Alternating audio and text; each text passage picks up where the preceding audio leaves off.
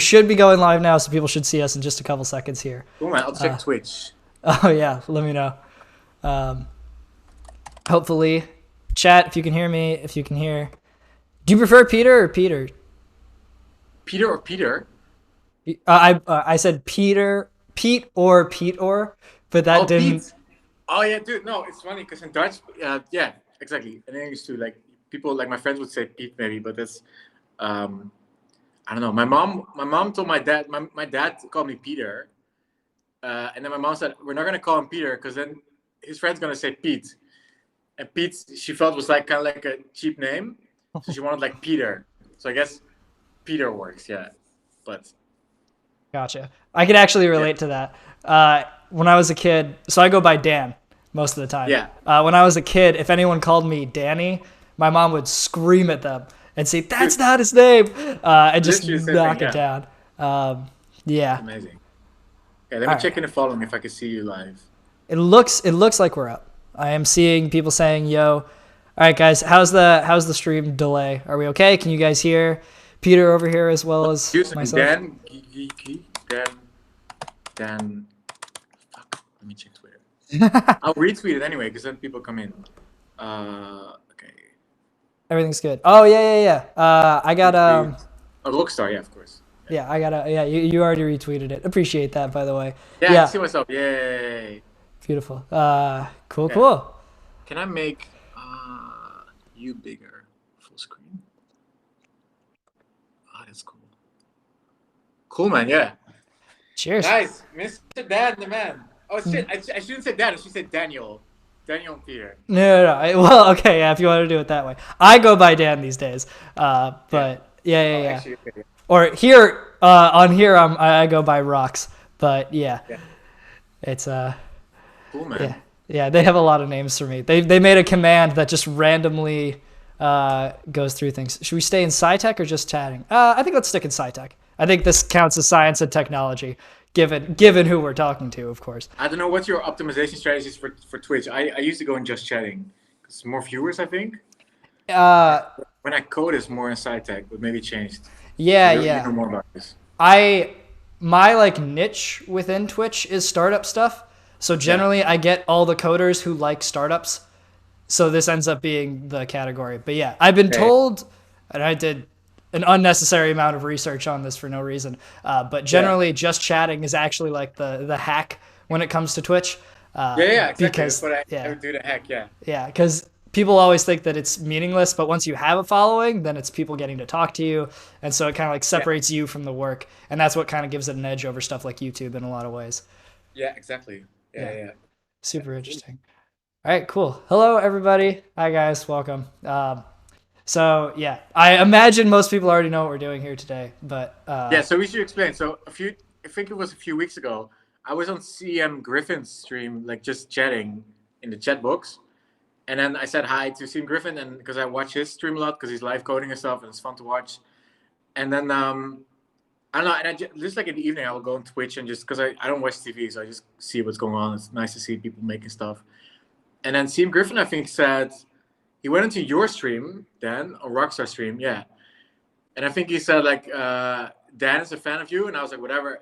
And then I went into your stream, and then you had like a breakdown because I said hi in the chat, and I was like, "Wow, this guy is some fan or something."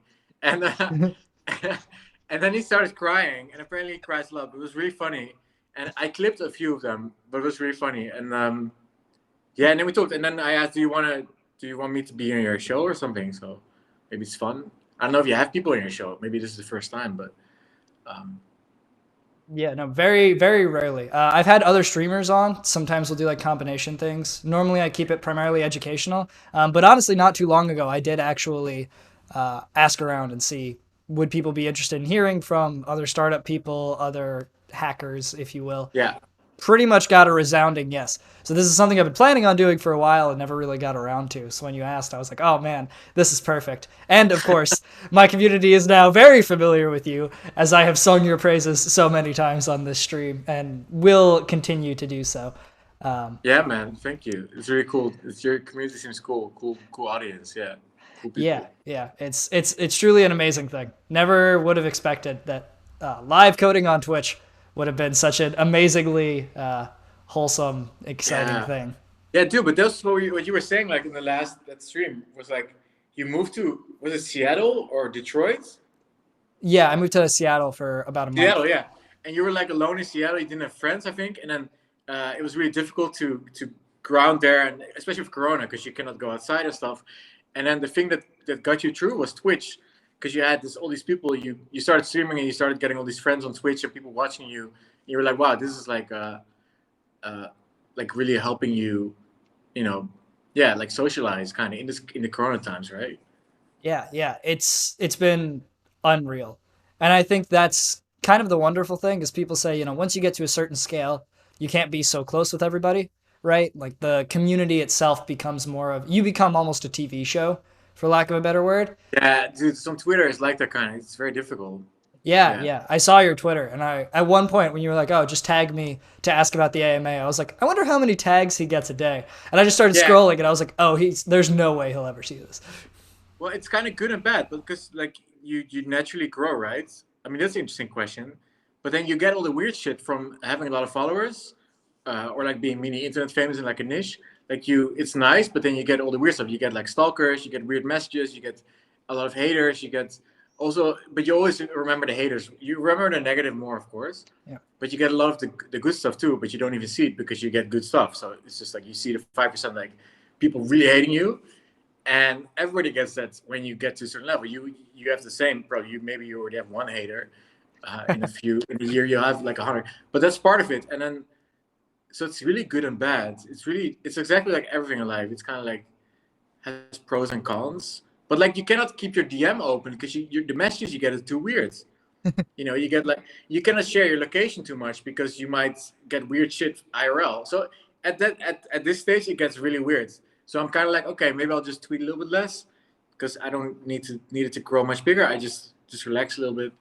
And but the coolest thing is that you can meet you can meet all these people on the internet that are cool, that do similar stuff as you, and they can help you, teach you stuff. For example, like yeah, like when I was coding, Twitch people on chat would teach me stuff. Like they would tell me what to do, give me tips on the graphic design and stuff, like border radius and add a box shadow, all this stuff. So yeah, but you're right, man. Yeah, no, especially with front end. Whenever I'm having a struggle, somebody in chat always knows that Yeah, yeah, especially. But yeah, I mean, when I was coming back into JavaScript after a while, coming back into Node, I mean, my first project, I was so out of my own environment. All I knew was the language, and I was like, I need to build an email scraper somehow. I don't really know how, but we're gonna kind of figure it out. And so people yeah. gave suggestions, gave insight, gave all of these concepts, and then like even lines of code. Someone in the Twitch community actually made an extension for VS Code where Twitch Dude, can highlight a line for you and say there's an dude, that's error on this insane. Dude, line. that's Yeah, insane. yeah, I need that for Sublime Text. What the fuck? yeah, yeah, yeah, yeah. Yeah. It's crazy the stuff that people in this community make. A Dude, lot of people are it's so meta. much faster than us, because like, or I don't know you, but when I'm coding and I make so many mistakes, and then they see it immediately. Like the moment I type, they're like, "Oh, dude, you forgot the trailing bracket or some shit," and I'm like, "Okay, yeah." So it kind of saves time actually to code live. Totally. Yeah, no. I think the thing is it's always, the more generic rule of the people who are less in the moment, the people who are more outside watchers will always be able to see the details Yeah, like better. it's like the duck. What do you call it? Like Rubber rubber ducking. ducking. Yeah. Yeah, and pretty much yeah, that's 100% it. Dude, I do it myself. Like when I have a problem, well, I'll do rubber ducking, but I also like give myself advice as a friend. In any matter, I will speak up loud. I think it was in Hacker News this week too. You speak up loudly to yourself, like when you have a problem, and then you give yourself advice as if you were a friend. And it's kind of interesting because you get out of your brain and you give completely good advice that maybe you wouldn't have solved your problem if it was only in your mind. Totally. That was a lot of how I got started on Twitch. Was I was Really? struggling to like even stay productive. And so I told Yeah. myself, well, if I had to say out loud everything I was doing, maybe I'd be more Yeah. productive. And so I came to Yeah. Twitch and there was nobody watching me, right? But I was just saying everything out loud anyway. Right. I was just saying Yeah. like, okay, we're gonna have to do this. Let's look over here. Let's go here. What's next? Yeah. And I had to ask myself the question, which meant I had to answer it.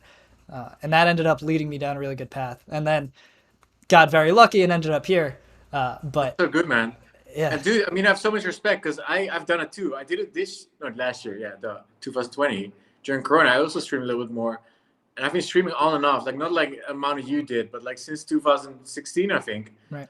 And the amount of stress people have no idea how intense it is. You put the stream on, and people can see your whole screen, and they can see what you're doing. They can see what you're coding, and then you know when you code normally without stream, you code a little bit, like I code a little bit, and then I go talk to somebody, I walk around and I lie down. Dude, lying down is really important. It's like, what the fuck? And then you come back, right? You Yeah. go shower or whatever, you go outside, walk the dog or something. You can't do that on stream. You sit there, and because if you cancel the stream, you lose all the viewers. So you need to keep going for like 4 hours at least, I guess. That's usually how long I would stream. And then, dude, I click the stop streaming button in OBS, and dude, it's like, Yeah. and my head is like, dude, I thought it was the lamps, but my head is like flushing, after a stream. It's like so intense. Like this call is like 0.1 intense, but like streaming like one, like full 100%. Yeah. Yeah. It's a lot.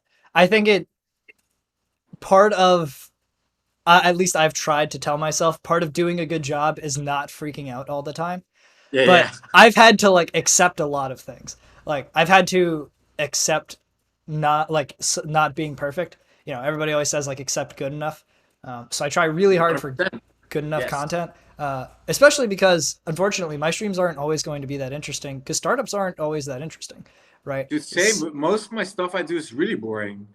Right. It's like moving a CSS red circle on a colon after Yeah. thing. I don't know. That's what I'm making now, a red bubble. So yeah. Yeah. Yeah. It's it sometimes it can feel like if you're like stuck on something like that for like 40 minutes, while normally you would be annoyed, now you're anxious, right? Now you're Yeah, but worried. you see the viewer. Well, I had the viewer widget thing, or I would check it, and you see the viewers dropping when it's not like Oh yeah. like in the beginning when you make a new project or a new feature on the stream, everybody's watching, like 75 people watching, whatever, and then once you get to the boring parts, they do drop off. So it's just true. So yeah, people like to see quick, fast development, but I mean we are already fast compared to most people, and even we're boring. So right? Yeah, I think the thing that gave me the most anxiety in the world was I was watching like, how to like run a good stream, like, tips for streaming, all of these kinds of things, right? And somebody said audio is the most important. Never like if you have 10 seconds of dead air, you will start losing viewers. And that gave me so much anxiety It's, because I was like, you know what? I think you're right. And I hate it's that you are. brutal. It's brutal. Yeah. Oh, It's super, and it gets awkward. I was playing a YouTube video. It was something about like the history of remote work or something. I was like, guys, you need to see this video. It's about like the Intel CEO in 1981 talking about remote work, and we're all gonna live everywhere. I was like, let's watch it on the stream. And but then you're sitting there and you're watching a video, and I know Twitchers do that, so it's fine. But it's just awkward when you don't. You just sit there. You're just like, yeah, it's a good video, huh? Yeah, yeah. And it's just like silence. It's like, oh, so cringe. It's just cringe alert, Yeah. Oh God. Yeah. Feeling like you're cringe is the worst. Yeah, yeah, yeah. Like just sitting in the moment and being like, I am actively producing cringe. Yes, yes. This is my nightmare. Yeah. And there's like 50 people watching you making cringe content, and yeah, Yeah. yeah, it's funny, man. At some point, you just gotta embrace it. I think that's No, but I mean, cringe is part of life. Like Yeah. PewDiePie had this video years ago about all the cringe moments, cringe series, and it's like, yeah, it's part of life. It's just cringe is good. Cringe is authentic, I guess. But this is cringe. yeah. No. Yeah. Exactly. Yeah. No. Honestly, everything is right. Like if you can't get past those like small moments, you'll never get around it. And I think the cool part is like, at some point, and this is an interesting take I've heard, is to some extent you are the content more than the content is the content. And so what's interesting is, you say like, okay, obviously you play a YouTube video, you're not doing that much. It feels like a lot of drop off, and it is. But what's even more interesting to me is that a lot of people actually still stay, right? Yeah. A lot of people And actually I still think that do core watch. part is more important to appease to in the long term, because that core part of like 20 people can become like 2,000 people um, later on who actually care about you and your stream. And if you keep trying to maintain this like 100 people, it's going to be, and you're like trying to keep their focus, then you might be developing the wrong audience, Yeah, yeah. right? It's The like trying to appease to the masses. Never really works, right? You need to, it's better to have less viewers than yeah. Yeah, it's like what a lot of people talk about with, the difference of top of funnel, bottom of funnel, right? Are you just Yeah, acquiring people or are you keeping them? yeah, And you exactly. care much more about getting one person in the bottom of the funnel than you do about getting 100 at the top. Because if Yeah, 100 people come in and watch this stream, and then zero of them come back tomorrow, then this was great for today, but it hasn't changed my channel at all, right? But if I do something very solid, if we keep this very engaging, if I look at chat and I'm very careful with each of these things, uh, if I get 10 people in, but five of them stay, that's huge, right? Because even when I'm yeah, at the scale of 20, 30 people, if I got one new consistent viewer every day, I'd be huge by the end of the year. I think the stats go, if you have 100 consistent viewers on Twitch, you're already in the top 1% by wow, far. Uh, yeah, yeah. So Twitch is still a relatively small platform yeah, against most people's beliefs. And we're lucky. Science and technology is a relatively underserved yeah. community, at least And with YouTube like good Live is still content. shit, right? Yeah, it's okay, but it's just not the same. I think that Yeah, like we said, like I think that the biggest red flag I have of streamers when they stream, they do the multi-stream. They stream to YouTube Live and Twitch and Periscope, and I'm like, dude, you don't understand it. All these platforms are completely different. They have completely different people, and Twitch especially is very unique with their memes and their like culture and stuff and stickers. You can't just multi-stream that. It's not gonna fly, man. Like, and I think Periscope just shut down. So yeah, yeah, yeah. It's actually really interesting because there's a trade-off, right? It's a question of so when it comes to content, there's like parallels to marketing and then there aren't. But with content, the idea is like if there are some people on YouTube who will never come to Twitch, right? And if I never put out anything on YouTube, I've missed all of those viewers forever, yeah, right? Without a doubt. Now, if I only stream on Twitch, I'll only get Twitch viewers, but I can do a lot more there. I can build a stronger community. yeah, But you still want to have people coming in from all sides. So how do yeah. you even that out? Some people recommend just like putting out Yeah, clips, content and right? that You brings can it. take Yeah, clips from yeah, your streams, put them on YouTube, because that's kind of what YouTube is good at. Uh, yeah, I think that works. Yeah, yeah. That's but like the start of it. dude, it's kind of It's annoying. There's all these yeah, platforms, right? Like you kind of just want to have your own site with your own RTMP stream or yeah, whatever it's called, and like, uh, yeah, then you have to build all that stuff again. It's just annoying. Like, I mean, I make a platform too, like for Nomad, so I do the same thing, but like, philosophically, platforms are really annoying. The fact that you're tied to a company that they can do whatever they want. Like I'm tied to Twitter. I have a lot of audience on Twitter. I cannot move Twitter to Instagram. I cannot move these people. I cannot move them to YouTube easily. I need to literally ask them like, "Hey, go subscribe to my YouTube, whatever." So it's like it's kind of annoying. I think they're trying to push a law now in America, so you can like transfer your social graph to different platforms or something. That's kind of nice, but yeah, yeah. It gets very confusing, and I've heard that's simultaneously the pro and con a lot of the time. Is like take your story, take Product Hunt, right? On one hand, a lot of your growth early on was tied to that, yeah, uh, 100%. which is really good in that it gave you that opportunity, and really bad in that it might have enforced that you have a very specific subset of people who Yeah, might have had very specific needs that might not be representative, right? And so like yeah. people who use Twitch a lot might have different needs than the generic viewer. Oh, dude, it's completely different. On Twitch is that's why it's kind of fun to be on Twitch. Also, it's completely different people. It's like, and you realize you're only known in a sub niche. Like you're known on Twitch. I'm known on the start of Twitter a little bit, but it's like only in there, and there's millions of these niches, so everybody's kind of famous in some niche somewhere. It's super weird, and yeah. Although I do feel Twitter, I don't know, Twitter's so weird. Like most people I know are on Twitter, but that's because I'm on Twitter, right? And then Yeah. most people I meet, like normal people, I guess. What are normal people? But the people I meet randomly, I'm like, do you have Twitter? They're like, what? This is like really old. Like Twitter is like, who? People just still use Twitter. Like nobody's on Twitter, you know. It's like, Yeah, there's this sort of discrepancy. I think this comes back to like weird psychological concept, but people tend to view the world only as they see it. We kind of all have our own bubble.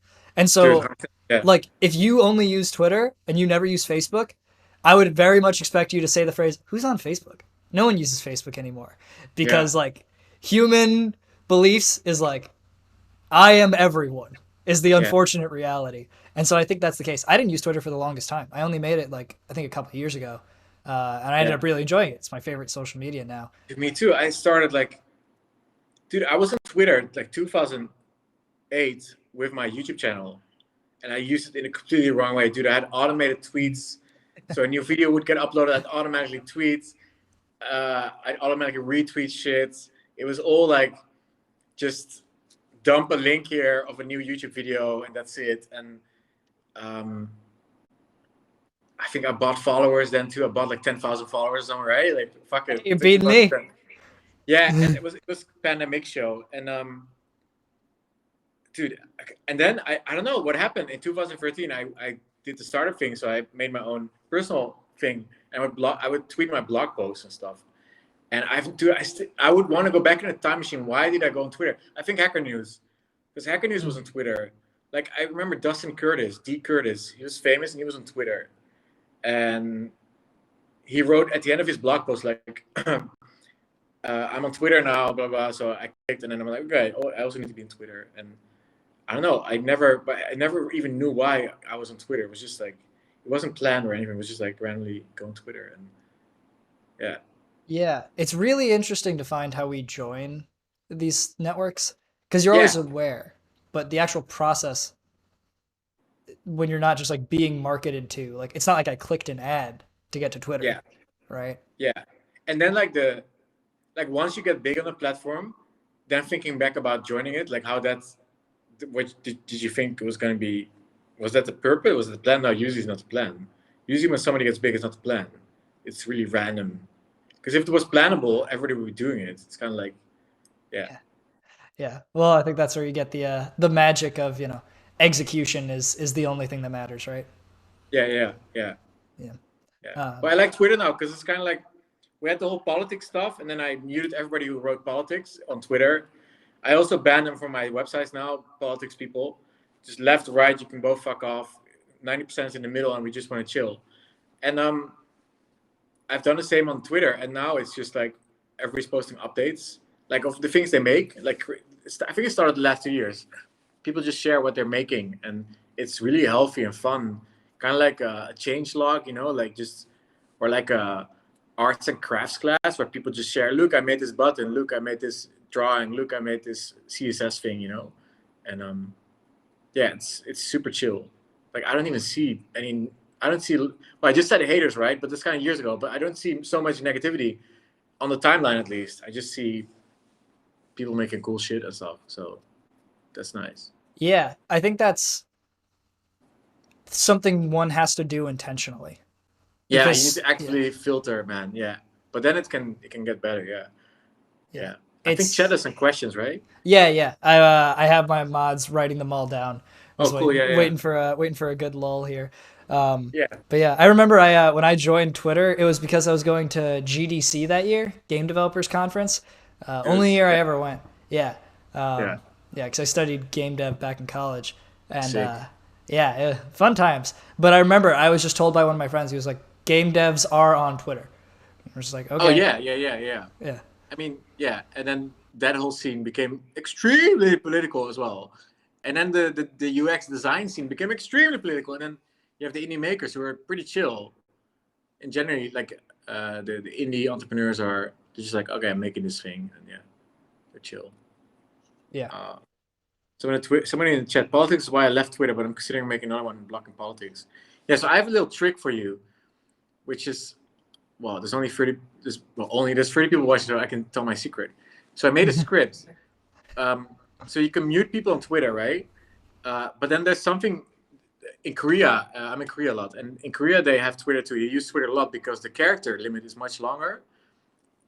Even when the character limit was 140, one Korean character would also be only one character in those 140. So Korean and Japanese Twitter, you can write almost like a mini blog post because one character contains like much more letters, right?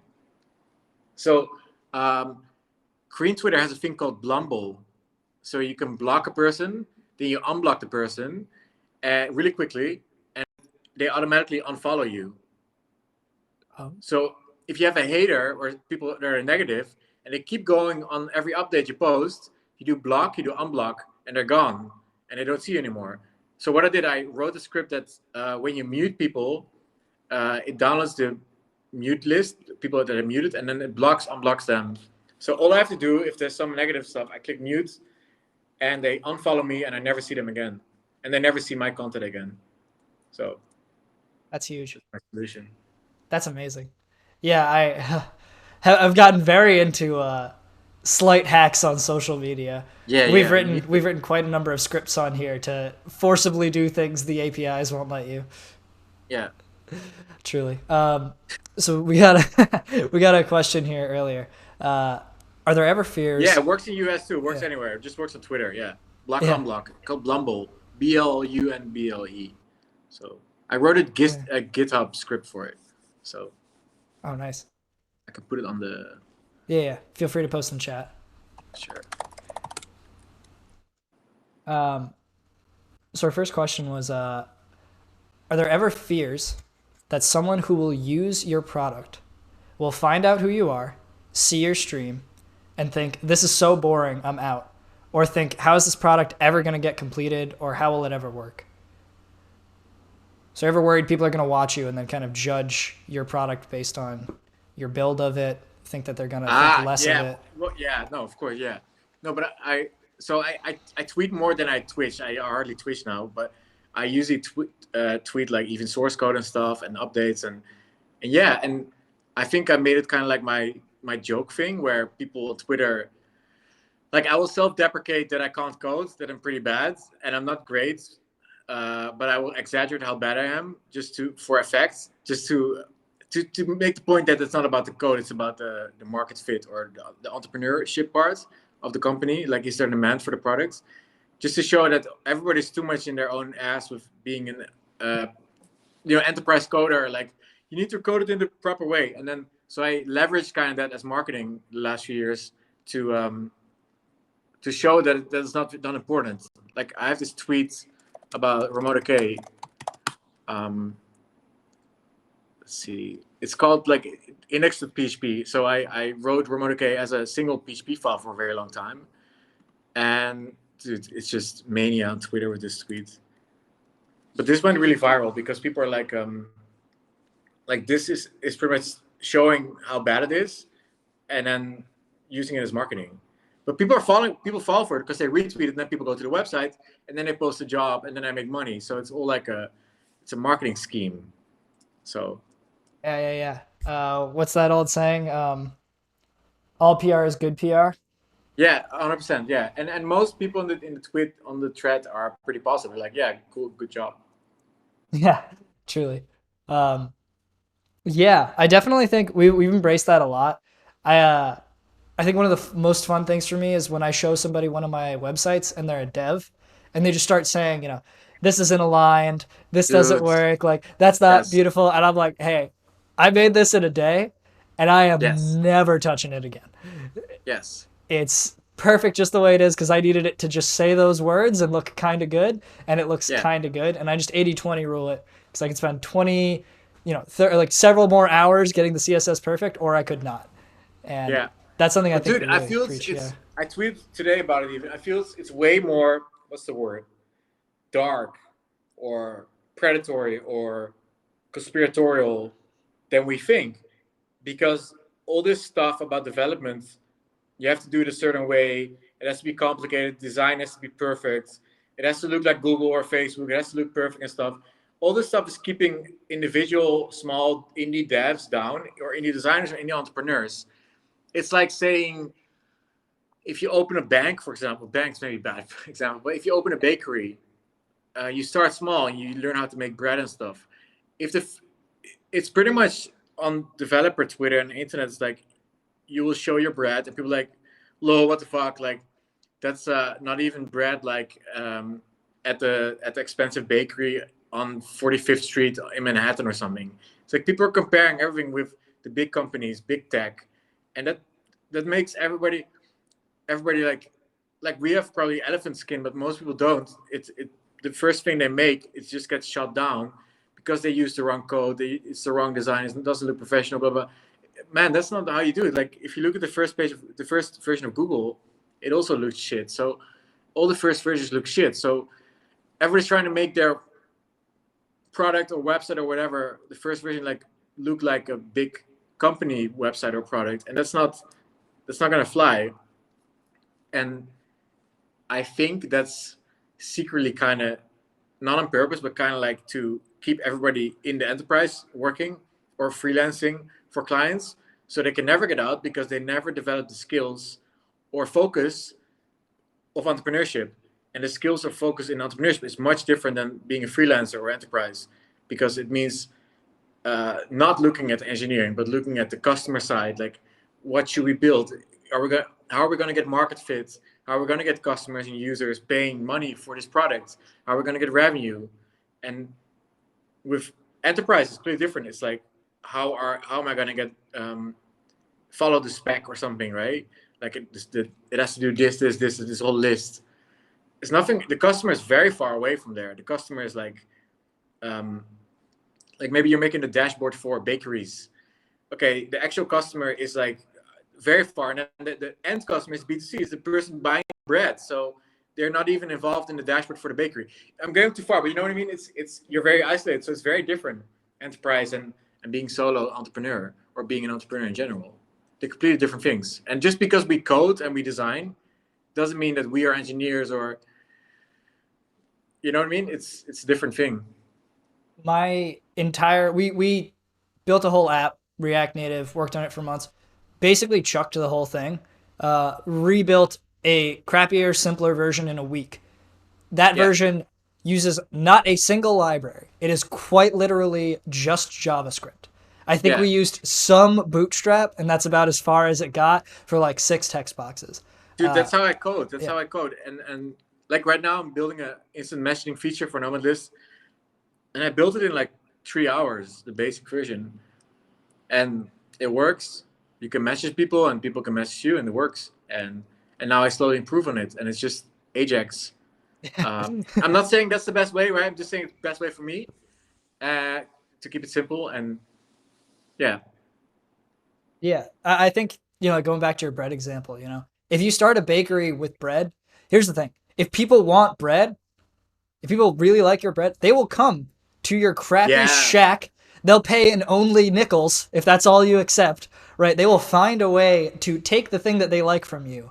And then especially if it's you can get a, artisanal. yeah, yeah, and you can get a cash register later, right? Yes. You don't need the cash register. No, Every you other need to catch it. business can have a cash register, but Yeah, people are coming for your bread, and they will take a little bit of the pain on the way of the annoyance and still say, "Holy crap, this tastes so good" at the end. And that's how you know 100%. you have something.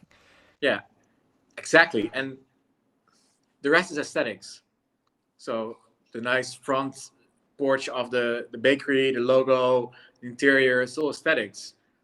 And you don't need those aesthetics. You need the core product, which is nice bread.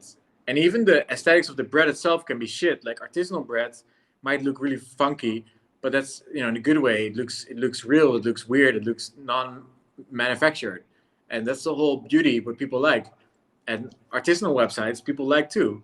They like weird, small team solo dev websites. Like look at my website. They like that. So and they pay for it, and companies like it too. Companies like to have a direct line to the person making the website. Like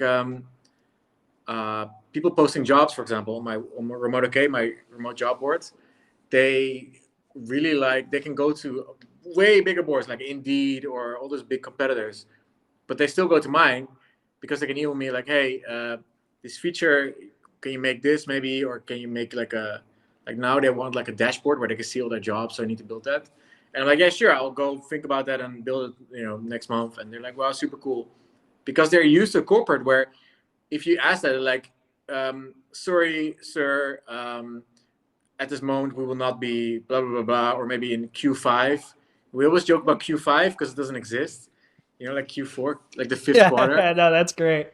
But so yeah, people hate, man. People really dislike corporate, and of course we all use corporate products. We use Google, we use the big grocery store, but artisanal is a make that your unique advantage. Because yeah, Yeah. I think, and a lot of the time, I think what you're kind of touching on is like sort of a white glove service combined with like the ability to move fast, right? Like you can cater to a need because A, things are simple and therefore can move quickly, and B, you're willing to cater to them. yeah, Both of those things are false for any giant company. And so yeah. you don't need the giant front end, right? You go to a restaurant, nobody says, let's go to the fanciest, most dollar signs looking restaurant. They say, let's find the hole in the wall with a menu made in Dude, Windows this is so Vista. true, and it's that, man. You're right. There's so many parallels to life. Like if you go on a date, yeah, you can go to a Michelin star place, but is it actually fun? It's kind of like what the fuck are we doing here? Like the most fun date is like pizza sitting on the floor with a shitty bottle of wine or something, right? Like the most authentic, cool experience are kind of usually very simple, like undecorated and like. So what we do with my friends now, we when there's a birthday, we make a drawing, but we're all like apart now, Corona. So we make a drawing online on a site called aggie.io, aggie.io. Mm. You can, it's kind of like Photoshop, but you can draw. And everybody has their own layer. So we just make like really cool drawings for each other's birthday, and it's like best gift we ever got or given, or write a poem or just something real. Like people, I think everybody's desperate for authenticity. Twitch is the same reason. Like people, you crying on Twitch is the same reason. People are desperate for everything is fucking. Here we go. Sorry, I'm cursing, but everything is effing fake, and everything's manufactured. Sorry, I'm European, so we say fuck more than Americans. You're more than welcome to go for it. Okay, yeah, everything's fucking fake, and people are really still like clamoring for authenticity and radical honesty, and like, yeah, I think that's in startups, in life, yeah. Yeah, 100%. And I think the real thing is like, the fact of the matter is like authentic or not, it's just about if people actually like what you have. If the food's good, the rest didn't matter, right? You went to the Yeah. restaurant because you wanted good food, you got good food, and you'll be back, right? Yeah. And they might get a few less people, but every single person that gets there is going to sing the damn praises because it's the Yes. best steak they've had in years. Yes. And I feel like you have to view products like that. Yes. It's either like they love it or they don't. And that's just Yeah. reality. And if nobody loves it, okay, then, But you dude, didn't it's the invest. same. Like my friend told me this about dating, Pascal. He said like he said 80% of people don't like me or something, but the 20% that does like me, they really really like me. They're like, the same thing. It's like don't try to appeal to everybody. And yeah, I think there's one caveat, which is like artisanal products. Once the founder has been doing it for like 10 years, they get sick of it, and then they need to sell it to private equity, or they need to exit. They need to raise VC anyway in IPO, or just like after 10 years, people get bored. So the artisanal bread usually starts showing up in Walmart, and then it becomes packaged, and now it's not artisanal anymore. And that's just a product life cycle or business life cycle, and I think that's part of it. But that's another good trick, I think, because you need to realize that everything that's big now, that's in the supermarkets or that's a big service, used to be small ones. It used to be small in India and artisanal. It didn't just, start big. Like unless it's Amazon starting a new Amazon AWS service, if it's something else like Whole Foods started really small. Whole Foods was like in the '60s, like a hippie store. They only sold vegetables. It was like a vegan store, and then they started selling meat too, and blah blah blah. So everything started small. So if you want to get big, you need to start small. Yeah, I always think of like Coca-Cola as a company. Yeah, You dude, think of them. Coca-Cola. Yeah, yeah, there you go. right? You think that they only sell Coke, but then, you know, oh, they also sell Dasani, they also sell Sprite, they also have all these things. Yeah, huge conglomerate. Yeah. Yeah, but then you start to look into what they really own, and you'll find they own like very obscure sodas that you would never have heard of. Like, and every time that they get one new kind of soda that exists, that's like, you know, some specific, like, you know, from some other, like, is it like some soda from Africa that's like pomegranate flavored, that's very common there, but we've never heard of it. And they'll buy one local brand of that because they agree that this is a segment and they're going to win way faster because they just trust that you're right. And so the thing is, like, you have to be right at the small scale before Yeah. anybody's going to be right at the big scale. And then you either just win on being authentic and the best, or you win on just selling out and saving somebody else a bunch of time and letting them Yeah. fill in the blanks. Yeah. Yeah, totally, man. Yeah. I think what Coca-Cola does is smart. They buy up brands to, because they know the brands usually also own like vending machines or something, or they supply to them. So then they can take over the vending machine and fill it with like Coca-Cola, Dasani, Yeah. vitamin water, you know, and they're like, okay, now it's kind of, it's like buying access to the market. But yeah. Yeah. They make you sign contracts too. Like most big companies have a contract with either Coke or Pepsi, and they're not allowed to have the other ones. I signed an NDA with Coca-Cola. I can't talk about it. Like, That's amazing. Talk positively about Coca. No, it's bullshit. EU represents. Yeah. Yeah. EU. Nice. Amazing. That's like almost sign language. Yeah. Cool. All right, I'm gonna pop back to. Hey, what's up, Melky Dev? I know some you. comments here. Oh, you know Melky now. Good. Melky is. I'm a follower of Melky Dev. Good. Yeah. Good. Yeah, Melky is amazing. Wonderful guy. Basically my brother in streaming. He and I have done a ton together. Super great guy. He's getting into startups soon. Oh, cool. Yeah. We are. Dude, I need to switch my AC because it's getting too hot. Go for it. Making me warm. All good. Astro, do we still have a list of questions? Have I missed anything?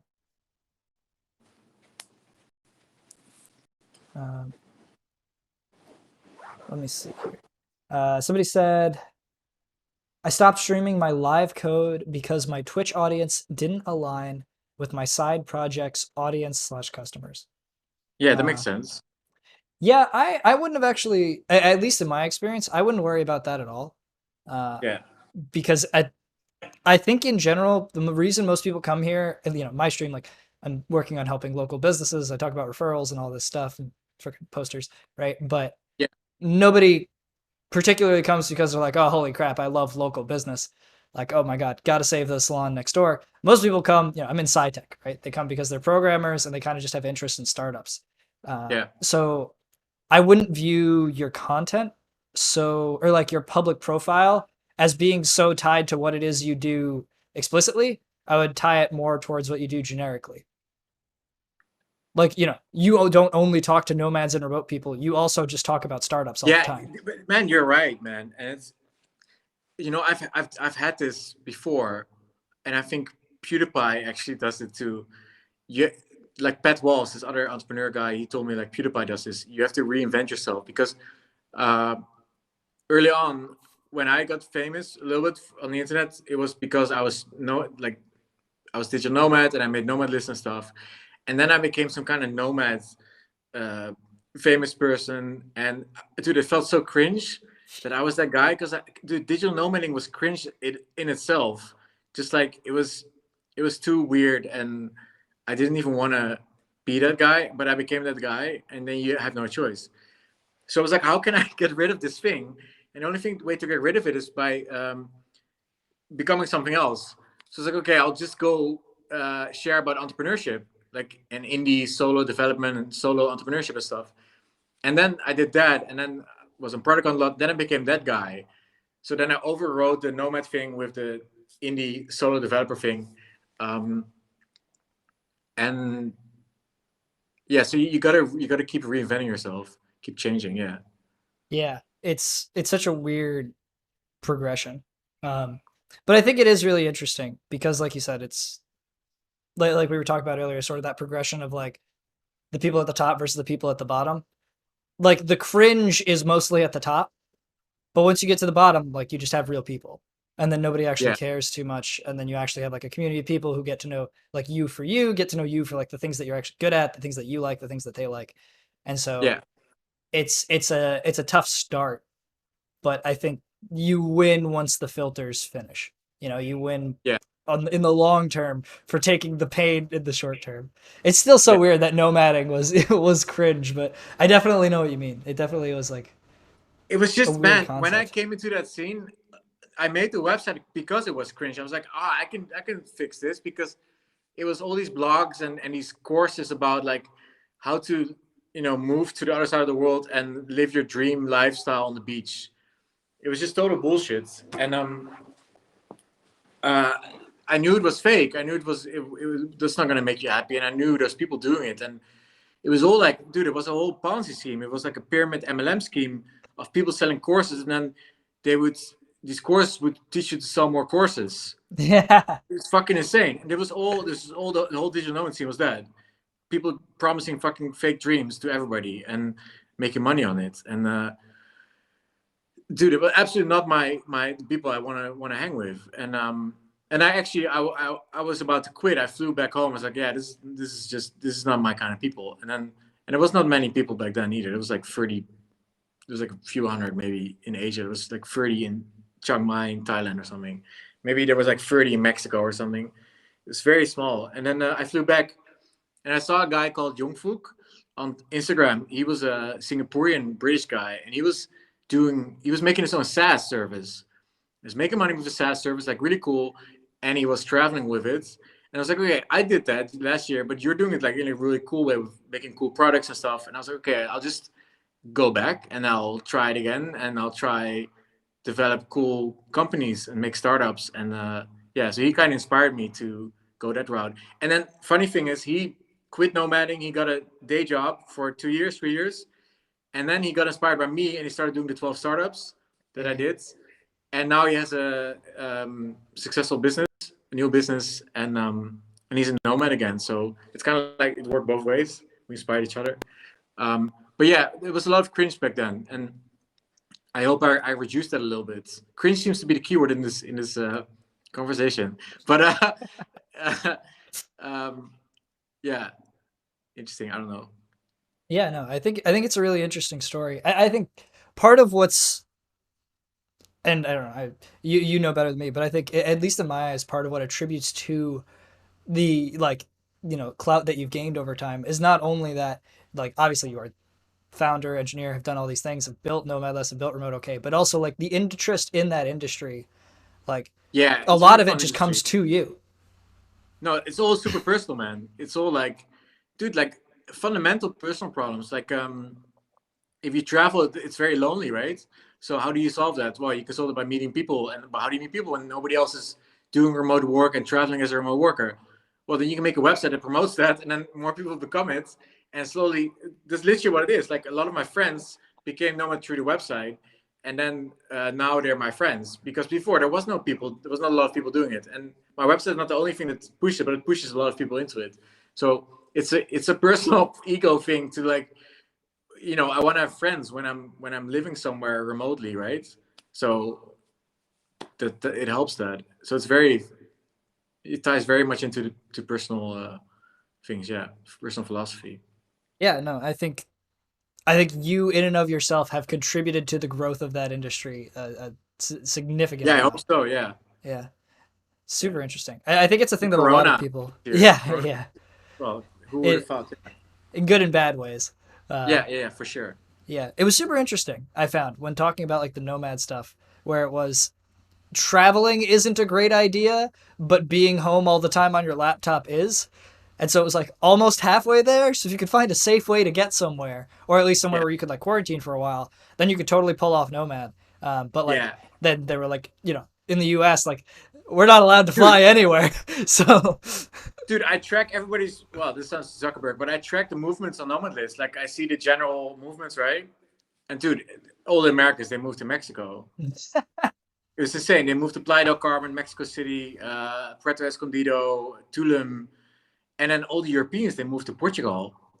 Portugal is like the Mexico of Europe, and that's where I am now. they all moved to Lisbon and stuff. And then, well, Asia was closed, so the Europeans and Americans, they would go to Asia. It's definitely a lot of Europeans because it's so close, Asia, right? Who would be in Bali now, or in Thailand, or whatever, Malaysia. They're now in Portugal because all the borders are closed. So, and then also a lot of Americans started moving to Texas because from California, right? So there's already this huge relocation wave going on, just in front of us, and uh, that's exactly what I've been thinking about for the last 6 years that would happen. So it's Yeah, super cool. ahead of the So game. bullshit, yes. You called it more than anyone else could have called Call it. it. Yeah, and now you have the data. I'd be interested to hear actually. This is a question I wanted to ask you for a while. Do you Yeah. do anything with your data? Are there people that ask you for that? Like, are you working at a scale that's like you just made two statements I don't think most people would be aware of. Yeah. Okay. So I have like, I think big data was bullshit, right? But I have like about 130,000, 140,000 trips. So people have entered 140,000 trips over the last few years. So if you go to Nomad List and you like, I just added a feature.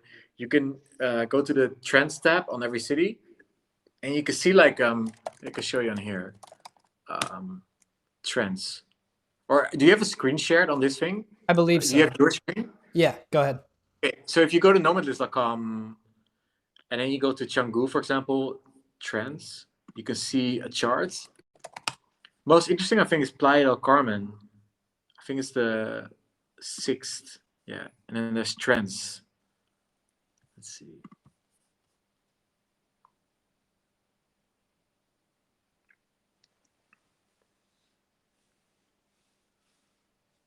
Fuck, why is it so slow?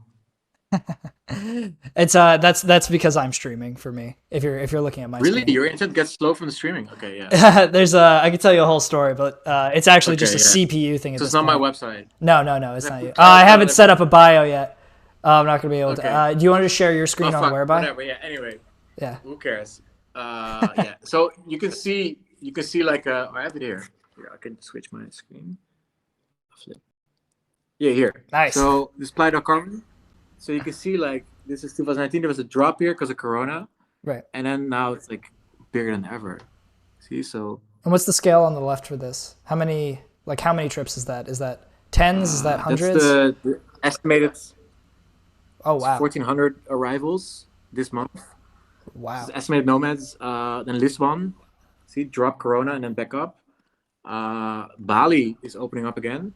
So see here. So we're going back up. So is this public data? Is this so yeah, just that's kinda like- available? It's public. Yeah, it's all public. It's on the website. Yeah, so you can.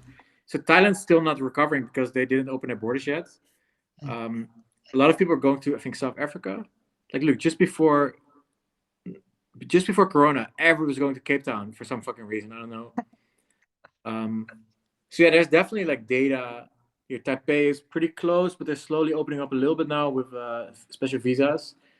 So yeah, especially this year or last year, it's very interesting to see the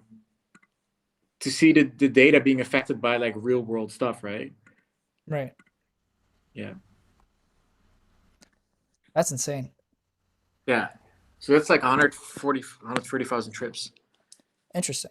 And so do you do anything with this data, or just leave it up there? It's on the trends, and you never really touch it. Nobody's offering to buy it. You're not. Yeah. So I also made like a page like fastest growing places, which is on Nomad List. I can also show you. Wait. Yeah, so fast growing remote work hubs, and the table's kind of fucked. Let me do dark modes. Dark modes. Okay. To dark mode, it's such a pain to make it like make your layout look good now in both like light and dark. So you have like fast growing remote work hubs now. So 2021 growth is kind of fucked because it's only the 3rd of January, so it estimates it, right? But here you see the growth over the years of all these places.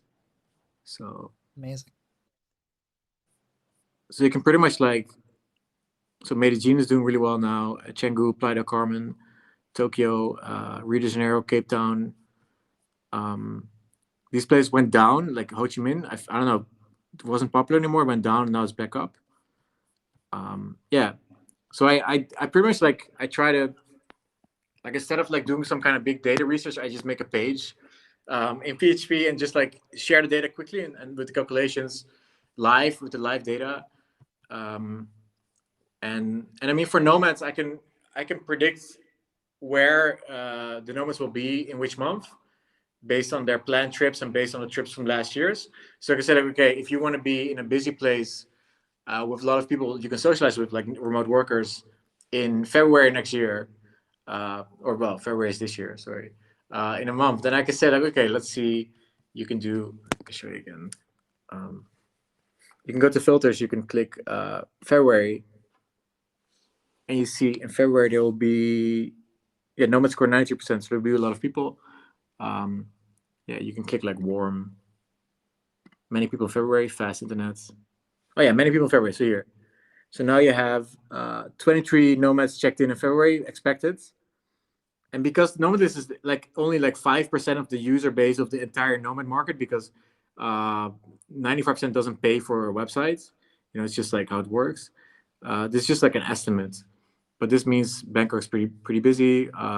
Medellin, Singapore, see, Mexico City, Ho Chi Minh. Yeah, so I can pretty much tell people like where to go and where they're gonna meet like other people like them, like remote workers in the place. Interesting. Weird question. Do you have a newsletter for anything like this? No, because I hate email. So it's kind of personal. So I do subscribe to some newsletters that are like, but like they're really good. Like Scott Galloway's newsletter, I really like. It's an NYU professor, Scott Galloway, Professor Yeah. Scott Galloway, and he makes a cool, interesting newsletter. But I don't know. I wouldn't know what to send. You know, what to email. I guess like top places. Yeah, I think it would be interesting only because you have this data. I subscribe to a lot of like marketing trend emails, Yeah, and that's very interesting for me because I do marketing stuff for all of yeah, our stuff. So I always want to keep up on that. I feel like it would be interesting that you have the data. So it might be very yeah, trivial for you to make a very short newsletter that's like places to look at this month. And you can just yeah. plot down the top three and their Yeah, it's stats. a good idea. Yeah, yeah. I'll write it down. Yeah. There you go. Okay. Nice. Newsletter top places. Yeah. Yeah, I'm really allergic to email, so I'm like, okay, the people that are my users must also, like, they don't want to get too much email, but yeah. For sure. I was thinking of doing like a Substack type newsletter. So right now I moved my blog to Ghost, and when I write a blog post now, I can send it out to my subscribers. So I have like, I think 9,000 subscribers, and I send out like blog posts, and so that's what I do now. So that's kind of nice. Interesting. Cool. Yeah. All right, let's take a look. Astro, if you're still here, can you give me a post of the questions that we have so far? Do you have to have a good idea or side project to work on for stream, or is it okay to just start doing it? I'm asking this because with day jobs, you might not have a very good engaging idea for a project.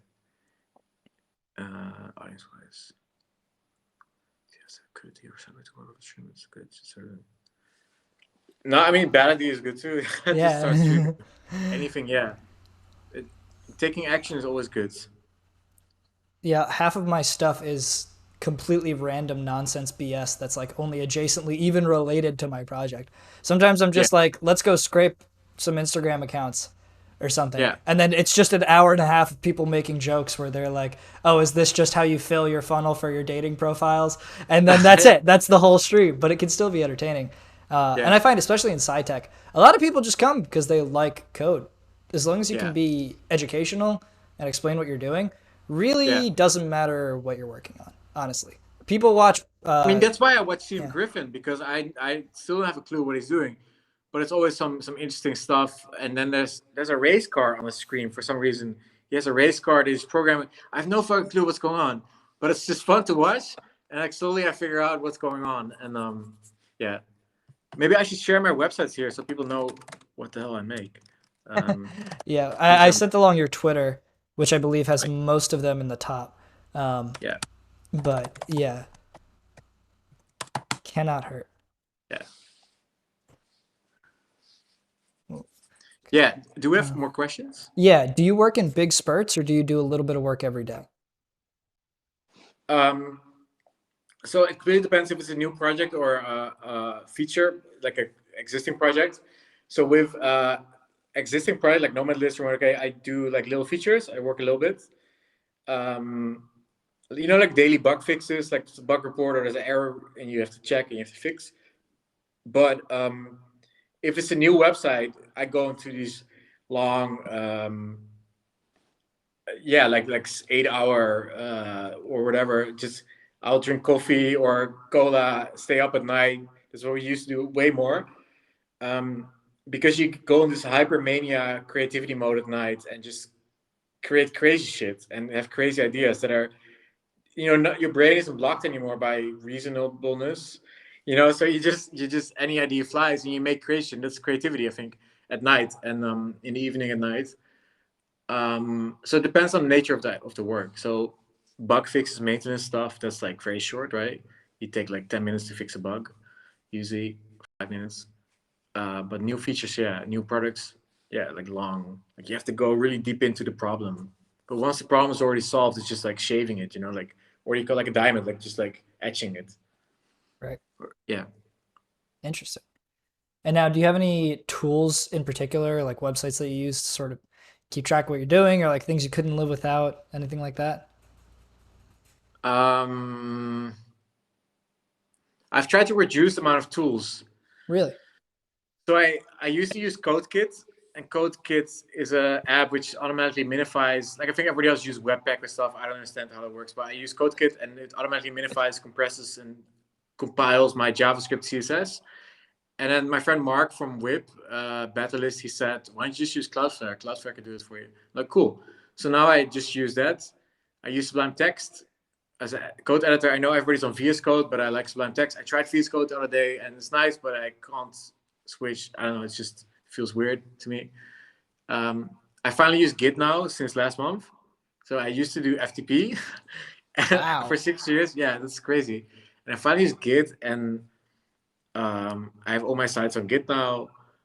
What else? Oh, yeah, a really cool app, photop.com. So I really don't like Adobe anymore. I used to use loads of Adobe products, Adobe Photoshop, Premiere, and After Effects. I've ditched all of them. I think it's a really bad company and their software is really annoying. Like how they like all the subscription stuff and the bullshit they do in the background. So now I use a web app called photop.com. It's literally Photoshop. It's free and it works the same. And it takes a week to get used to it, and then you don't need Photoshop anymore. And we all use Photoshop for small little things. Yeah, WebChat. Hey, it's Danny. Danny's my server guy. Oh, And no my shit. BFF. Yeah. TweetDeck. No, I don't use TweetDeck. I'm trying to stay off Twitter more. I'm trying to, reduce the amount of interactions on there. So yeah, I know TweetDeck would be like too intense, like all these decks to follow all your mentions and stuff. Like I would do that maybe a few years ago, but not anymore. Just now I need to reduce the, input, and yeah. Interesting. What else do I use? Let's see what I have open. Sublime, Telegram. Telegram is very important in my life. Telegram is where all my friends are. I know in America everybody's on iMessage or WhatsApp, Yeah. and in Europe everybody's also on WhatsApp. But a lot of the kind of more nerdy scene, more rebel scene is on Telegram, and not because of encryption. Nobody cares about encryption anymore. It's about the interface. It's just really good. It's really fast. They have really good stickers. Stickers are really important. The feature set's just really like the app is way better than WhatsApp. It's just I would recommend everybody to try Telegram. Telegram is my life. All my server alerts I get through Telegram. So every error that happens, every JavaScript error, PHP error, it goes straight to Telegram. So yeah. What else? Do you use any tool for that? Is there like No, libraries it's for that, or just is that like a Zapier? Telegram has a webhook. So Really? I just do in PHP like file get contents. It's like a URL to open a URL, and it opens the Telegram URL with an error in a message, and then the message goes into the chat group where I can check it, and then I can fix the error. So that's the whole error reporting system. It's like a few lines of code. It's just Telegram. That's like your whole. Yeah. Amazing. And then JavaScript errors, they get caught by window.onError in JavaScript. They get sent as an AJAX to the server, which then again redirects it to Telegram to a webhook. So Amazing.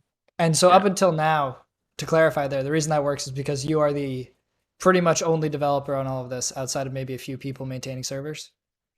yeah. But the error is actually so Daniel in the chat. He's in the group too, and he's the server guy. So like part time. So if he sees a lot of errors, he jumps in and he does a quick fix when I'm not available or something. But I think error reporting doesn't have like I used to use Bugsnag, but it was really tedious and too complicated and stuff. And I think there's nothing wrong with just a basic, forward the error you get in JavaScript or PHP to a chat service, and you get it in the group. Like, what's wrong with that? Like, good enough for me. You know, I think it would be good enough for a team too. So, yeah. Definitely. All right, just a sec. I got our questions list up here in a second. I got Fuzz somebody. on your website, in your inbox. And his name is a hacker. Amazing. Yeah, hackers. Yeah, for sure. Yeah, we'll spam my inbox. You're right. Yeah, hacker is always around. Yeah, Yeah, and we you probably have. see now. I'll get like messages in my Telegram group, like, "Yo, what's up? I'm a hacker." Yeah. I'm You gonna have the just error start around. throwing errors in the console Yeah, on yeah, Nomad list. yeah. I'm just gonna be like, "Hey man, how's it going? How you been? Hope things are No, good." I mean, dude, 100%. All these things are true, and that's, I guess, that's, I guess, why companies go from artisanal to corporate, because you get so many, you know, hack attacks or legal attacks or attacks in general. So yeah, it's true. Right. Any comments on visas with the whole Nomad? Is that a thing that you have to worry about? Is there like a Yeah, so I'm in a yeah. good space now because I'm in Europe and I'm European, and in Europe it's just like US. You can move to every state. So every country in Europe is pretty much like a US state now. So we live in the United States of Europe, and you can work in any state in Europe. You can work in any country. You don't need to register even. So you're legal. You can stay forever. The borders are open. They've been open I think since 1990 or something. Oh, still there, Peter? There. Oh, sorry. Yeah. Cut out. Yeah, I'm Okay, here. Do you hear me? good. Yeah, we're back. Okay. Um, so in Europe, you can move everywhere if you're European. So you can live everywhere, you can work everywhere. So you don't need a visa. That's nice. And I don't think enough Europeans take advantage of that. I mean, now you shouldn't maybe, but after Corona, um, you can live anywhere, you can work anywhere. So I'm a legal resident in Europe, so I can stay forever. Pretty much, it's a visa situation. That's honestly magic. You can't really do a ton with an American passport these days. I've actually Well, inside Europe, you can. Sorry, inside America, you can live right, in any state. You live in right. 51 states, right? So I guess that's yeah, yeah, that's the same comparison. thing. Yeah, yeah. Yeah. I used to be like super into like travel and like credit cards and everything. I still am, honestly. And there's like this whole tier list of which passports are the most useful and like Yeah, which passport good. Yeah, citizenships get you the most places. yeah, It's super yeah. But interesting. you, dude, U.S. passport is on the top, just like European passports. Yeah, so you can go anywhere. I mean, now it's fucked, but because Yeah, Corona, yeah, we after lost Corona, you can hard, go but yeah, anywhere. Yeah. 100%. Usually, you get 90 days. I get 90 days. And I think in terms of like remote work, governments are starting to. I think they've been talking about it for ages. Now they're finally starting to do a little bit. Like there's all these little countries that are doing remote work visas, like Bermuda, Bahamas, Barbados, Georgia, not the state but the country. Um, all these kind of countries are starting to get remote work visas. Um, Portugal is attracting a lot of foreigners, like Americans too, with something called the D7 visa. So they make it very easy to move to Portugal. So it's getting easier and easier to relocate or to move. Um, Definitely for tech workers. Yeah. Awesome. Yeah, I'm sure, and that's got to be a huge thing for those smaller countries, especially like country of Dude. Georgia getting a remote work visa. That's got to be like nomads coming to them. I would imagine is a non-trivial amount of Yeah, tourism. spending, man. It's so much Yeah. money. And I spoke to a guy from Spain here who said exactly that. Um, he lives in Tenerife, which is like this island, these islands off the coast of Spain, very popular for tourism. And they calculated that they get 20 million tourist visitors a year.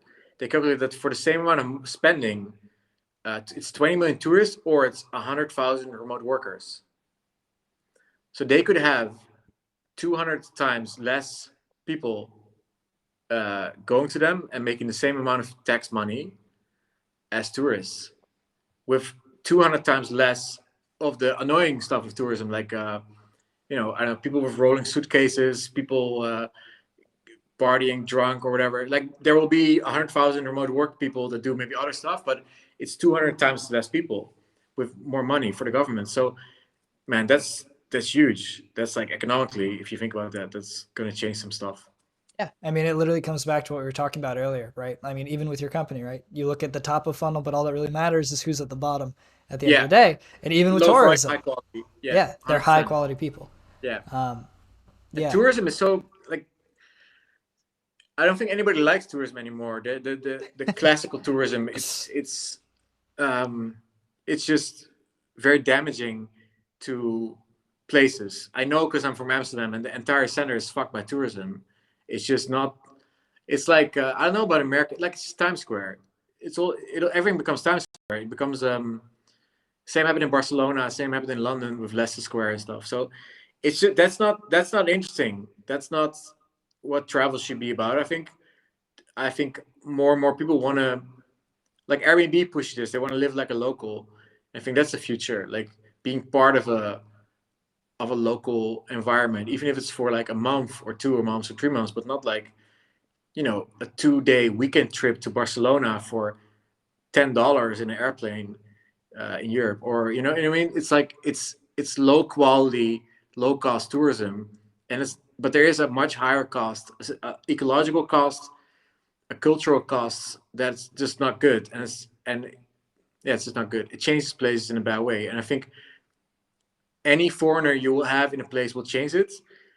But having people that can work remotely, for example, going to a place because it's less volume will change it less. Yeah, yeah. It was very interesting to me when I started moving around towards the beginning of quarantine. And I was just moving between Chicago. I think I yeah, lived in like four yeah. That's where you're apartments. from. Yeah, yeah, yeah. Yeah. I remember. And even like just getting to live there for a month, I ended up being surprisingly able to get to know places, get to know people in the area, like got to know like a bunch of the restaurants. Like I became friends with the owners and everything. Like people were sad when I left, you know? And you couldn't have done that in 3 days. And you couldn't have done Yeah, that from a hotel with a bunch of luggage. It's just like I think the difference is you kind of find that hundred lower half percent. of the That's funnel. that's like a Yeah. dehumanizing aspect to that, where you see people as like, okay, you're in a new place, you're for just a few days, and there's the service people who give you food and blah blah. But man, they're people, and you can talk to them, you can get to know them, but you get to know them only exactly after like you stay there for a month or longer, and then places really become interesting. And I think that's really the cool part about, like, that's what digital nomadism should be, not this, you know, go somewhere really cheap and like all the bad stigmas. But the good thing should be like living like a local and being part of communities, kind of. And yeah, 100%. No, and I think that's the tough part is that's idealized, but I think it's going to take time before that actually becomes the reality for a lot of people. Because I think for a lot of us right now, like well, even when I was nomadic, granted it's quarantine, but I moved around areas and then I still sat in my room, right? And no, I but didn't really go everybody anywhere. does. I mean, Yeah, that's another like stigma where it's like, oh, you're supposed to go outside and like see everything. It's bullshit. No, just live somewhere, and then you realize that living, like, I could live in Seattle now or in Chicago, or you could live here in Portugal, dude. It's the same thing. Like, I woke up, I make coffee, I sit on the couch, you sit on the couch, you sit on your chair, and then I met a friend. We had some food, So it doesn't really matter where you are. It's all the same, pretty much. Um, so don't feel guilty about that. Yeah, it's just, yeah. it's a good note. It's a good note. What's your I'm curious, what does your time spent look like right now? You mentioned, you've reached some like pretty big milestones recently and everything. Yeah. Is it a lot more emphasis on Nomad List these days? Are you still working on Well, so others I promised projects? Daniel, he's my server guy and like best friend. I promised him that I would stop working from 1 January on Nomadist. But I failed because I was just sitting on the couch. It's like, what am I gonna do with my life? Like, there's nothing I can do. Like, because you can't go anywhere because it's Corona. And then, like my friend Mark was working on his laptop, so I was like, fuck it, I'll go work on my. But then I committed code, and then Daniel found out. He's like, dude, why are you committing code? You're not supposed to work. And now I'm coding down on Nomadist. But I'm gonna finish Nomadist. Like, it's almost done, the instant messaging stuff that I'm building on now, and then I'm gonna focus on Remote-OK, and I'm gonna try and get a hired developer. Like I told you, I'm hiring a developer for those websites to develop new features, but also like fix the bugs and stuff, so I can stay away from those websites because I feel like they're kind of done maybe, and I feel like I need to go away from them to come up with new ideas for like new businesses. But if I always stay in those businesses, I'm never gonna get like the radical new ideas. So I feel I literally need to not touch them anymore and have a developer touch them instead, and then I don't know, do some stuff in my life, like go skydiving or go do something, get like new experiences. Like traveling is very difficult now, but there's lots of other stuff you can do. Learn to make sushi or whatever. But I need to do other stuff to figure out new problems, to become a different person, and then build new products. And I built a few new products last year, like a QR menu, a creator, ideas AI based on GPT-3, so generates business ideas. So I do build new stuff, but I think if they're not the ones I wanted, the big ones yet, they're not. Like, it took me years to make Nomad List, for example. So it might take me another few years to make something again that's really cool. So, but I need to get away from the code. Yeah. So that's an interesting question. What would you say are your goals like coming into this year? Like are you just looking for the next project and you want to just move everything else to sort of maintenance mode or kind of offshoot it? Like, do you want to keep growing Nomad List? Do you view this as stopping that? Yeah, I think it can naturally grow now because everything is like kind of like you just signed up, so there's a few things right needs to be fixed, but generally the site works. People like over 800 people a month now sign up paid, which is a shitload, and it used to be like 200. For a very long time it was 200. Now it's like 800. So I think this the third Nomad wave is starting. I think people can do most of the things they want to do on the site, and it's kind of functions. It doesn't break apart when you do something, so that's good. So yeah, I think it can keep running if you put a dev on it. Yeah, pretty much. I think it can keep running. So do you and because want to the market grows, it just automatically grows with it. Right. So you're not looking to by yourself put in more to try and actually grow it. Like, are you? And I know that you're generally a fan of never market anything, just let it be kind of Yeah. natural and organic. Do you You still mean stick like, by do you that? want to buy Facebook ads? Yeah. Honest question, right? Like, Yeah. have you bought Facebook ads for this? Is that something that you'd No. ever do? Yeah, we tried. It didn't work. I see. I can try again. I think you get the wrong users. Mm. Like we got really shitty users. Like I see. the site is like half the site is a community, right?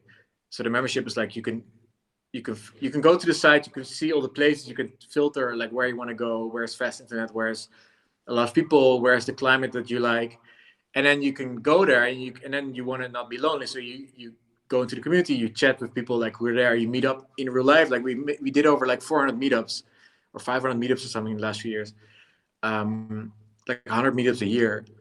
So people go for drinks, people go for dinner, people meet their boyfriend, girlfriend on the side, all that stuff. They make friends. So I believe that part of the site works.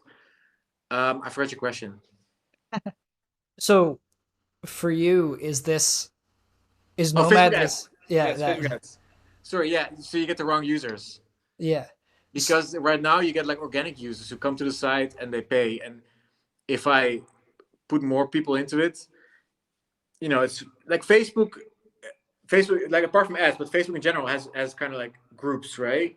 Mhm. So they solve it kind of by putting everybody in different groups, maybe. But I don't have that. I just have my site. So everybody gets dumped into the same Slack chat, into the same community. So, which is already a lot of moderation work. Like I have a paid moderator to keep them friendly and not fight about Trump all the time. Like it's a banned word now on my site, Trump. Um, yeah, because I had both people that either they shout about Trump. Anyway, it doesn't matter. But if you get more people in there, you get a lot of randos, and I feel like for a community that's very dangerous randos. You kind of want to, yeah. You see, that's super interesting. So your community is so tight knit that you actually can't afford to have bad users. Yeah, it's hard to scale community, right? Yeah. That's the problem. So the only scalable part of the website is so I have two memberships now. I have the premium membership, which is like the community and the sites. I have a new light membership. I added like during Corona because I was like, okay, nobody could travel, so they just want to like maybe filter the cities for in the future when they want to travel. So I made a light membership without social features, which sells really well too. So that part I could scale maybe.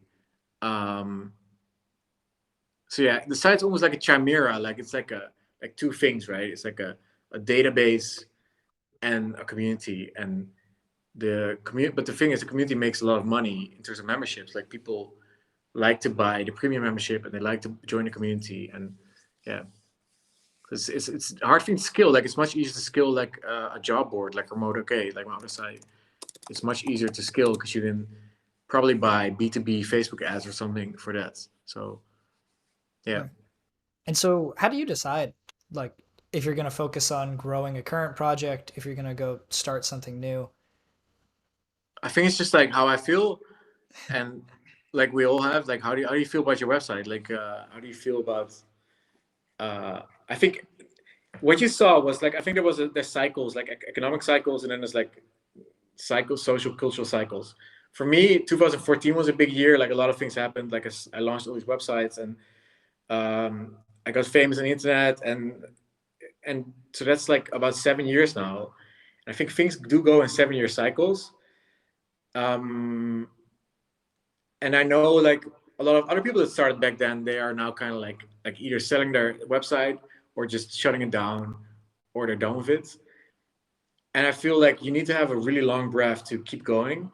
I have that long breath for sure because I don't want to give up, and I'm really happy. And it's dude, it's never made enough this much money. It's never had so many signups as this month, you know. So it's like that's a good thing. And we're just on the edge of Corona ending, and then the third wave where every like shitloads of people are going to relocate. So I cannot just get the fuck out. I need to kind of stay on, but I think the site's ready for that. Um, but yeah, All right. So as far as you're concerned, you're just kind of letting the growth come yeah, and moving from there. Solid. yeah. But I think I need a break to find new ideas. Yeah. You know, like I think you have the same trap you have with 9 to 5 jobs, where if you get stuck into something, it's very hard to get out of it. Yeah. You know, so yeah. Yeah. It's in your nature, right? I mean, that's how you got Dude, to where yeah, you are like, now. Yeah. dude, I'm kind of hyper guy, and I want to like I think ADHD is bullshit, but people will tell me, "Oh, you have ADHD." I don't think it exists. I think it's a big pharma conspiracy, but I think people just have creative brains. But it does mean that I get bored quickly, so I need to make a lot of new stuff, and that's a lot of entrepreneurs they like to make new stuff. It's the most fun parts. Growing stuff is kind of boring, to be honest. Like it's not that fun. Like making new stuff is really super. Like, that it's super exciting. Like making something out of nothing is just whoa. It's like one of the best things in life. It's like creativity at its core, at its max expression. Like you have something in your brain and you put it on paper or on a website or on a or like you manifest something. It's fucking insane. It's magic. Yeah. So I quote on this channel so often. People come up with these like super super complicated ideas, and these things that will take a year to do, and I will yell at them until it's a 2 week version of the same thing. yeah. You know, and just MVP it down because it's so much more satisfying. And that's my biggest concern for people. Like, there's a lot that says launch your MVP early, it's better for your company, and totally agree, totally subscribe to that. But I feel like motivationally is the much more interesting way to look at it. And if you don't launch early enough, I feel like you start to wait too long to see anything satisfying, and you'll fall off on the project. Yeah, but I think it's fear of failure, and I think Yeah. planning is procrastination. Planning is Ooh. procrastination.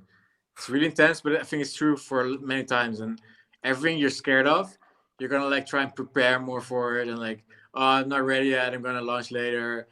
No, just launch, and then you realize it's shit, and then you need to do it again. And it's everything in life. It's like this. Every skill, it's just your shit in the beginning, and you're gonna read everything about it to figure out like, oh, if I just read every article about this, maybe I'll be really good. But you won't until you do it.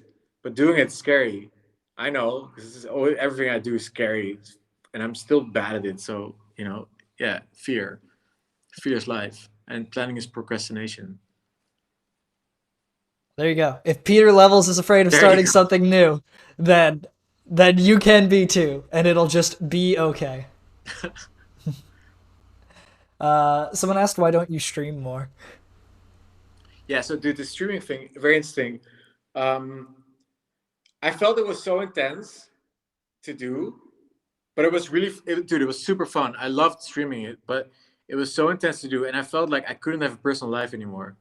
So you can't have like if you're streaming, like you need to ask your girlfriend, say, is it cool that I stream? Because today is my stream time. I need to stream for 4 hours, for example. Dude, your girlfriend's walking in the back. Now she's also, her privacy is fucked too, because 100 people are watching her, right? So that's not respectful of her privacy, for example. Um, but not just that, like what if you are streaming but your friend wants to meet or something? I don't know. It becomes like a job. Like I think the whole, it's not a criticism of you, right? Because I love watching streaming. It's just for me, like I like to have the freedom to just lie on the couch and then do some code and then meet a friend and then do fun stuff. And I feel like maybe the payoff of streaming right now is not high enough. Like I already have an audience. I already make enough money. I'm already famous enough for what I want. Didn't really want to be famous, but okay. So I already have all those things. So what am I doing? What am I doing it for? Intrinsically, because it's kind of fun, yeah. But what am I doing? Like, yeah, you know what I mean? What's the core motivation here? Maybe it's a stupid question. I don't know, but I mean, I think why is the most important question, yeah, yeah, yeah, yeah, without a doubt. yeah. Um, I yeah, think and it makes 100% sense for you. So I don't know your whole history, but I know you're building startups and stuff, and I don't know your revenue, but I assume that you're using Twitch also to market your startups and your apps and to get them more users and more revenue, and and then it makes total sense. I think so. Yeah. it has. I'll say this much: the funny thing I've learned about Twitch is that the benefits end up being all the things that you don't expect, and very few of the things that you do expect. So I wouldn't Interesting. say Twitch has gotten me customers. I wouldn't even say Twitch has gotten me very many users. What Twitch has gotten me is very interesting connections and very interesting conversations, and a lot of just generic support. Like I went and posted on Product Hunt for our product. I wouldn't have suspected it would do very well. It's a very generic sounding product, and there's a dozen of them that have gone on there, but it got 200 plus upvotes. And the Yeah. reason that happened is because like five of my other streamer friends who are like on my stream team, only devs, all at everyone in Discord, just Yeah. tagged everybody and said, "Hey, Nice voting ring, go support it." Dan. Yeah, yeah. I had an incidental voting rig, right? But Yeah. like without Twitch, never would have happened, right? I would have like Yeah. had to go pay for some votes or some other nonsense, Yeah. and it wouldn't have worked. But I never. Yeah. Don't do that. Don't pay for votes. Yeah. Yeah, Yeah. yeah, exactly. Yeah, never pay for follows at all. It's all bad news Yeah. bears. Um, but No, all the but that's same, what I mean. So yeah, exactly, that's what I mean. So then it makes sense. Um, yeah, then it makes sense. I think. I think it's just support. People Yeah. care about you doing well, and that's normally not really true. Normally, it's just you and your laptop. But now there are, No, hundred whatever. percent. And I Yeah. have that on Twitter, like this audience that like they've been on your journey for years, and they know who you are and what you're doing and where you came from, and exactly that's the same reason I'm on Twitter and stuff. Yeah, it's dude, I love Twitch. It's so much effort to be on a camera for hours. It's so difficult, man. That's It why I respect you so much. It's so difficult. It doesn't have to be as much as you're making it. I will tell you that for Yeah, sure. A yeah. lot of the biggest sci-tech streamers stream for, I want to say, maybe 2 hours about once a week. That's And it. that's it. A big thing I read, biggest tip you I get. thought daily. I thought you need to do like 40 No, hours a week, opposite. like Anime Lacus. Exact opposite. You watch any video that's like top 10 tips for streaming, and they always say Twitch is not a game where you grind. You don't win by grinding. You win by doing the exact opposite. Because I'll tell you this much. Here's the thing about Twitch. You don't get Twitch viewers from Twitch. Twitch is very, very bad for Yeah. discoverability. No, I And tweet it and then I get viewers. exactly. So you got viewers from Twitter. Yeah. They're going to come for that hour and they're going to enjoy it. And then you can hang up and they're happy to see you. There's this guy, Coding Garden, very, very popular sci-tech streamer. I think he does twice a week, couple hours, and 250 people show up every single time. Every single time. And you know why? It's because he's got a crazy YouTube following and a Yeah. very solid Twitch following and a great community. And you Yeah. have those things, maybe not as Yeah. concretely, but you could stream for an hour and a half. Hell, you could stream for 45 freaking minutes and people will absolutely come show up because Yeah, your people from I Twitter will show averaged up. like last year at like 75 viewers or something. It's pretty good. You're already in the top 1% and you've never been on Twitch, Yeah, right? yeah, That proves that it wasn't Twitch. yeah. Interesting. And what's the objective of this then? That's like the interesting part. For me, it's It's so actually weird. You know, with social media, it's so weird philosophically. Like, why are we on social media? Like, why? What do we do it for? The likes, or the views, or the money? Is it marketing? Is it to make friends? Is it to meet people? Is it to get famous? Is it vanity? What is it? You know? I think most things are vanity. Hot take, Yeah. perhaps. I think that's like the true answer. But you know, I live by the view of the contribution system, which is Yeah. that most answers are not a single thing. It is the amalgamation of many things. I think the reason I came to Twitch at first was productivity. Now the reason I stay is because Twitch makes it fun to do boring things. True. Good point. Good point, dude. That's a really good one. Yeah, because I'm like, if I'm fixing some bug, like it's kind of boring. But then if I Twitch, it makes it all more interesting. Yeah, that's a good point. Suddenly we're all solving a problem together. We're all excited Yeah. about it. We're all, you know, I make a mistake and everybody just starts yelling at me and it's like we all get to laugh about it. You know, when you're sitting down by yourself doing nothing, you don't get that laugh, you know? You're just like, "Oh, I'm Yeah, done." man. That's it. Yeah, yeah, yeah. Good point, man. Yeah, very interesting. That's probably the biggest reason I do it. I think for me, like, I had a therapist. I have a therapist now, like last year, and we've been talking a lot. And I think for me, it was I wanted to be successful to solve my insecurities, like thinking like I'm not good enough. That's a very common for entrepreneurs, right? And uh, and now in a point where I'm like, no, I'm good enough, like intrinsically. I don't need to have achievements. I'm intrinsically good, but that makes you way less ambitious because you're not trying to solve this insecurity. You know, like, look how much success I have. Look, I'm actually a cool guy. Like, no, if you already feel you're happy, you're cool, then you don't you don't need all that stuff anymore. It's almost like, yeah, I knew this was gonna happen. I remember this saying that as like a 20-year-old or something like I'm not gonna get a therapist because it will fuck my ambition. And I think, man, it's true. If you're ambitious, you're a little bit fucked up, you know? There's a very destructive irony in the fact that diamonds only come from demolishing carbon with an Yes. astounding amount of pressure. Yeah. The thing is, not all carbon survives. Not Yeah. all of it becomes diamonds. Most of it just gets demolished. And Yeah. it's True.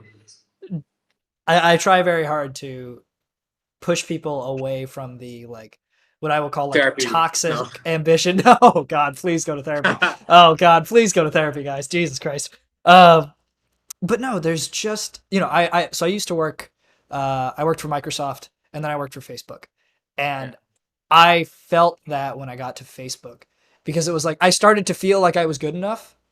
Like first time in my I'm life. backing up now because you worked for Facebook. I'm Well, anyway, no, but I finally felt like I was good enough, and then I didn't know what to do next because Yeah. all of a sudden, like, there was no strict next level up, right? Like, Dude, normal company, 100%. So big- common, yeah. Yeah. And so that was why I got into startups, because I was like, all right, I need to feel insecure again. You know, Yeah. I need to like be mad at my success again. And you know what? I feel like crap like a lot of days now.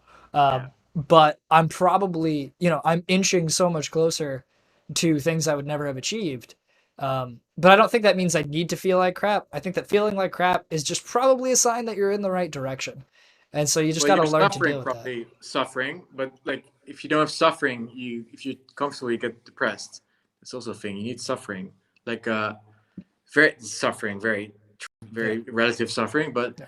uh, like here in Portugal, we go like me and my friend, we go for a walk like every second day, and we go to the gym every other day to lift weights and stuff. And we go for a walk, and we just went for a walk today, and you're walking up these Portugal, there's mountains and stuff. So you walk up these mountains, you're like, oh fuck, why are we walking? This is horrible. I hate this. And it's like very relative suffering, but that makes sitting on the couch so much nicer. But if you only sit on the couch, you're gonna get depressed because like you're not gonna enjoy the couch anymore. Man, it's just very simple, but that yeah, it's exactly the same thing. Yeah, it's a huge thing. I found that working on startups makes you like really, really, really, really self-aware in like uncomfortable ways where you start to recognize stuff like that. Like you notice very quickly, like, oh God, I'm comfortable playing games for 4 hours again. Like, oh God, if I don't go to the gym for 3 days, I'm okay with that. That shouldn't be a thing. And all of a Yeah, sudden but you're this higher. all these tech people, startup people are like also self development people. You know, they're all Yeah. like tracking and everything, and it comes to the territory, which is another whole like rabbit hole of like that's not gonna make you happy either. Um, but yeah, going to the gym or doing sports every second day, it is gonna make you happy. You're so Yeah. yeah. You got to find ways. Exercise very important. Yeah, and dude, I'm not a sports guy at all. I've never done sports much, so doing like gym stuff is yeah, it's really good for my brain. So yeah, Yeah. Well, the mental health gain, like it's so dude, that's the nice. main thing. Well, you do it because you look in the mirror like, damn, look, I have muscles. It's like, yeah, I'm sexy. But like, the real thing is like your brain is healthier, and yeah, your brain is then also sexier, I guess. So yeah. Yeah, no. I definitely stand by that. I still can't tell to this day if I'm doing it because I want to be stronger or if I'm doing it just because it makes me feel better. Uh, Yeah. but yeah, I didn't go to the gym for like 18 months, I think. And then I moved into this new place because there's a gym on the seventh floor. And that was it. And I Yeah. was like, that's what I Yeah. need, is I can just go downstairs, go to the gym, come back up. You know, I know that because I watched a stream. I watched like a clip in Chicago, I think, or it was in Chicago. I think I watched your stream. I don't know. It was a video of you. I think it was a clip with you showing Chicago, like the towers. Yeah. Yeah. That was Yeah. my old What you're place. talking about. Yeah. I was at a See, I'm higher, a yeah. fan. Confirmed fan. Congratulations. Yeah. What a concept. Yeah, no, it's a beautiful city. And that was like really I realized very quickly like the effect that it had on my mental health, being able to look at something beautiful every night, like With watching Chicago or Seattle. it's Chicago. I also was in Seattle for a month. Yeah. But now I'm in Chicago again. Do you like being on like really tall floors? I mean, like high floors. Yeah, it is pretty nice. For I was me, living really high in Korea and Seoul, like also mm, like kind of skyscrapers, and I was like, it's a little too high. Like I want to be lower to the ground, you know, like so if there's a fire, you can jump out. Uh, I don't really mind which floor it is. The higher floors have better views, so I prefer that. But in general, I really just cared about this because it was quarantine, and I was like, I haven't gone to the gym in forever, and now Yeah, quarantine is going to make that even easier. If I want to go to the gym, if I want to like be able to play pool and have a nice time during quarantine, I'm going to need stuff being in the building. dude. So, Yeah, and you know what? Maybe this is boring for your viewers, this conversation, but like the gym being far away is actually kind of annoying because you start skipping more. I yeah, also have a gym in this building, and it's way easier if we just go and having a friend that goes with you is very important. Like, because then you have accountability, kind of like. Because yesterday he didn't want to go, and it's like, dude, come on, don't fuck up. We've been going every second day. He's like, okay, I'll go. And then next, usually it's me. You know, I'm on the couch, like I don't want to go, but yeah. But anyway, the mental health part is really, yeah, big. yeah, no, environment too, right? Like having a friend, having it in the building. I find that like, and that's another reason for Twitch, accountability and environment, right? Yeah, I haven't even given myself a schedule on Twitch because I've been too scared to do it. But Yeah. I did the research. I figured out what time of day would be optimal to get the most viewers, to do whatever. And my days vary, whatever. But I really like know that I need to do that because the accountability is going to be huge. But like your environment is so non-trivial. Like if you Yeah. don't have a place where you can be productive, this place has co-working spaces. So if this environment ever becomes Dude, that's unproductive, some modern shit, man. grab my laptop, take it downstairs. Yeah, it's So just a that's like normal high rise. Yeah. and that's like a private apartment, private company doing apartments. Yeah, it's just a Yeah. normal high-rise apartment in Chicago. I mean, there's a reason I live in the freaking living room. This is my mattress. Wait, you're still in Chicago or you're in I'm in Chicago. Yes. ah, not Seattle. No, no, I was in Seattle for a month. That Oh, was you moved? just October. Yes, I nomaded in Seattle for a month. Okay, now I get it. Yeah, Yeah, yeah, yeah, sorry, yeah. yeah. All Yeah, good, all yeah. good. Cool. Yeah. So like, the only reason I'm willing to have a freaking bed in the living room, like me and my co-founder live in a one-bedroom apartment. He has the Oh, you bedroom. live with him now. Yeah, yeah. He's in his bedroom right now, and That's I some live, startup shit. I live in the freaking living room, Yeah. right? But it's still so much better than any other living situation because I have a nice kitchen. I have a dishwasher, so things that I don't have to worry about, right? Like we can cook easily. Yeah. There's a grocery store a 4-minute walk away.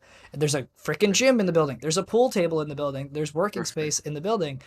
Yeah. And these things like add up so quickly. And I'm not paying, like, the reason we did 2 people in a 1 bedroom is because I'm not paying much more in rent than I was in a crappy basement apartment with 2 roommates and 1 bathroom, with no dishwasher. you Yeah. know? Yeah. Yeah, I read, I don't know if you read a lot. I read Hacker News. Read Like Hacker everybody. News. There you go. I read Atomic Habits by, I Yeah, think, yeah, yeah. Everybody James read, Clear. yeah, yeah, yeah. Yeah, classic. And he talks a lot about that. Like, oh, you shouldn't set goals. You should make systems. Yeah, yeah, but also just environment being a thing, and I try to Yeah. really like respect that, which is why like me clicking start streaming is the environment, right? Yeah. Now people are watching me, now people are talking, and I have a to do command on Twitch. Whenever you come into my stream, you run the to do command and you find out what we're doing that day. And if I Yeah. forget to set it, somebody runs it and I go, "Oh crap, that's from the last stream. Hold on." And then everybody knows what we're doing and now I've like committed to that. Yeah. It's probably not even up to date for this conversation. Like I probably use need to include- my friend's site. So my friend who's here, Mark, has a site called VIP, WIP.co, Mhm. which is like a community for, it's pretty much Nomadlist, but for indie makers to track their progress together. So literally like slash to do and slash done. It's the same thing. Nice. WIP.co.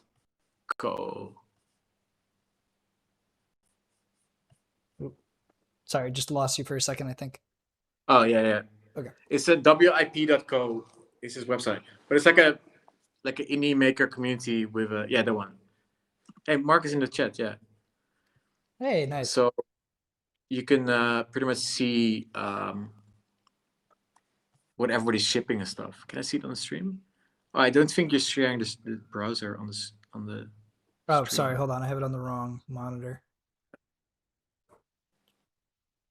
Should. Come on. This is why I got a new What? computer. There we go. Yeah. Yeah, Ah. yeah. Interesting. Dude, this dark mode is bullshit. Of his website. It's yeah. It's much Well, I easier have an extension as well. Oh, That's you have to say probably- okay, yeah, yeah. Yeah, So if you go to so- home, so here you see all my tasks. But if you go to home, you can see everybody's. It's like a yeah, maybe dark mode off. Sure. Yeah, this guy's kind of famous, Squeezak. Maybe you know him. He's kind of Oof.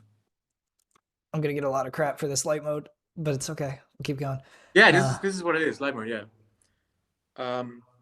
So this is pretty much like a community. It's a paid community. It's not very expensive. Where everybody's like, if you scroll down, you see what everybody did today. So it's like a shared to-do list. Just scroll down. Fuck this roast shit. Yeah. You see all the time. Like everybody's building, like making stuff like 2 hours ago. Oh, that's so interesting. And It's it gets like, very granular. yeah. Like even the smallest tasks, I log. I also log like live tasks if I go work out or walk or something. You can see what I'm doing. You can see what everybody's doing. Andrei Asimov, my friend. Yeah, so this is what I'm working on, for example, or this Mark's thing, but you see what I'm working on. Yeah, yeah. Super interesting. Oh, this Yeah, is the sheet to site guy. yeah, this Oh, Andre is my friend. yeah, Yeah, yeah, yeah, yeah, yeah. I that is like yeah. So to he this ships day, also on it. oh, funniest thing I've ever seen. I love that thing. It's such a oh yeah yeah no I like this a lot. This is like Git commits for your life, but it's also public. Dude, yeah. Well, also for startups, it's mostly but Andre being used also for live stuff, but mostly it's like yeah, Git commit for startups, yeah. But Amazing, like not on Git. beautiful. Yeah, no, And you get that's like comments on what you're making, and you get like help and stuff. So I don't know, kind of similar to your to do commands. yeah yeah. It's a kind of like a forcing function. Yeah, Yeah, I love things like this. I find that they're so hard to actually get to commit to, but yeah. it's always about commitment. I think like what you said, like This is all in a chat, so it's like it's pretty much on Telegram. So it's like if you're already in the Telegram ecosystem, it's just like it's a bot, and you do slash done, and it automatically puts it on the website. So in that respect, it's very easy to commit to it because you're walking outside, you just do slash done, you know, or you make a feature slash done, and uh, there's a Telegram desktop app which we use, so you just do slash done in there. But yeah, it's just just like for you Twitch, we have this kind of keeps you accountable. yeah, no, it's the productivity is the biggest problem in the world. Yeah, But everybody's got a productivity app, right? yeah. But I think the community aspect of productivity is interesting. So just like you with Twitch with an audience, just like Yeah, uh, this thing where if you ship together, you motivate each other. Just like me going to the gym with Mark, who made this website together, keeps us both accountable. And yeah, no, it's a huge thing. I that's actually part of what I've tried to push as like where I hopefully see this community going in Twitch is yeah, I try and say when I do like a big stream like this, I always say like, look, you know, if you're working on startups, if you want to be working on startups, if you want to have conversations like this, if you need suggestions, you need excitement, you need productivity, whatever, like just come to Discord, talk about it, you know, and we'll be there. We could talk all the time, you know, start your own freaking stream. Like the amount of people that I have that are other streamers that I'm like, please come into my Discord and talk to people about what you do. Because more people will come to you, and like raids on Twitch are another huge thing. Like yeah. Dude, the rates are huge. Yeah, yeah, yeah, it's all it's a lot of that community stuff, like you talked about yeah. earlier. Yeah. Well, that's how I know you. I know you through CM Griffin. So Yeah, it's really yeah, funny how that happened because CM Griffin like Chris didn't know you. Uh, I yeah, knew yeah, you. yeah. You tweeted about Chris on a day when I happened to be Ah, showing my friend your tweets, and I was like, "Oh, dude, holy shit, Levels is on oh Twitch? shit, That's really? insane!" And then I told Chris, I was like, "Dude, do you know fucking Peter Levels just tweeted about you?" He's like, "No, Yeah. who's that?" I'm like, "What do you mean, who's that?" And I like went off on him, and he was like, "Oh, that's cool," and that was the whole conversation. And then like you know, a month later, one of my mods, Astro, God bless her, was like, "Dan, emergency! Peter's in Chris's chat right now," and I was like, Dude, I almost feel weird about like being here IRL because now I break the illusion that I'm "Yeah, like cool guy. You know, yeah, no, now everybody's gonna know that you're only so cool." I'm just a normal guy. Yeah. Heaven forbid. No, I knew this was gonna be great when you started coming into chat once in a while, and you were just like, post something in all caps, run the cry command, and then just leave. No, I came in and you were like you were reading out a baby oil ingredients list. So I was like, and they wrote about baby oil is used for what for your body. I was like, no, it's for use for in porn. Yeah, yeah, I remember you said that, and I was like, you know, this is gonna be the greatest AMA in my entire life. Like, this is just gonna But be. I still don't know why you were reading baby oil stuff, but cool, man. Yeah, no, I have a. So like some of the stuff that you do to keep engagement up, like they get channel points. So for act like talking in chat a lot, being around the stream a lot, they just get like arbitrary points, and I can give them things they can redeem. And so one of the things they can redeem is a dramatic reading of their choosing, as long as it's not like Ah, complete garbage. that explains. Yeah, so that was that, and then we did one on Quill Theory and some other stuff, which was pretty fun. But yeah, that comes into like the we were talking earlier, like that's sort of the just chatting side of things, right? Yeah, Where like you have to just be you sometimes and just present a personality as opposed to just a product. Um, yeah. and that's what a lot of people. That's what gets you that bottom of the funnel. That's what gets people to Yeah. say like, oh, okay, I like to think of a lot of people come to me because it's me and less because they're particularly interested in local business, which is probably better for me because that means I can move to another project, people still be there. Yeah. Yeah. Yeah. I agree. Cool. What's your so daily schedule wise? Like, is your day to day consistent? You okay? Everything exploding? Yeah. So one sec. Where's my fucking phone? Aren't I on Oh, the it's phone? fucking on the computer. Yeah, yeah. Yeah.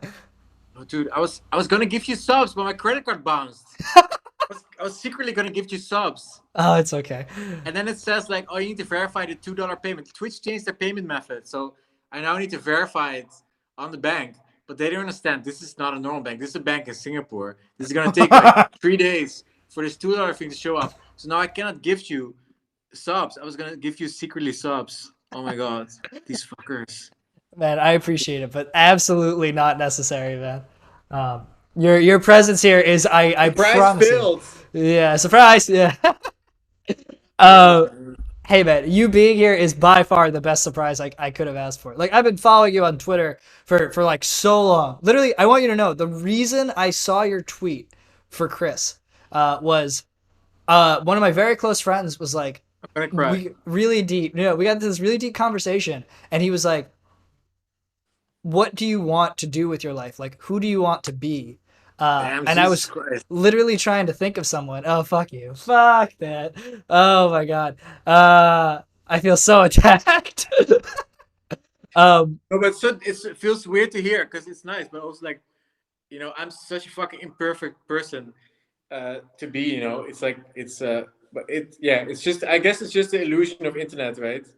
It's yeah, well, I think you misunderstand my view, right? Like, I know that I went off on this whole tangent and I was like, here's why this guy is so cool, right? But it's like, we're all just people, you know? And like, yeah, I never said I exactly, don't want to be a person. I never said I want to be this perfect guy. I don't expect you to be the guy who has 18 exactly. energy drinks and codes for 16 hours a day. I expect you to be a Oh, guy definitely who, not energy drinks. Sugar, fuck sugar. oh, Yeah, of course, classic. But no, just it was coffee. literally like, who I would want to be is like, I love what this guy does with projects, right? I love No, this I guy's, agree. I know. I was just being no, radically honest. Like it sounds so weird to hear those things, right? yeah, But yeah, yeah, I understand. I had the same thing. I had with Petro 11, Patrick McKenzie, right. way back. This is Hacker News 2011. He would write updates about his business, appointment reminder. There was like, dude, there was like a small scene, like the bootstrapping scene in 2011 was like MicroConf, this conference, like Rob Walling, Patrick McKenzie. Now he works at Stripe and it's Petro 11. All these people were making small apps when it was absolutely unpopular to do that. And I was looking up to them like crazy. I was like, wow, I want to be them. And they're so cool. And yeah, just insane that, yeah. Yeah. And it's not to say like, so much like, oh my god, I want to be everything about this man. Exactly. God, I need an Exactly. EU No, it's about visa. the things you see, No, which means like you want to have your own business. Yeah, exactly. yeah, So, I subscribe to a lot of the beliefs that you have that I don't think a lot of people do. Right? yeah. Like the way that you talk about becoming more interesting, I've never seen anyone else in the world say that, and I think it's 100% true. Right? Like one of my favorite takes in all of life, and if people don't like it, like you shouldn't have to do marketing if it's right. Right? Like it Yeah. should like organic is proof that you're right, and a lack of organic is proof that you're wrong. Like Yeah. these are the kind of like things that Yeah. you, Feedback. Yeah. yeah. Exactly. And Yeah. the reason I say I want to be like you is I'm like, oh man, I want to implement those beliefs in my own life, Exactly. Yeah. Yeah. and sort of like view those things. Yeah, and it's a lot of people don't, And I'm in the other side of startups where Yeah. I'm in a fucking accelerator. Every single day, people tell me to go raise $2 million, and I hate Yeah. it, and I'm trying every bone in my body not to do it. Yeah. We're doing like fucking pitch competitions at this point to like get money just so we don't Yeah. do that. Yeah. Well, hey, we just won, a couple days ago, we won Nice. like a grant from YC for doing their build sprint thing. Fuck out of there. Get the fuck out. Get the fuck out. You don't need it. You don't need Hey, free money. Uh, it. You don't need free money. You can get revenue.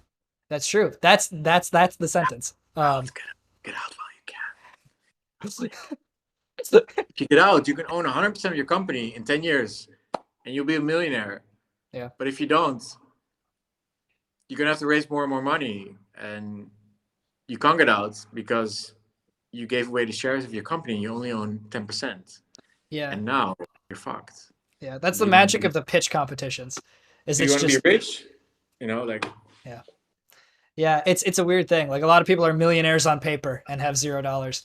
oh man, yeah, so many Silicon Valley. Yeah, man, I cannot even name names, but of course I'm not gonna name names, but a lot of people that are famous in startups, they're absolutely not rich, and that's why they're still active on Twitter and on social media and doing stuff. Because if people disappear, then you know they're rich because they don't need to do anything anymore. But if they're still if they're still actively, yeah, I mean, maybe because they think it's fun or they want more money. But a lot of people are just not.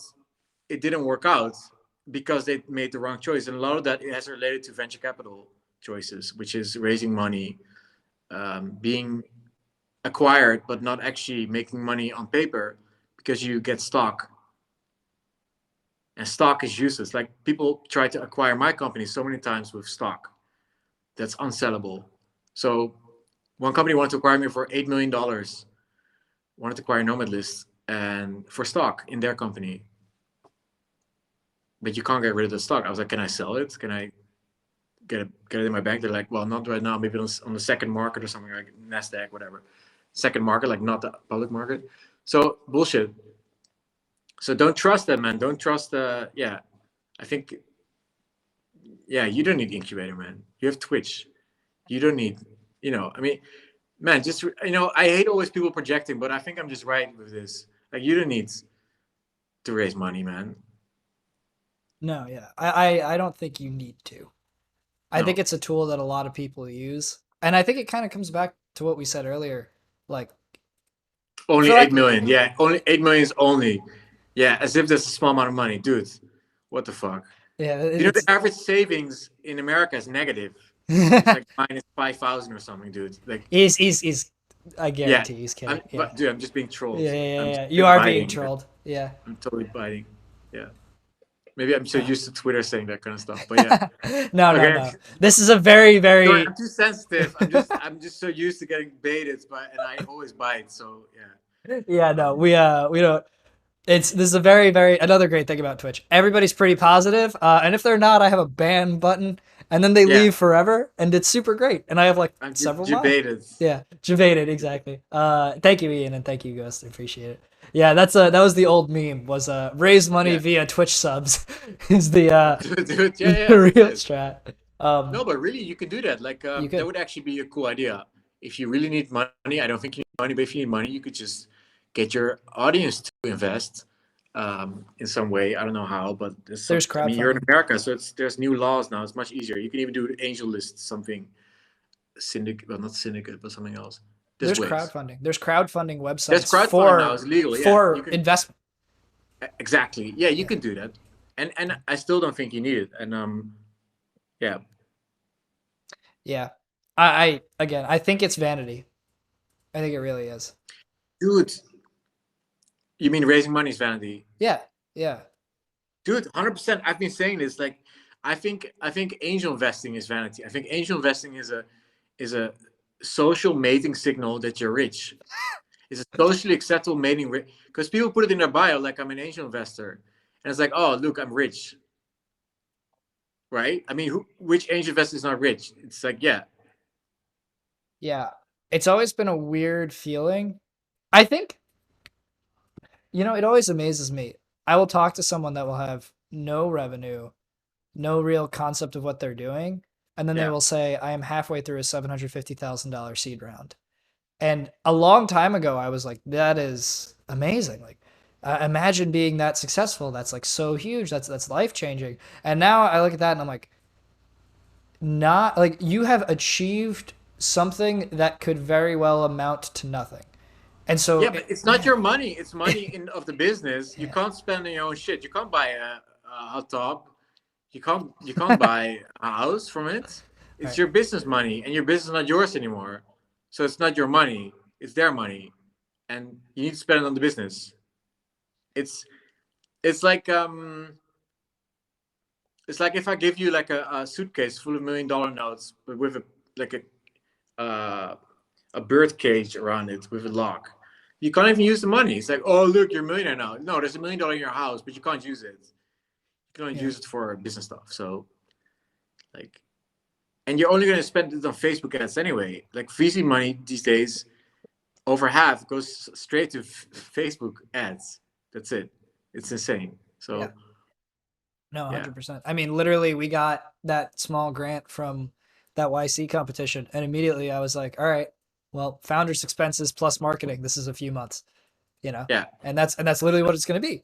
And now, granted, that's because, when we're not perfect with organic, we're more committed to this one idea. So we play the game of, okay, prove my landing page conversion rates, prove prove each number along the way. And that way I know I can prove mathematically, okay, I'm good. Right. And at yeah, that point I can pour money on. Um, yeah, but so many people will raise so much on like an idea, yeah. and then it's just like you have a bunch of probably nothing. Hold on, my headphones just died. I gotta go grab a new battery. Yeah. Um, Cool. What's up, Twitch? Now I need to attend you. Cool emojis. 5 yes. Let's go. Welcome Raiders. Oh, dude, you've been raided. Dude, you've been raided, I think, with 250 I'm people. being what? I'm being. Holy shit. Oh my God! Hello. Who Oh. raided you? It's definitely Prime. There's no chance it's not Prime. Who's Prime? Who's Prime? Prime is Sorry, basically. man. I'm Yeah. not from Twitch, you know. Yeah. Prime is No the only disrespect reason. intended. No. Prime is the only reason I'm a streamer. The Primogen I'll is follow Prime. he's one of yeah. I have a command dedicated to him. I wrote that command. His username is what? Prime? The Primogen. So it's THE the Prime follow PRIME him. Yeah, and then yeah. AGEN. Yeah, I recommended him to you last time you were here. Dude, thank you so much, Prime, for the raid Dude, here. there's one follower and it's me. The Prime. PRIME and then Oh, yeah. AGEN. Yeah, he spells it wrong. I think it was like the enemy in some video game from like 2018, and I think he Dude, I missed know an this guy. E. Yeah, he works for Netflix or something, right? That he does. Yeah, no. Yeah, I watched him too. Yeah, super cool. Yeah, I love the Primogen. Yeah, dude. He has a cool keyboard. He does have a cool keyboard. And he's super hyper, which is nice. Yeah, no. My first 2 days streaming, what just happened here happened. Prime rated me when I had 0 viewers and dropped 100 people on me on like my second day ever streaming for Primogen, cool productivity. guy. He is quite literally the only reason I'm here. Like, Wow, super cool guy. Unquestionably. Thank you, Primogen. yeah, Thank you for rating. yeah, seriously, man. He's been the source of like all of my motivation, encouragement. Dude, Turok. I know Turok, man. I played Turok, the dinosaur game. Dude. Yeah. That was I did cry that day. That was the first cry. Also, thank you all. I had like a 3D FX graphic card of Turok, and Turok was attached to the card, like with the card. Cool, man. Yeah. That's amazing. Yeah, he was the source of the first cry, which was day one. By the way, thank you guys for the follows. I do see them. It's much appreciated, everybody. Yeah, really quickly for everybody just coming in who doesn't know.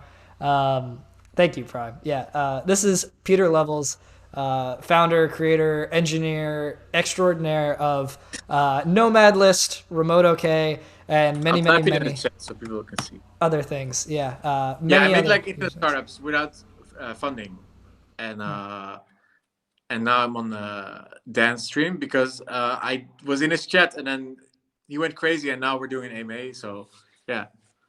Yeah. So yeah, Peter and I've been a big fan for quite a while, and so now we're doing this AMA and getting to talk to somebody who is where many of us could only hope to be. But I mean, Peter's written a book. But you all will be. Yeah, soon. there you go. Peter wrote the book. Because Bitcoin's gonna go up. Dude, it's at like 35 grand. It's insane. It's I nuts. think no, but that's really the problem. I think we're all gonna be rich with Bitcoin, not with our startups. You know, that's like the joke of it. Yeah, it's I really every time I see Bitcoin, people start talking about it again. It's insane. Yeah. But yeah, no. For anybody who just coming in, we've been going for quite a while. Probably still will. We got still a number of questions. Let me know if you get tired at any point. By the way. No, I'm cool, man. Yeah. Yeah, me too. Right here. But Get some water, okay? I'll be right back. yeah. So Peter's the author of also a book, the Bootstrapper's Handbook. He calls it make. You can run the make command in chat. I would super recommend it. We read it on stream a bit, but this guy is absolutely amazing, a personal hero for quite a bit of time, and so having him here is such a treat. The basically the authority on all remote work, the authority on all digital nomading, and founder of most of the companies that have anything to do with that. So we had some interest from chat on hearing from people. Never expected to have someone so cool, but here we are. Welcome back. Thank All you. right. So I'll pop back to our list of questions here. This is probably a good one for new people coming in. So I mean, you're all over the place. You got the you got the gym. You got everything going on. Stretches. Everything hurts. Yeah, man. Listen, I'm sitting on a freaking yoga ball right now, so my everything is nice. killing me. Yeah, dude. I live on the yoga ball. That's why. I'll just put it to you this way: I get a lot of very specific comments from new people to the channel. Dude, I literally get this comment from Mark, my friend, when we go to the gym. I also sit in the yoga ball like that. It's just nice to sit like that. Yeah, it's Nice very. to- I but bought you it do get for. I bought it for But nomading. okay, you know, if you're confident of your masculinity, then Oof, extremely confident. Yeah, that's every time I'll somebody. follow it. Yeah, that's all you gotta have is that confidence. Every time somebody makes that joke, I just put on another button down and shave a little bit to feel better Yeah, about myself. exactly. And, whew, Yeah, we're good. you can wear a wig, you know, just be more confident. Wear a Yeah, dress. yeah. When in doubt, yeah, for fun, for masculine reasons. Yeah. So I actually bought it because it was a chair that I could put in a bag because nothing else Oh, filled. right. Yeah, yeah, Right. yeah. So like this was actually for the whole nomad strategy because I was moving around so much. It was tough having furniture. So I just Yeah. didn't. So this was my answer to a desk chair. Yeah, it makes sense. Yeah, it's very Google 2005. Yeah. Yeah. Yeah. Yeah. I I feel think, like I think it's ergonomic. I think it's good. Yeah. yeah. All right. Thank you so much, Prime. Again. Yeah. Best of luck. Prime and his wife, and I think his kids as well, all have Jesus corona Christ, right man, now. dude, get well soon. Yeah. The fuck, Yeah. fucking. He's Yeah. supposedly they're doing all right, thank God. And Yeah. his parents are around helping him out. But yeah, pray for Prime. Hashtag pray for Prime. But Prime Lives Matters. Prime lives. Is Amazing. that too edgy? It's probably too edgy. That's fair. There's a question here. How do we do with main project fatigue? That's a good question. Um, yeah, so we kind of talked about it. Like, I've been doing my project for like 5, 6 years, like Nomadist, Remote Case, like 4 years or something. And yeah, you get fatigue after many years, and it goes kind of up and down. And I think money is a very good incentive to keep working on something because if you see the money going up, you're like, fuck, I hate the site, but it's making shitloads of money, so I'm gonna work again on it. And then you love the site again, you know. But if that's why I think open source projects and like projects that don't make money, they just die off because money is a really good intrinsic motivation to keep working on stuff. If you see money rolling in, you're like, fuck it, I'll keep working on it. I think that's why capitalism works. Because intrinsic motivation is very limited, dude. That's like 6 months. After 6 months, you hate everything you do, and you know you need to have some reason that you're still working on it. And if you have paying customers, you know if they're paying your bills, then fuck it. I'll go to work. I'll fix this bug. But if they don't pay me, dude, I'm not gonna fix this bug. Like because I hate this website because I worked on it for 6 months, right? But then when you're working on it again, you can get motivated again, and yeah. And then after 5 years, 6 years, you can, you know, or earlier, you can hire people to take over from you. Like I'm doing that now. I'm hiring a developer. I just hired a customer support person, so I don't have to do custom. I hardly had customer support, but I still had some left. So hiring people and or sell, you know, you could sell your company. You could sell your company for about usually 4 times the annual revenue or profit. I think profit. It is revenue actually. Is it revenue? Yeah, because a lot of companies definitely don't have profit. Well, I think the venture capital startups they sell for like the IPO for like 20, like the profit equity thing is like 2030 or something. I don't know, but anyway, if you have a bootstrap startup, you can usually sell it for 4 times annual. I've heard 5. Yeah, I mean, it depends clearly, but like more realistic is actually two, not five. Like if you go to empireflippers.com or if you go to FE International, like the biggest sellers of companies or websites, dude, you'll get two or three. You know, like they give me like something like 3.7 times annual revenue or something. So it's very low.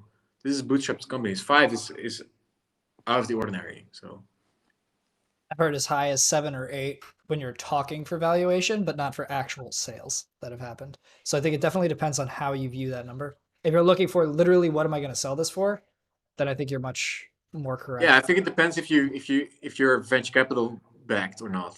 Yeah. VC backed, you can go 10, 20 or something, right? Yeah. But if you're a bootstrap company, four times. That's what It it's. Yeah.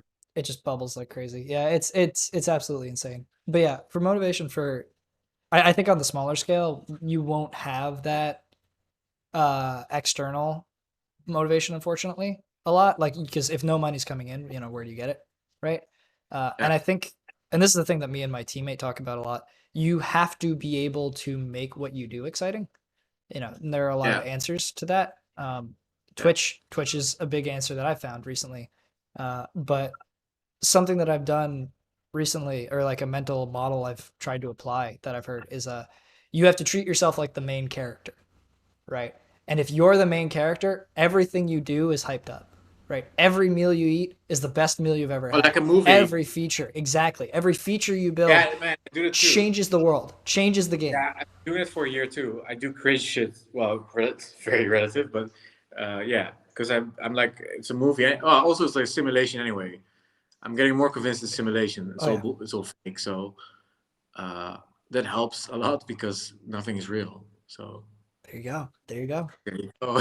Yeah, I mean, whew, really happy with that blue pill, but I mean, things Yeah, are just hard in here. yeah, but I think yeah, I don't know. It just the older you get, the more it starts feeling like a dream. I mean, or I'm going insane, but yeah, I do think life feels more and more like a dream. Yeah, Yeah, I think also like and part of that is like making little wins really big wins.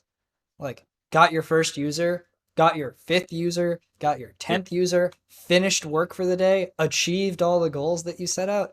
And like, really freaking read Atomic Habits. Like they will always talk about like reward systems and everything. Like yeah, you can make your brain make it a big deal. But like, here's the thing. It's like, it's not just like celebrate small wins. Like pretend every small win is the biggest fucking win. Like everything, like literally we got $10,000 from YC a couple weeks ago. And Well, I was, congratulations. thank you, couple days ago. Sorry, I've been Yeah, corrected. And super like nice. we got some nice meals, went downstairs, grabbed some candy, felt pretty happy about it.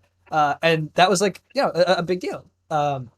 Yeah, And 2 weeks prior, we had like something really cool happen where like now we have a standing meeting monthly with the head of admissions at YC. And like these are big wins. And so those are easy to celebrate. But what was harder to celebrate was like MVP's done, right? What was yeah, harder to celebrate is like finish the experiment we were currently running.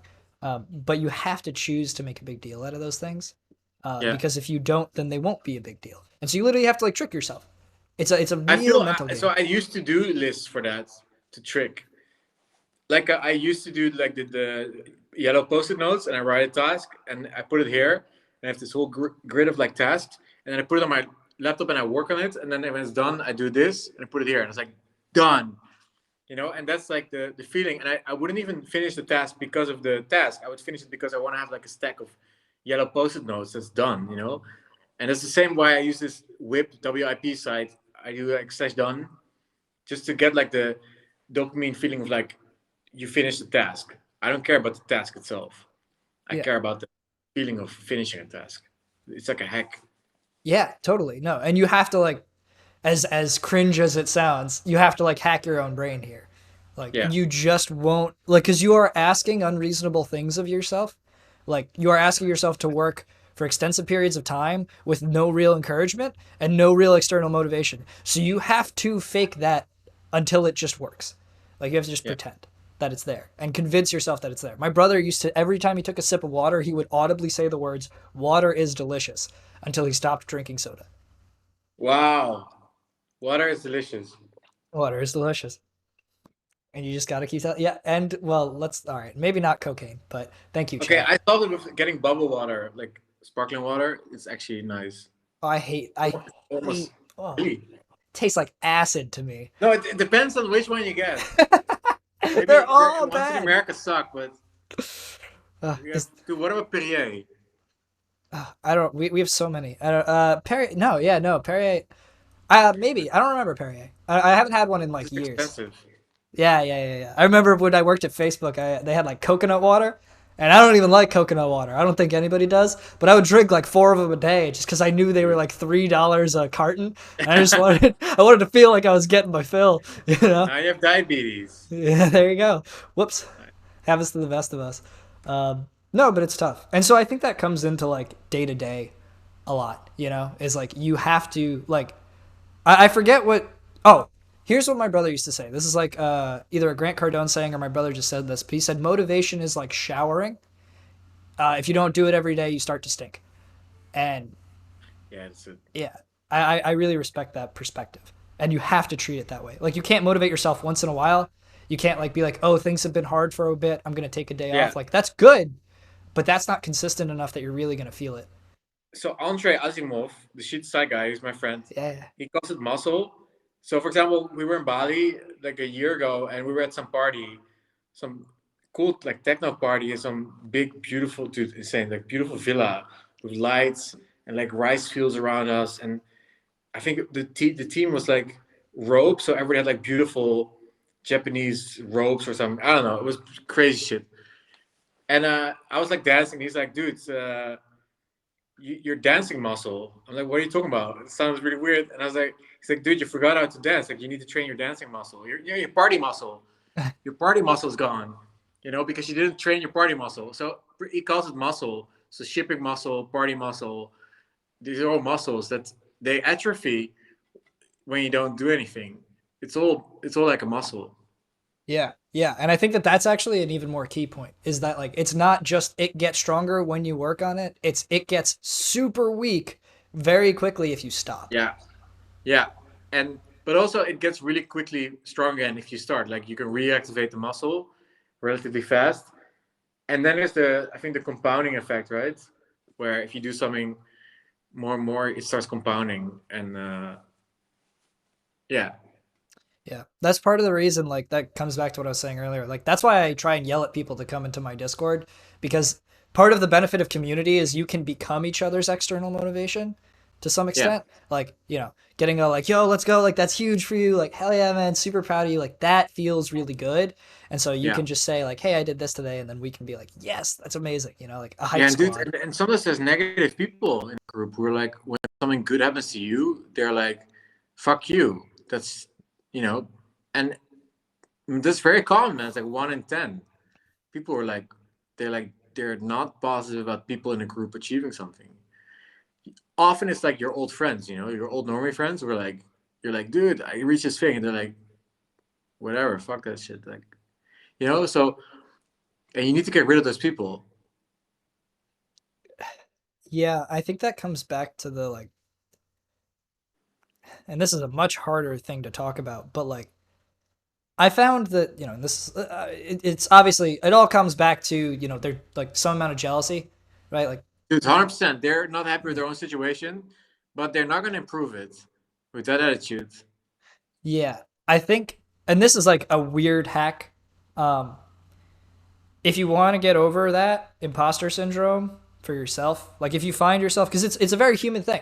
Like a lot of time you hear that your friend did something very successful, and your first thought is like, "Fuck," and that is Me, terrible. I only have that with things where I'm not improving myself in that arena.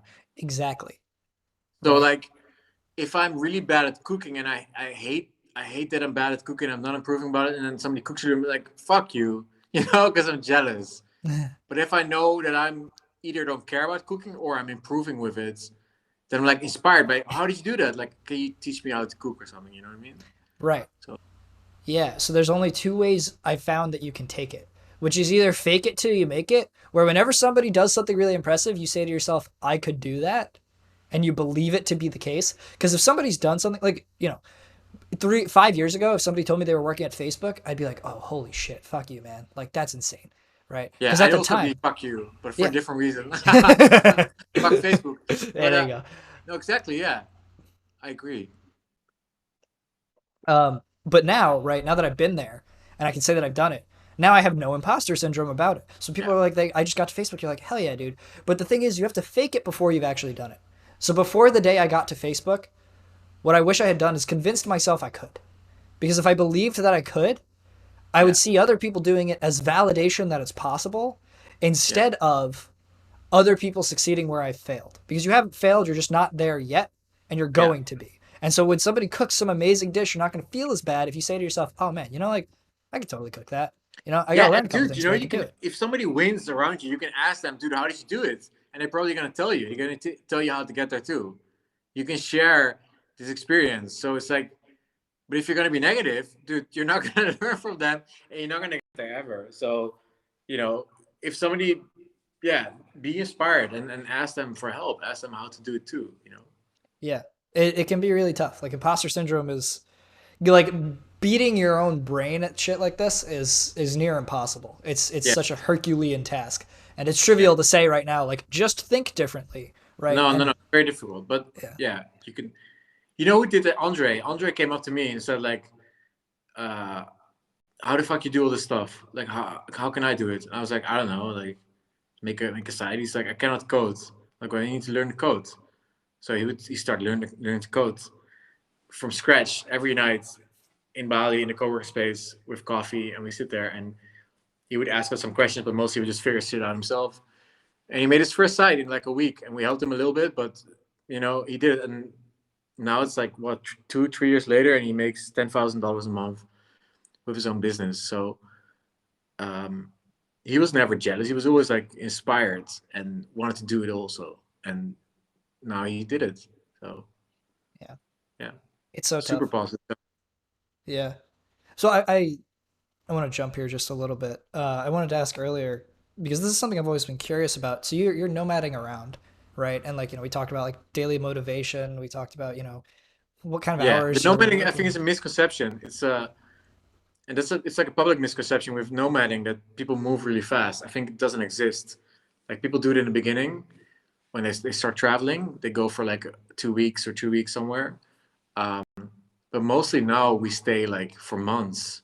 Hmm, And like last year I stayed for 8 months in Korea, for example, and for 2 months in Chiang Mai and 2 months in Bali. This year was weird with Corona because you had to move kind of because we were trying to flee Corona in Asia, and then it came to Europe, and then we tried to flee it in Holland. We moved south, um, but generally it's very slow relocating. It's very much like okay, maybe based on the seasons, like where is it warm, where is it warm in the winter. There we want to go, for example. Yeah. right.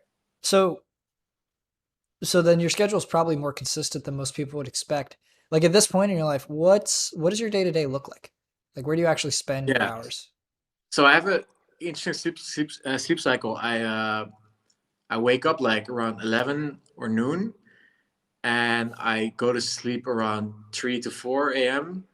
And it doesn't matter where I am. Like if I move time zones, I will slowly again deviate towards that, or deviate. I would say converge. Um, and I don't fight it. I've had it all my whole life, and I realized it's just like the studies now that show it's genetic predisposition. The different people have different sleep cycles. So some people are more like early birds, and some people are night owls. But the night owls get a really bad rap in society for it. But there's enough, just as much night owls as there is early birds. But the early birds are like, wow, so good for you, like amazing. You're so motivated that you wake up early. But it's bullshit. Like the night owls, they work until the evening, into the night. They do usually creative work, and then they go to bed or whatever.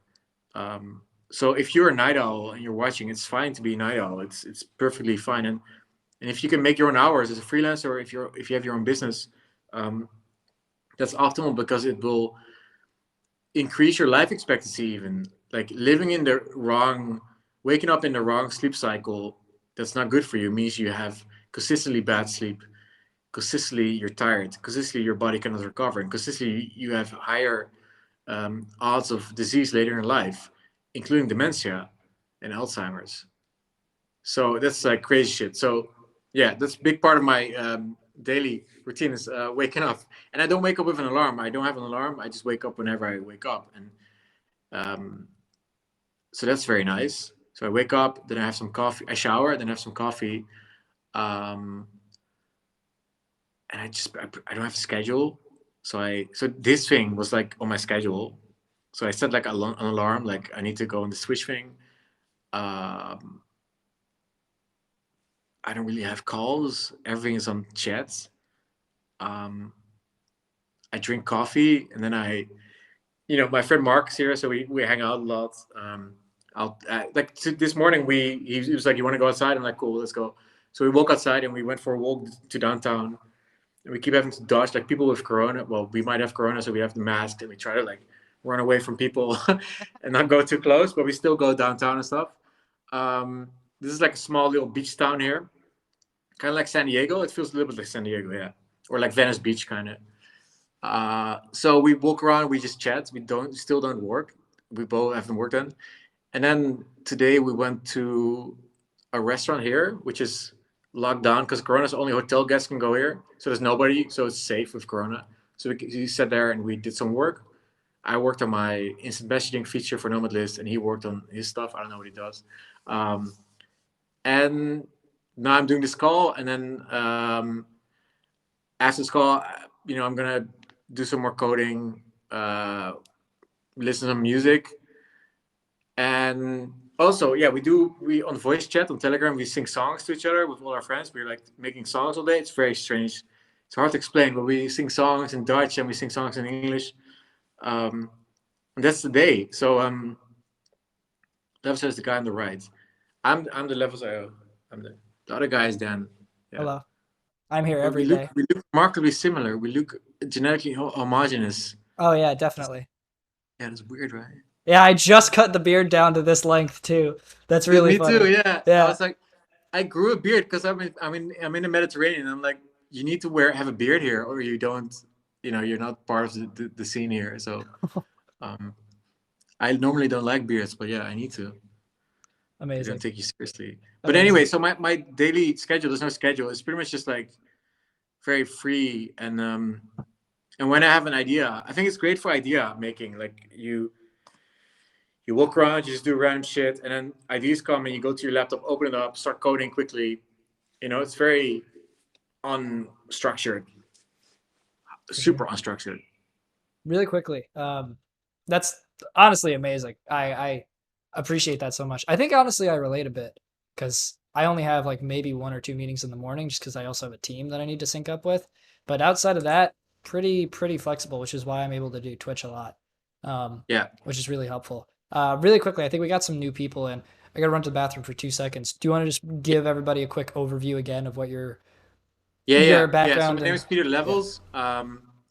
I make indie startups, which means like making a company or website or app, whatever, but not raising venture capital for it. So I don't have investors. Like they're all my own websites. I code everything myself. I design everything myself. The logo, the layouts, the backend, the front end, and I code everything in vanilla PHP, vanilla JavaScript with jQuery. No frameworks, SQLite. And together my websites they have like millions of users a month of traffic, billions of I don't know, is it asset requests on Cloudflare? What the fuck, who cares? Anyway, I make all these little startups, and my startups are kind of in the niche of remote work and nomading. So people who if you're a remote worker, if you can do your work remotely, you can also do it from you can do it from home, but you can also do it from the cafe. You can also do it from a different town or different state or a different country. So I'm predicting that a lot of people in the next 10 years will start moving to different states or different countries, relocating. And that's kind of what all my websites are about. Like Nomad List is a ranking of all these places where you can go based on like the weather, based on if there's fast internet or not. Remote is like a remote jobs board. So you can find a remote job, and like all the big companies use this board, like Stripe to Amazon, Microsoft Y Combinator, Shopify, Airtable, and stuff. Um, and I built all these websites myself, like by hand. So it's kind of like artisanal. Yeah, that's it. Oh yeah, I see a question. My paranoid Android idiot. Peter, how do you handle the cost of a lifetime membership? Is there a specific time range for users to stop using Nomadlist, or is a different approach are you using for this? Okay, so this is a really common question I get. The problem with nomads is that they usually do it for they try it for like a few months, or they like kind of want to be nomad, where they sign up in like this flash of excitement, like, okay, I'm going to be a nomad, like I'll sign up and I pay money, but then maybe a lot of them don't push through with it, so they might cancel, and usually they cancel about around like the fourth month or the third month. So what I try to make sure usually is that the lifetime membership is higher than the expected value I get from monthly membership. So monthly membership, I think, is $30 a month. And I think they stay on for like 3 months, so that's $90. So usually lifetime membership is $99. So it's $9 more than the expected lifetime value of the customer. But right now it's like, since Black Friday, I think it's like $75. So yeah, there's not a lot of logic in my brain about pricing. I just try to, my main logic about pricing is to get the highest revenue possible. So that means like if I price it at $100, no, if I price the membership at like $300, I know there will be like 50 signups. So 50 signups times 300, that's 300 is $15,000. Okay, cool.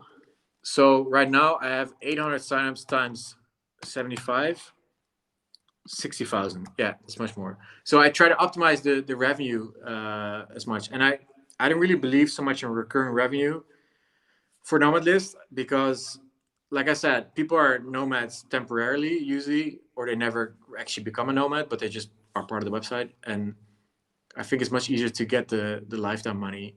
But I don't know, maybe I'll change it this year. I don't know. It depends. The problem is I've tried. I have monthly and yearly plans too, but it's very hard to keep people on with nomading. It's very difficult. So I'd rather just get the whole money quickly in the beginning as lifetime. And Phase. yeah, it's difficult. Sorry about that. Um, yeah, that's super interesting. I think there's actually like some economic theory about that, where it's the maximal point of revenue is Yeah, the like, lifetime value. yeah, like it's the point at which like how many people will pay more, or how many people will pay up to a certain price, and then like the moment Oh, that that's like it the starts going price down. sensitivity chart. The Yeah. price, I had it in business school, price elasticity. Yeah. Right. Yeah, and so there's some And point where you win. you can try it. You can, like, if you like, I have enough traffic so I can change the price, and within a day I see, like, for example, if I double the price, my sales will go down like over double, like triple or something. So that implies that there's some kind of sweet spot of pricing that where I can set it, that I have enough. I optimize the revenue, and I do that all the time.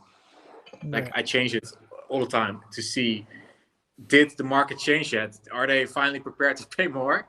And then no, still not. Okay, let's put it back, put the price back down. So Yeah, I mean, you could even pull it off like 5% a day, you know? yeah, the problem is these psychological barriers, like $99. If you go over 99, Yeah. it's a big drop off. People Yeah. are like, I'm not gonna pay over $100 for a website. B2C. With B2B, with Remote OK, my job board, dude, the sky's the limit. You can charge crazy amounts of money, and they generally keep paying it because they use the business cards. They're not consumers. So I charge, like, every week I charge like $1,600 for a job post, which is insane. Which all this is a SQL insert, and I don't mean it in a smug way, because it's a business, so it's worth it. People pay for it, and they get the, like, a recruiter costs like $3,000 often to hire, to get somebody placed. They get $3,000 for it, so it's worth it. but it's a lot of money compared to a B2C business where people will complain that something is over $99, which is understandable. I do that as a consumer, but yeah, it's that's difficult about B2C, you know. Yeah, that's got to be tough. Yeah, to get around that psychological barrier, because that probably means the distance between like you paying 99 and you paying like 150 is very different than one would think. Like 99 to Yeah, $100, if you see that huge drop off, that means that you staying at $99 ends up being way more efficient for much longer. exactly. Yeah. Yeah, and all you can do is wait for inflation to, make $150 the same psychological vibe as $100, and it's going to take a while. And or you can improve the website, and that's what I'm doing, of course, always making it more valuable. And then, um, yeah, I feel now there's kind of like a lockdown effect or lock-in effect, kind of where I have a really high quality group of and high amount of people, members on the website, that and a very high inflow of members, like 800 a month now, where it feels like, okay, this is like community more and more people are willing to pay for. It's almost like a perpetual effect. Like a lot of people are paying for it, so the community becomes more valuable, so more people will pay for it. And just like stuff like making friends when you want to work remotely, dating. There's a dating app built into Nomadlist, like kind of like Tinder, and people are using it to find girlfriends and boyfriends and stuff. So that's really cool, and I think that's actually really valuable. Like that's like life changing, right? Like finding a partner is life changing, and you can pay a website to do that. And you can't do that on Tinder because Tinder is, you cannot see if somebody's a nomad or remote worker. Like, and it's so integral to dating that you're in the same place. So that's like one of the really big problems with nomads and remote workers, that are that they want the same kind of lifestyle. Right. So okay, now you have the website where you can find those people. Okay, that's money. It's like, yeah, people pay for that. Do you charge extra for the dating service? No, it's all in. It's all in the premium It's just membership. all in. Yeah, but maybe we need a third plan. Maybe we need to, suck more Mm. money out of it. Oh, Yeah, yeah. Tinder Gold, but Nomad List Gold, where you get dude. Yeah, boosts, you get all these things. That's amazing. no, it's actually a good idea. I'll write it down. Yeah. No, So dating. Yeah. I think there's a like one of your talks I watched was like the concept of take the thing that like starts being successful and then branch off of it. Like the fact that you built a dating app into Nomad List is just so like is just such a quintessence of exactly what you're talking about. I think Yeah. Yeah. that's Yeah. such a perfect example. Do you do anything to like maximize actually getting stuff done? Like, do you have are you a big productivity hacker or everything, or is it just kind of come easy to you? Or I think this year was really difficult because I got depressed and got anxiety, and I lost all the motivation to do anything. I think a lot of us did with Corona. Um, and then doing therapy helped. Keep going to the gym helped. But I feel there's an intrinsic excitement I have when I have it. Like now, I have it because I'm happy and stuff, and I feel good. There's intrinsic motivation to like. I just love like making stuff. Like doesn't like I come from music. I used to make music. I was an electronic music producer, right? so it's just so fun to, man. And also on Twitch, you see people making music or making startups or whatever. They're making something, illustration. It's just so like it's almost envious. You get envious how they don't realize how great it is that they are have the ability to have a passion for something that a lot of people don't even have a passion, right? And Mm. you know when you're depressed, you lost all your passion. You're like, oh, this is how it feels to not have a passion. Like nothing is exciting. But if you have a passion for something, doesn't matter what it is, especially if it's creative, dude, that keeps you alive. That's like, it's like, what do you do in a day? You eat, you go to the toilet, you sleep, maybe you have sex, uh, you work, you do errands, maybe you raise kids, all the stuff. But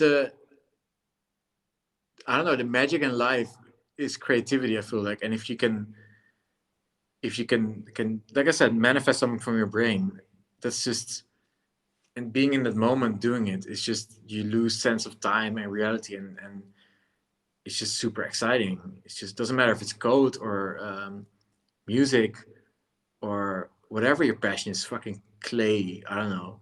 Or there's a, I have a friend, Strange Parts. He's streaming now. Strange Parts.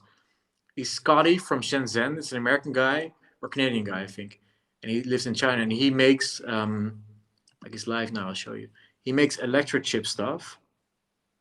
And dude, he has this passion that's just like beautiful. It's a kind of famous guy. He made his own iPhone in China. This guy, Strange. So he has this whole where like this whole what do you call it? Like a workroom. Workshop, sure. Workshop, sorry, yeah. And so now I think he's gonna make a robot today. He has a camera that's like, like this, so you can see the electric chip when he's working on it. Yeah. But yeah, he's live now. Strange Parts.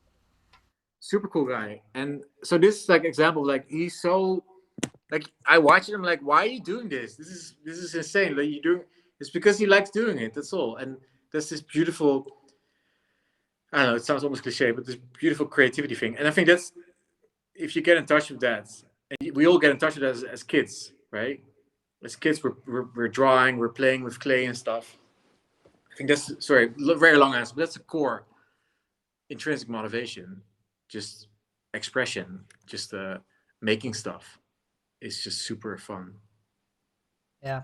I think that's like part of the really interesting world of software is that you kind of get to the point where a lot of people feel, or like a lot of companies will ask you to be passionate about what you do, like Oh, at fuck that, yeah. just the level of making it, which when hiring for a job, kind of ass, kind of super ass. But when actually doing stuff for yourself has such absurd benefits. Dude, companies are psychopaths. They are completely sociopathic, psychopathic. Like I know because I went to business school. I have an MBA. They're they don't have any loyalty to you as a human, especially not in America where there's less labor protection than in Europe. There's no loyalty from companies. So why should you be loyal to companies? Fuck companies. They're not. Man, you know what fucks me up about like American corporate culture is startup culture. Is this whole we're family, we're like happy family team photos, team activities, dude. That's really creepy. That's a lock-in gimmick because if you get fired, you lose your whole social life. That means you can't negotiate salary because you have no negotiation power anymore. It's a reduction of negotiation power because you're too locked into the company through company culture being so good and stuff. Dude, companies are sociopaths and you should treat them like that. They pay you money, you do work for them, that's it. And it's, man, that in startups, they really try to abuse that, I feel like. And it's very dodgy and dark because they don't, nobody talks about that. They don't show that. It looks all positive, but it's not positive. It's kind of creepy. Company is not your family. Company, they pay you. That's it. Unless you're an owner, you get shares because it's a co-op. And yeah, right. Yeah, it's interesting because like I don't know, it's such a gray line, because ideally, Dude, it's so good marketing. Like, oh, we have yeah, like amazing skippy balls you can sit on, and whatever the fuck. We have ping pong tables, and I know it's that's 2006. There's more shit now. Yeah, good yeah, benefits are good. Healthcare, dental. But yeah, they do try and lock you in, and you should be passionate about your own career trajectory, not passionate for the company. Who cares about the company? Like, I mean, yeah, you should do the things that are good in your job description, but um, I don't know. Yeah. I, I'm not a communist, but no, oh I'm not. no, But I do believe in co-op, in the concept of like that there should be some kind of like shared ownership and revenue share, profit share, or something. It's unfair that a capitalist owner, and I'm a capitalist for sure, but that a capitalist owner, capital owner, and a company owner um, takes reaps all the rewards. They should reap a lot of rewards because they did all the risk taking as entrepreneurs for sure. But once employees get into the picture, I believe it's fair that they reap also the rewards of the results of the company, not just salary.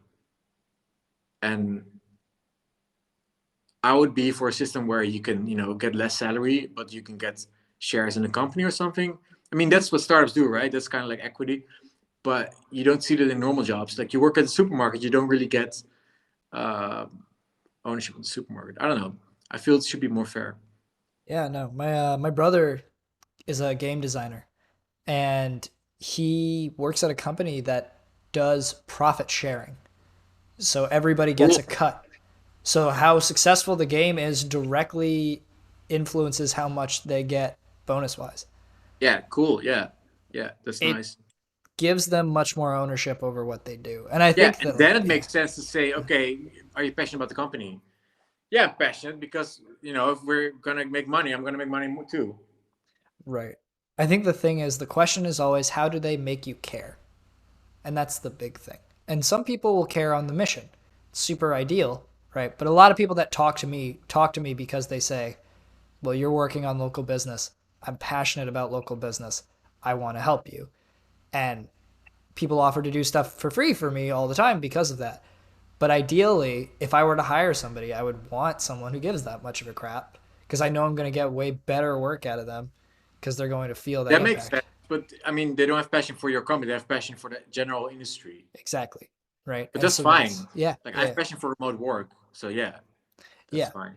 And so I think that's like the more ideal version of it, Yeah, where you want to that, care yeah, about the company only as 100%. much as you care about the problem that they solve. Yeah, and that means you can work for whatever Nomad List, and then if you don't like it anymore, you can go not at the same site, but you can go to Airbnb because they're Mm. both kind of in the travel space, right? Yeah. That makes sense. So it's good for your career. Yeah, for sure. But yeah, dude, don't. Nobody should trust companies. Please, please put it in your head. Don't trust companies. They're not loyal Yeah. to you. Don't be loyal to them. And I'm a company owner, right? I say this. I hire people now, so I don't give a fuck about you. I just want my work to be done, and I think that's a very healthy relationship. I don't give a fuck about you. I pay you money. It sounds very European rude, but I mean it in a good way. Like it means that no, there's nothing hidden. It's a transaction of work for money. Um, that's it. So Super interesting. Yeah. It's really crazy how this stuff falls through and the way that yeah, you see bigger companies like taking advantage of that culture. But I think there's a right way to do it, or at least a more ideal way to do it. But it's yeah, definitely harder. So I'm not yeah. surprised when anyone does it any particular way. Someone in the chat, Astro Canyon Nut says it's actually a super weird tactic. Like if you immerse yourself in a family culture, you will feel weird calling out shitty behavior. You'll do more for less because you're afraid of disappointing the people on your team. Yeah, 100%. Yeah. 100%. Your negotiation power goes down. That you care differently. And in a Where company culture is kind of cringe. However, it's nice if you can have fun with your coworkers, for sure. Yeah, nobody says that. Nobody doesn't say that.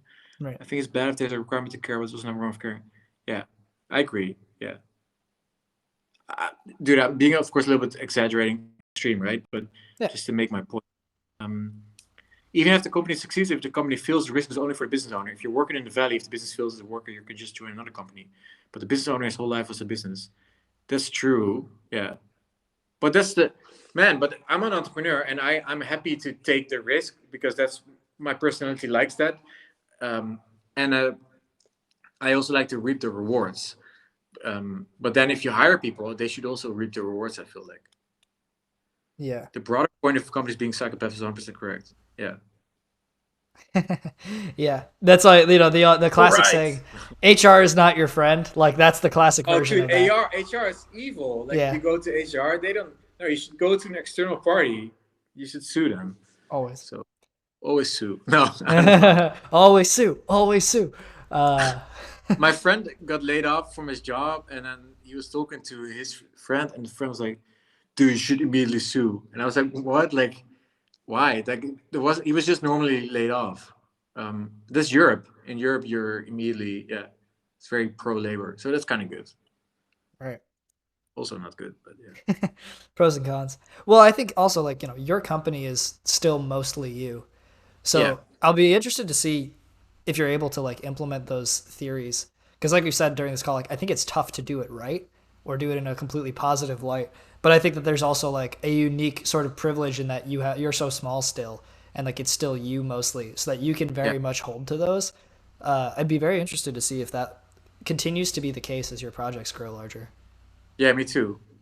I think automation is very useful in scaling, so you Yeah. don't have to hire necessarily much. And I think the people that I hire, I want to give them the life that I have, so I want to pay them well. I want to pay them a lot of money for not a lot of work, so that they have a lot of freedom to do whatever they want, and they can still work, but they also get the freedom of like living however they want to live. And Yeah. so paying, so you, I would say I pay probably double or triple what the market rates are, just to give people the like chill life. Yeah, I think that's much more useful than a free laptop or a team retreats or this and that, or like, here's shitloads of money, go do something with it. And yeah. Yeah. 100%. The best job I ever had, I still feel like to this day, was when I worked at Intuit, and my boss said, "My goal is not to keep you working for this company. My goal is to get you wherever you want to be and help be a part of your growth." And so when people said they wanted to leave the company, he said, "Good, where do you want to go?" "Okay, you're going to need to know these things. Let's change up your job so that you're working on that stuff so you're ready for your next adventure." And that was huge. And so like we had an intern who wanted to work on PM stuff, like through some college program, and I brought him on his marketing, and he was like, clearly only somewhat doing what he wanted to. I met another friend who was working on his own company who said, "I really need PM help." I said, "Would you take an intern?" He said, "Yeah, I'd take any help." And I literally went to the kid, still working for us as an intern. And I said, "I'm literally going to help you get a second job right now if you can take the capacity, because I know that this is what you care about. And I don't want you to feel like you're only working here for us, right? I want you to feel like you're working here because it's going to help you get where you are. And I know that's going to help you get where you are. So I'm going to help you get that position." And I ended up Yeah. doing it for like 2 months. And I still feel like, it was a weird decision Yeah, and a it rough feels good, decision. man. But .exe, yeah, it feels good, man, though. Feels good, man. .exe. Yeah. .jpeg, Do you know .png. Ghost? Uh, Ghost.org, the blog platform? yeah, yeah, yeah, yeah. Yeah, so that's my friend John. He made it, Of and course it is. we're for some reason we're friends. I don't know why he's friends with me, but he messaged me and we hang out. But humble brag. But Go for it. so my server guy Daniel, uh, so John was looking for a DevOps guy or something, or girl or whatever, non-gender, and I said, why don't you ask Daniel? And then I told Daniel to message John, and then he applied, and John rejected him, and then I think he tried again, and now he's the DevOps guy or something for Ghost, and he met me through a Twitter DM like 5 years ago. So he was a little British kid from a small town university who DM'd me some code to fix my bug. I had no idea who he was. Then we Skyped. He was this little baby kid in uni. Then he graduated. Then he became a nomad. And then he worked for me. And then now he's working for Ghost. He's the DevOps guy for Ghost. So this is crazy. It's exactly the same. Yeah, it's all like helping people around you. Yeah, I don't know. Maybe it sounds kind of obvious for everybody else, but it felt nice. It feels nice to do good things. That sounds so bad too, but you know what I mean. It's nice If you when the don't people say it, that work for you, you help them. if you don't say it, it doesn't happen. So you know what? Yeah, Even if it's obvious, it's worth saying every time. yeah. Yeah. Also, somebody said, hire me with a laughing face. For reference, our friend Peter over here is actually looking for a new dev. Uh, Yeah, I'll put on the job post. Yeah, do you have the link? Yeah, one sec. It's on my own website. Of course. Levels.io/work for me, please. Uh, there you go. So feel free to apply there. If you want a personal introduction, if I know you, feel free to DM me on Discord, and I will manually forward your resume over. Yeah, so I'm looking for like a generalist developer who can do. As Daniel is he's still Hey, listening. there you Yeah. go. So I'm looking for a developer who can do PHP, JavaScript, some CSS, pretty much just like generally. Yo, you need a pen tester. No, so generally who can make like who can make new features, who could fix bugs, not fuck bugs, different.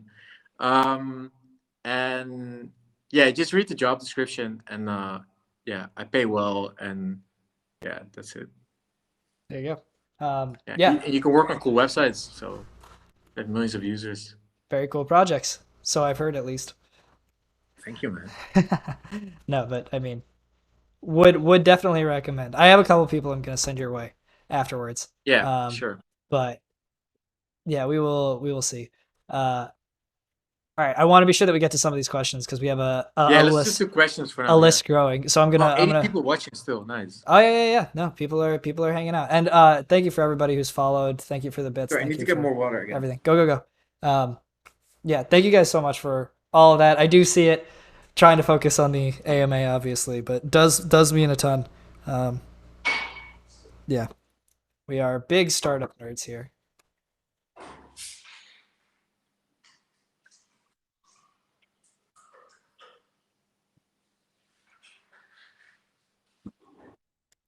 Thank you guys. Thank you everybody. I need to go to the toilet. I'm so sorry. No. You go. Okay.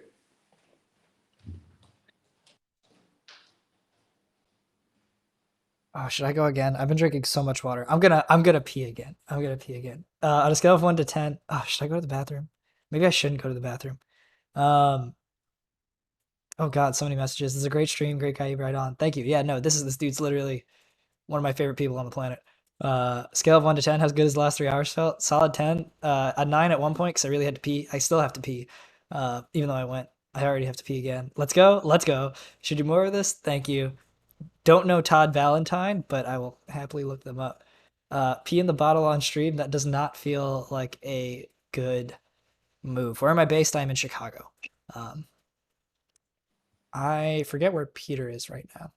He moves around too much to keep track of. He told me earlier. He might be in Bali. No, he was in Bali in the past. I don't remember. He's based in the world. He's in Portugal. That was it. Thank you. Yeah, we do have all the questions in a list. So we do have everything ready to go in just a second here. I am gonna pee very quickly. Yeah, just because this is the only chance I probably have where it's not gonna lose stuff. Nobody leave because we have like 10 questions in a row that we're gonna ask pretty soon that are all really interesting. Astro, if Peter comes back before I leave, or before I get back, feel free to just tag him and then tell him what the next question is. I have it highlighted, even if it's a little bit of a meme. Release the Kraken. Never say that again. All right, I'll be back in 2 seconds.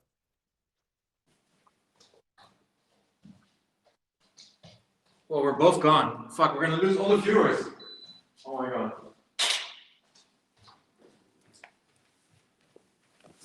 Okay, what's up, Twitch? What's happening? So, what's going on? Let's read the chat. Yeah, it's being recorded, I think. Pee in your bottle on stream if you can't decide. Dude, if you want to know a cool story, Google the 4chan pee bottle story. I think pee bottle dating story. It's insane. Do you know dating coach Todd Valentine? You just look like similar mannerism. Fuck, I need to search Todd Valentine. What, me or him? Maybe. He does have a weird face. I kind of have a weird face too. Interesting. Rox, you're doing such a great job. What else? Salary range. Yeah. Well, I pay really good. I pay well. We saw the kind of selflessness that Daniel's boss did is what really counts. What the fuck? Is that John O'Nolan writing on anonymous accounts? What's the stream about? It's an AMA with me and Rockstar. Flake Webby says also another thing to consider is that most startups fail. I think it's like 99% of startups fail. So as a business owner, the risk is exponential. It makes sense for you to be the one to get the most reward. Yeah, that's true. I agree. What else? I started a business degree before I became a developer, and one of my professors did his PhD thesis on corporate psychopathy. Basically, how the corporate structure forces companies to behave in a psychopathic way to earn the highest returns of growth. Wow, super cool. Yeah, 100%. All right, sorry about that. I also took the opportunity to go to the bathroom again. Nice. Yeah, you have to. I don't think you should say I don't give a shit about you. You just need to give enough motivation, empathy. Yeah, yeah. Sorry, I'm Dutch. You know what I mean. I'm No, non-native English speakers will say extreme stuff not because they mean it, but because they have not the ability to speak proper English. So it's harder for them to do nuance, I think. for And sure. then Dutch people are really blunt, so putting those two together, you get kind of extreme uh, expressions, I think. I think it's So, funny, honestly. yeah. I love to hear it. But yeah, you have to everything with a grain of salt for sure. Yeah. All right, let's see. What was our next question? Oh, did you answer the psychedelics one yet?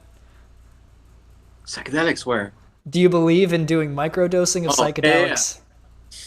Yeah, this is interesting. So, I've done mushrooms. Can you talk about that on stream? Yeah, yeah, I go ahead. guess. I Yeah. mean, you can talk about your experiences. Yeah. There's a site called irawit.org, right? Where they're not legally allowed to talk about their experience. So they say like the person that's not me, and it's like an acronym. And they keep saying like the person that's not me did mushrooms last week, but it's them, because so they don't want to admit because then the FBI comes. Oh my God, Yeah, yeah, that's really funny. yeah. It's like the TP and me. I don't know. It's some acronym. Um, yeah, I did mushrooms. Mushrooms really interesting, really fun. I did throw up on the wall though, but and then there was vomit everywhere, but we were hallucinating the vomit. So the vomit was behind the TV. But how can you vomit behind the TV when I vomited there and the TV is there? But my friend was like cleaning behind the TV, so there was no vomit. We just hallucinated vomit. But now we don't even know if I actually vomited. Dude, it's like, yeah. I think what's I think psychedelics most interesting with therapy now. So if you do like CBT, cognitive behavioral therapy, or something, or with your therapist, and then I think you do MDMA with it and psychedelics. Um, that's interesting because like going through, for example, I had therapy and it was like about insecurity. Where does your insecurity come from? And then you go back to moments in your childhood or whatever when you were a teenager, and you go through those moments again to rewrite it, to re-experience them, kind of just like thinking about them, and then I don't know, writing it down, like really slowly going through that. And yeah, that's not microdose. No, I know. And then using psychedelics to, because a lot of people have a hard time opening up, and then if you use psychedelics to open up, that's probably a good strategy. Um, the microdosing and the supplement stuff, I don't know. I think it's kind of, it's like it's the same as venture capital and the same as like artificial engagement and artificial stuff. Like the best thing in life is pure intrinsic motivation to do stuff. So you could, like, I know a lot of people take Adderall to code and stuff and work. But if you need Adderall to get motivated about your project, maybe you're working on the wrong project. You know what I mean? It's again that feedback loop, and same as buying Facebook ads. If you get users from Facebook ads, but not organic traffic, maybe your project is not good enough to survive without Facebook. You know what I mean? Maybe it's artificial growth. Maybe it's not real growth. Just like if you have a farm with cows, if you inject them with steroids, they're going to grow maybe more. You're going to get big cows, but are they going to be good for you? Are they going to be healthy? You can also make a pure, nice farm with nice, happy cows, and the meat's going to taste better. So I'm generally more of the, non-microdosing, non-supplements thing. So yeah, Yeah, I definitely subscribe to that. I try to even avoid caffeine in and of itself. Like, yeah, no, it's 100% a drug. So yeah, I'm not consistent here, but I need coffee. It's just, but I don't do a lot of coffee anymore. I do like one or two a day. So sure. Do you do anything to like? I mean, I think we talked about this a little bit. Do you focus on productivity at all? Like, do you do any hacks or anything, or does it for you just really come down to simple motivation? I think automation is a huge hack. Like automating anything in your startup, from the smallest things, just make everything so you don't have to do manual stuff anymore. So I don't know, automatic invoicing, automatic user deletion, automatic moderation, automatic anything you can think of, automate everything. And and have checks that check if the robots are doing the right work and when they're doing it and everything. But that means you can, and if we make an MVP, we're essentially already automating from the start. We're already making something automatically that runs automatically. So going from there to full automation is not difficult. Um, Mostly everything can be like a page with a button and a Stripe integration where you pay, right? So like if you sell a lot of ads on your website, all these ad packages, like I made like an advertised page where you can place your own ads.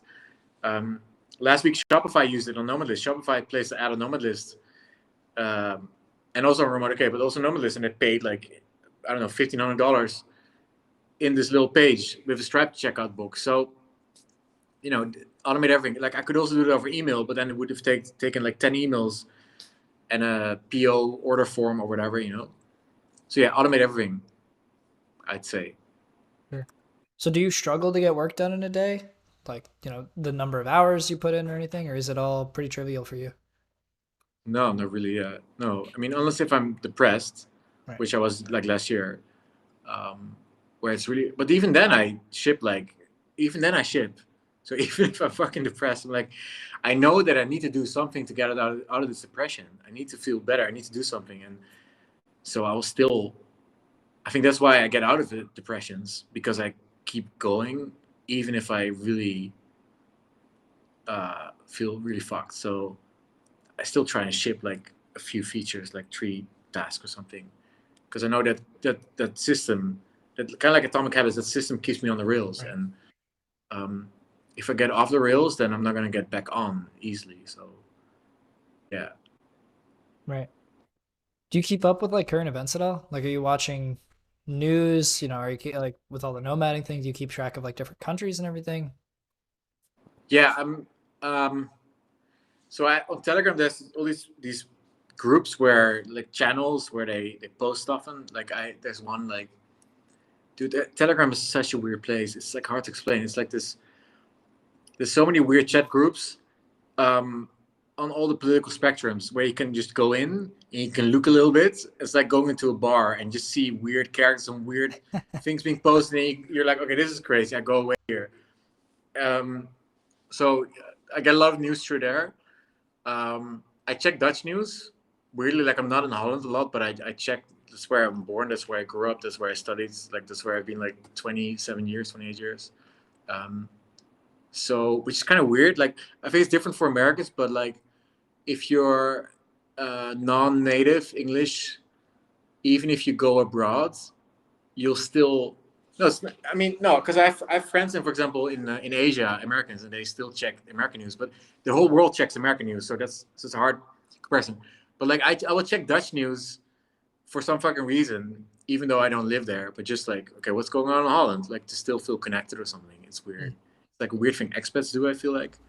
Um, but I feel like news is a very bad, uh, especially these days. News is a pretty bad influence, and it's built to make everybody angry. It's divisive. It makes political left strong and political right strong, but there's no center anymore.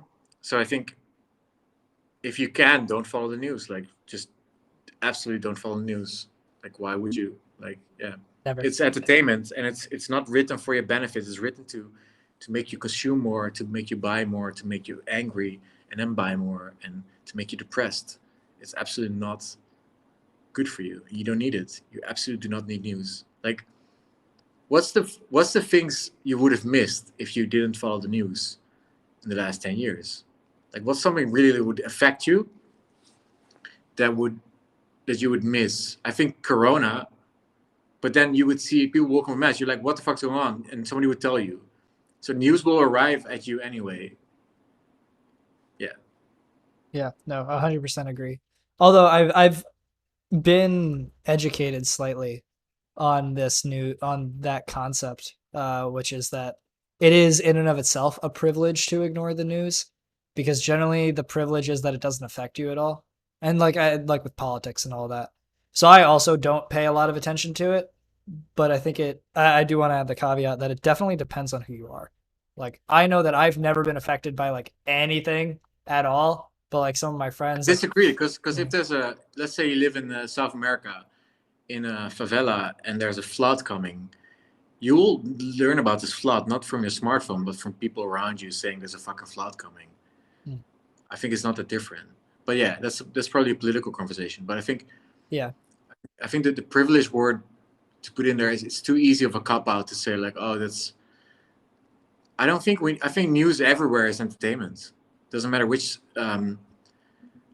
political or which social stratum you're in. It's everywhere it's abused. Even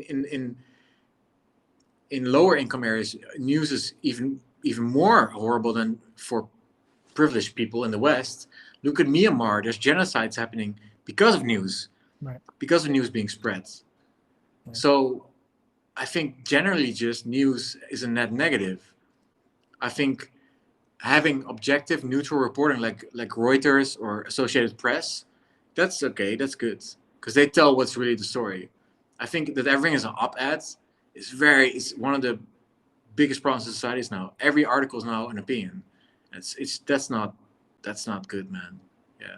yeah. It's But it's scary to even speak out about because people get angry on Twitter and stuff. So I'm trying to avoid even talking about. But you asked about news, so I'm like, yeah, I'll answer you about news. I think news is net negative. I think we don't need it. yeah, it's a hard game. It like anything with an opinion is like by definition like propaganda or with some message, and then just like fake news, it doesn't have to be fake, it just has to have an opinion, and then it immediately is bad for you. Yeah, I have a lot of conversations about that one, like what is true anymore. Like Associated Press is as close as you maybe get. It's associate. Yeah, and I checked who owns Reuters, and it's Thomson Reuters, and that's they're owned by a family. I think the Thompson family or something, and they are generally loaded as fuck. They don't have a lot of influences. It's almost like a what do you call it? Samaritan task for them sure, to bring news. So I feel like they are pretty objective. right, yeah, no, that's definitely a thing. Yeah, I could go super deep on that one, but yeah, Yeah, absolutely. Yeah, and that's a lot of the reason I don't keep up with it, is because I just don't trust any of the sources, and so exactly. it results in Yeah, a zero sum game. So yeah, I'll agree with you. It's never yeah. going to bring you any joy. That's for sure.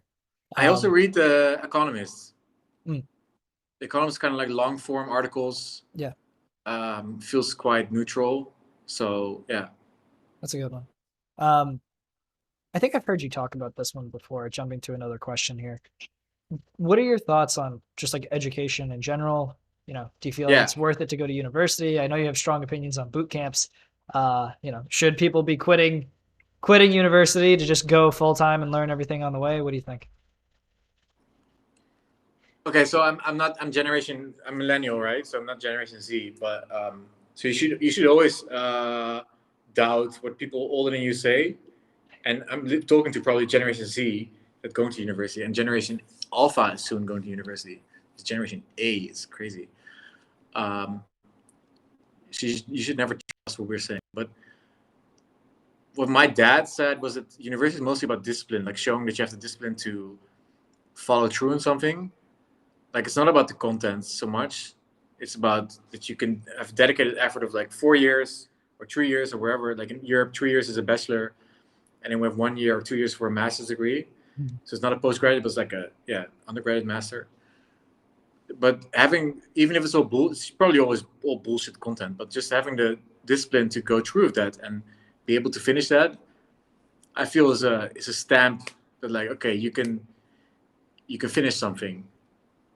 And I got kicked out of high school, and finishing stuff was really difficult for me. So that's why it's funny that I'm doing. That's why I had to do the startups because I couldn't finish. I had the same problem everybody else. Um, so I think it's good for the concept, but and good for like social, like dude, dating. Like as a guy, you learn how to date in university. Like you're a dork in high school, and then you learn to go on dates and ask people out, right? Um, I think that's really really important, and which is funny. A lot of my nomad friends are like Generation Z. This guy Len Nielsen, he's 19, and he already has he's a Ruby freelancer, and he makes, I think, 10K a month, and he travels as a nomad, and he already has investments. He has ETFs. He has Bitcoin. You know, his whole life is at the stage of like a 35-year-old, and he's 18 or something, 19. And so I feel like, and this guy never went to university, but he's got everything down. But then I'm like, wow, this is crazy. So it's possible, right? It's solely. So man, I don't know. I say, if you don't go to university, do something that's just as impactful, which probably for me would be traveling. Go traveling for 4 years, you know, or start a business, but make sure that you do a lot of crazy experiences. Yeah, that make you unique, you know. I think that's a really good take. I like that a lot because I think that that's like college teaches you how to be a person. And so if you don't go to college, you have to find that elsewhere. So the right answer I would never say is like, don't go to college and then sit in your room and do free code camp for 4 years or even like a year. But I like that perspective. Go elsewhere. Go Yeah, do somewhere. free code camp, but go travel and go date people and do, you know, go swimming and do skydiving. I don't know what the fuck. Do whatever and uh, yeah. You know what the beautiful thing about what I remember about university is that you have this student room or you're on campus. Like, dude, I studied at a lot of different universities. I studied in Korea for half a year. I studied in Amsterdam. I studied in Rotterdam, in Utrecht. So in 4 different cities, two Mm. countries.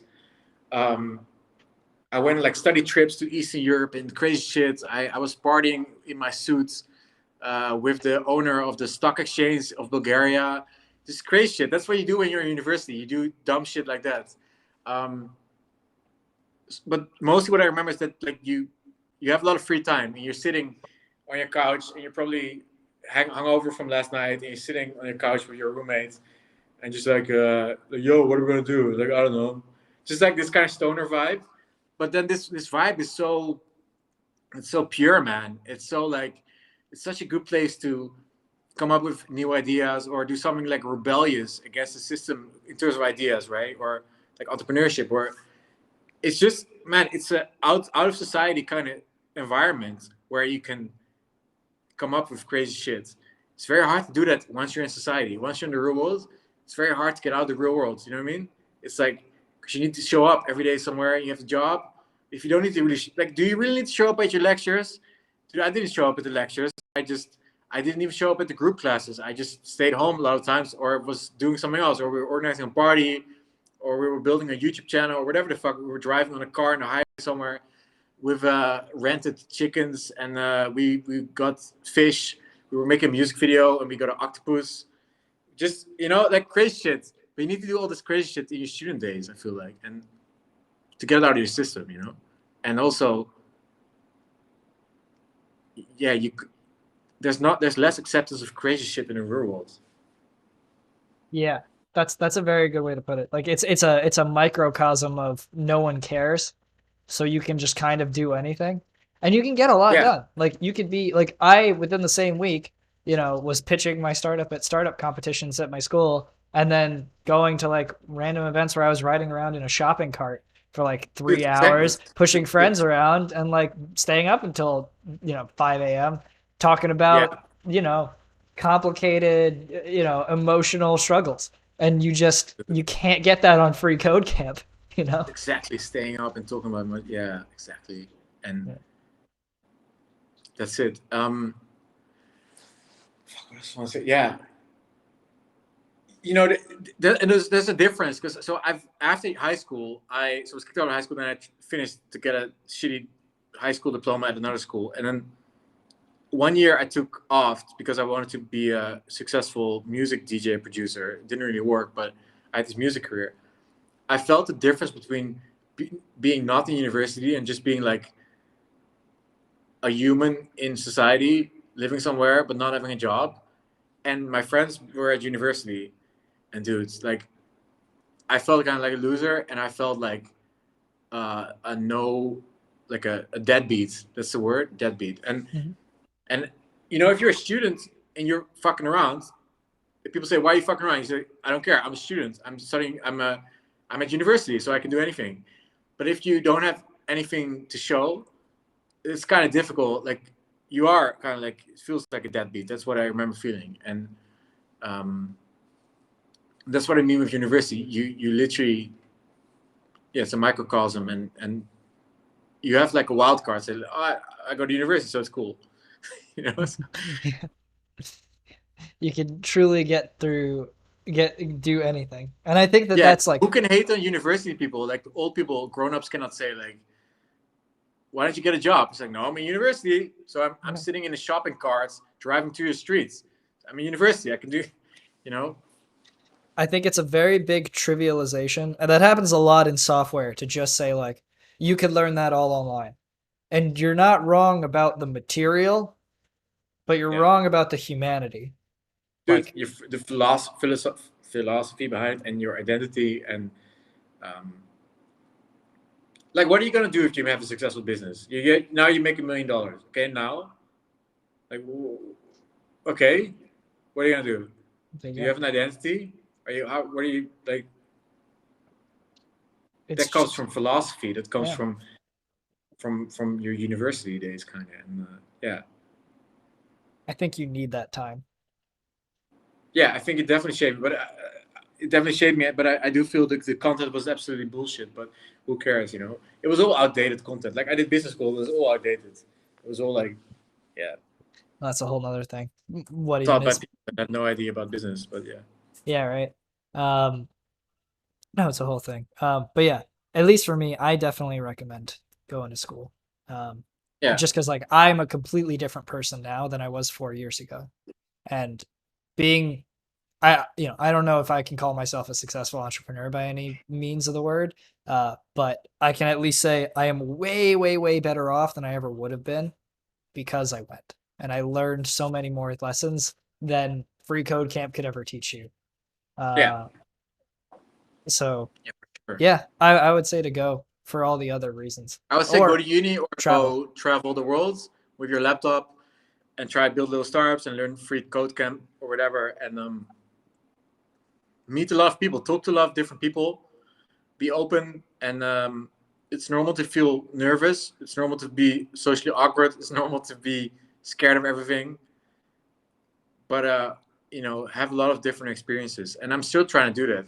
But man, it gets harder when you get older. It just your brain starts to avoid newness, and there's a psychological trait called openness to experience, and that reduces with age. So you need to actively train it. And it's so easy when you're 20. It's harder when you're 30. So, uh, yeah, have fun, and dude, you can go anywhere. You can go to Uganda. You can go live there. You can go live in Japan, or in Uruguay or Chile, or if you're European, you go live in New York. You always want to live in Brooklyn. Go live in Brooklyn. It's fucking expensive though, but yeah, try. I lived in Brooklyn just to be able to say I live in Brooklyn. Like it's so cool. You can go. You can live anywhere, and everywhere is kind of the same. You have internet. Um, Most places you can now live for $1,000 a month. Not the big cities, but a lot of other places outside America and Europe, you can live for $1,000 a month. The world is your oyster. What a time to be 21. For real. No, it's amazing. All right. We got a handful more questions still on the backlog here. Yeah. Main project fatigue. I think you talked about that. Starting to work on new That's things. spam my Start Twitter, by hiring. the way, just so people can. Yeah. We've been we got a command that we've been posting. Oh, I see it. Yeah, Yeah. sorry. All good, all good. No. Shout yourself out 101 times. That's we're here to talk to you. Someone asked if you use Vim or anything other than Vim. You said you're a Sublime guy, yeah? Blank text tree, yeah. Yeah. Do you do any marketing? Yeah, this is marketing, yeah. There you go. Yeah. Is this the only Twitter kind of is stuff you do? marketing, but the marketing is not marketing. So marketing that looks like marketing is bad marketing, and marketing where you don't realize, that's the good marketing. So but it's not even sneaky. It's just like, yeah, I'm telling you now that this is marketing. Like now you know me. Now you go to my website, you'll tell somebody about it, and now this might be a new chain of like thousands of people finding out because it's like, so that's how it works. Yeah. There you go. Yeah, no, I think I have personally been responsible for probably a dozen people buying your book at this point, Thank you. Thank you, man. just from this stream because I talk it up all day every day. Yes, sir. So you mentioned you're hiring one dev. Are you hiring anyone else? Are you like building a team? Like, are you hiring marketers or anything, or is it really just this one person? Yeah, first there's the dev. Oh, I'm hiring, yeah, but that's very different. I'm hiring immigration lawyers. So my new project for this year is called Rebase. So I have the domain name rebase.to. And Rebase is, Mark came up with this, Mark from WhipChat. Rebase is, he came up with the name. So a lot of people with remote work are going to want to relocate, but they need the legal stuff to relocate, like being able to live somewhere, like an American trying to move to Portugal or an American trying to move to Bali, right? They want to work there legally. Like, how do you get a work permit? How do you get the residency stuff sorted out? So I did that for myself because I'm a Portuguese resident now, and now I'm reselling the lawyer. So kind of like I get a fee, but then the next plan is like to make kind of like Stripe Atlas for relocation. Ooh. So you do everything online. You pick the country you want to relocate to, and you fill out the forms online, and we take you through the process, or I take you through the process, but with a lot of automation. Automatically fill out all the forms, put the lawyers in between there, and then get you a residence permit or work permit or a visa, all that stuff. So pretty much like an immigration agency for the 21st century for the remote workers. But I'm hiring lawyers for that, like immigration lawyers. So There you go. I might know a couple of those because my co-founder has needed some visa help in the past. He is actually yeah, currently nice. one of my teammates is currently in Spain because his paperwork was No wrong and way. he had to head out of the U.S. unfortunately because he was a day late on some paperwork. Any Spanish? Yeah, yeah, it's tough, Crazy. but there you go. So it's a Yeah. big problem. That's an interesting one to solve. Um, Yeah. do you read many nonfiction books? Simple. I barely read. Yeah. Mm. I was reading about. I read the book Feeling Good about CBT this year because I didn't feel good, and it's like by the guy who I think he invented almost like cognitive behavioral therapy, Mm. which is just like you have your worrying thought and you try to fix it with a better thought, like an alternative thought. So you think like I'm a loser. Like, okay, what's the evidence that you're a loser? Okay, there's not a lot of evidence. Do people think you're a loser? No, not really. Okay, then alternative thought. I'm not a loser. I'm pretty cool. And then you override it. So I read that book. I read a lot of book about philosophy and stuff. I read books about death last year. But generally, I don't really. Yeah, I feel like secretly nobody really reads. Everybody's just virtue signaling that they read books. It's so hard to read these days because everybody's attention span is like fried. Like I can barely read 5 pages, 3 pages. You know, so I'm just honest about it. Like, yeah, it's hard for me to read books. No, I'm 100% the same way. I literally tell people I can't read, which is funny because then people think I'm dyslexic, Yeah, which is not true. But yeah, no, it's really really tough. The only thing I can even get through is audiobooks, and even then, it's only if I listen to them while I'm doing other things. So I will yeah, listen to audiobooks while I work out, yeah. and Like I've done that like podcasts. once or Same, same. twice. Yeah, yeah, that's the Yeah. only thing I can manage. Okay. What if you just admit that books suck Books suck. Yeah, it's really hard. and that most books are just not interesting enough, and that most books are just way too long, and most books already say everything they want to say in the first 10 pages? The TLDR is the magic part. Yeah, dude. There was some statistics about ebooks that like it's really dire. Like only 5% of books are read. Like up to 5%. It's crazy. It's very low. People don't read about books. They don't. And then people are like, oh, that's finishing books shouldn't be the point. No, I agree, but come on. Like also with the Zoom calls, everybody has these books. You can buy books by the foot now. There's a company. Yeah. Yeah, that shows. There was a New York Times article this week that shows like it's just for virtue signaling. It's just like, look how red I am. Like fuck off. Like no, I don't read books. Yeah. Yeah. Yeah, That's I my think virtue signaling is I have my posters in the background that are my own exactly. Yeah, company. yeah. I think just read a book when you need it. Like when you want something specifically, read that book. I would do that, but yeah.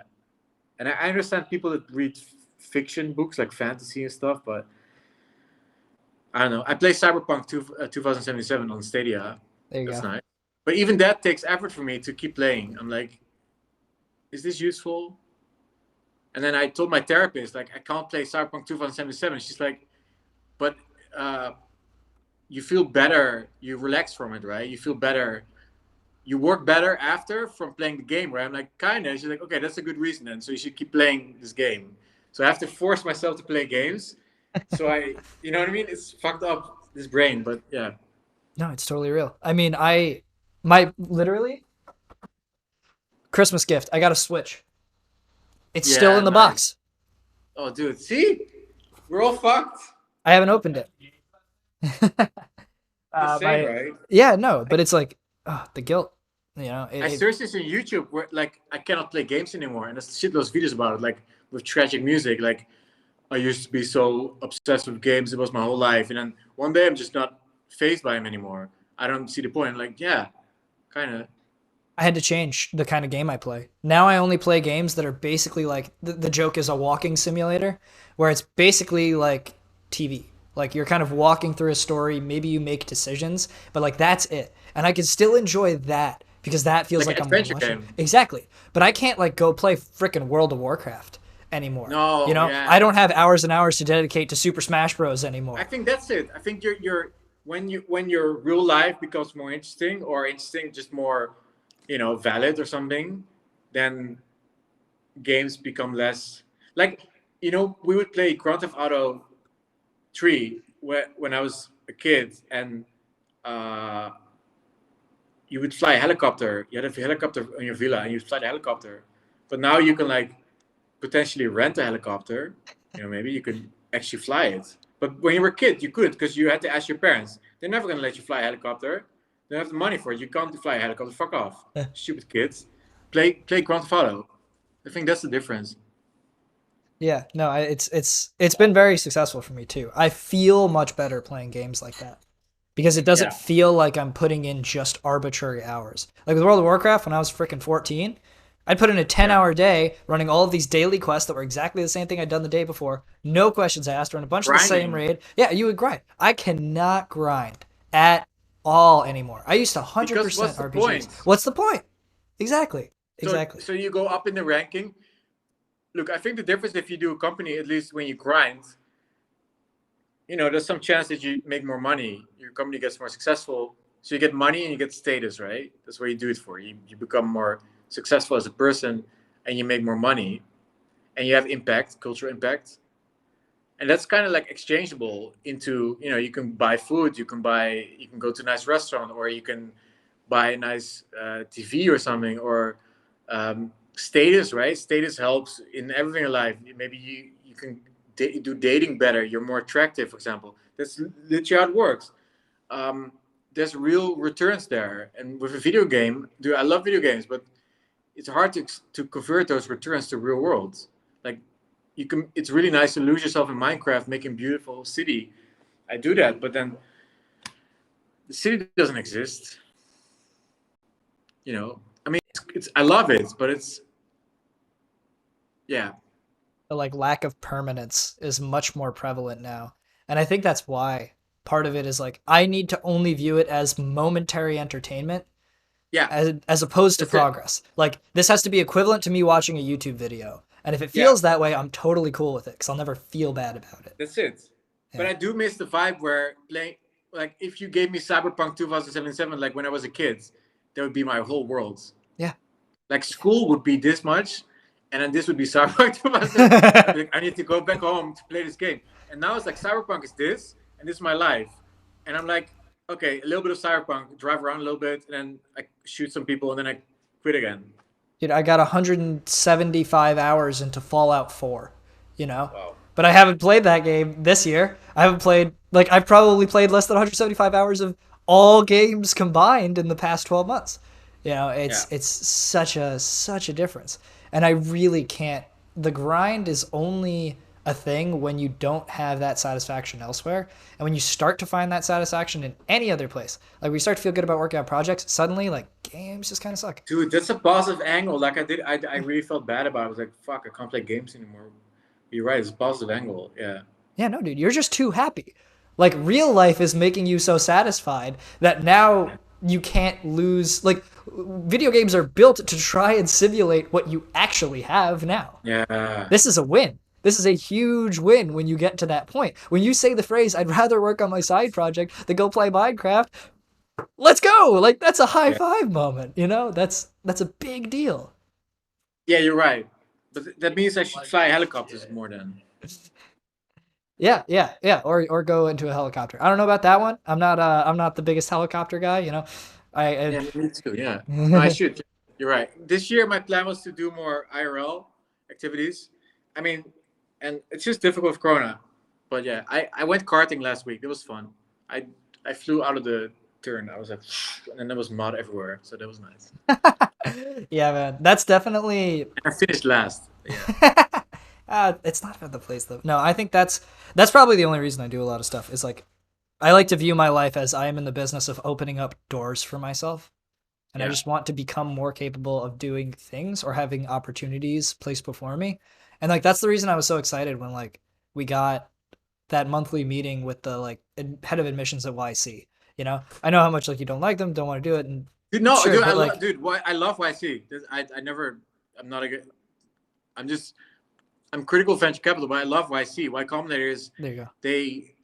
I pretty much do everything that Paul Graham, pushed in 2005 to 2010. Like there was like a legendary time in startups, and the whole bootstrapping community follows that, which is Paul Graham is intrinsically very bootstrap minded, very indie minded. Like the amount of funding they gave was very low. It was 25K for 7%. It's very low compared to everybody else. They're very lean operating. There was the Paul Graham mindset. Yeah, Why? it's a lot more now. Yeah, yeah. It's They've like become a 100. little bit more normal. Yeah, but no, I mean they're great. Yeah, Yeah, so like when we got that monthly meeting with the head of admissions at YC, like that was a huge moment for me because it meant that we had, without a doubt, opened up that door, right? yeah, It meant that without a doubt, there is now a reasonable expectation that I could end up in YC, as opposed to it being a pipe dream. It's a yeah. thing that I can do. Actually streaming, even this conversation that we're having right now, the moment that you said the words to me, do can I do an AMA on your channel or whatever, I was like, this is potentially something that will open up the door for me as someone who could actually become successful as a streamer. Because like, and I've been so lucky here, right? And I've gotten so much farther than anybody could. But like, I told you earlier, like that 100 viewer goal, like hitting that 1%, it's obviously going to take a lot of force. And I told you, Twitch doesn't do it by itself. But I also don't have a lot of time.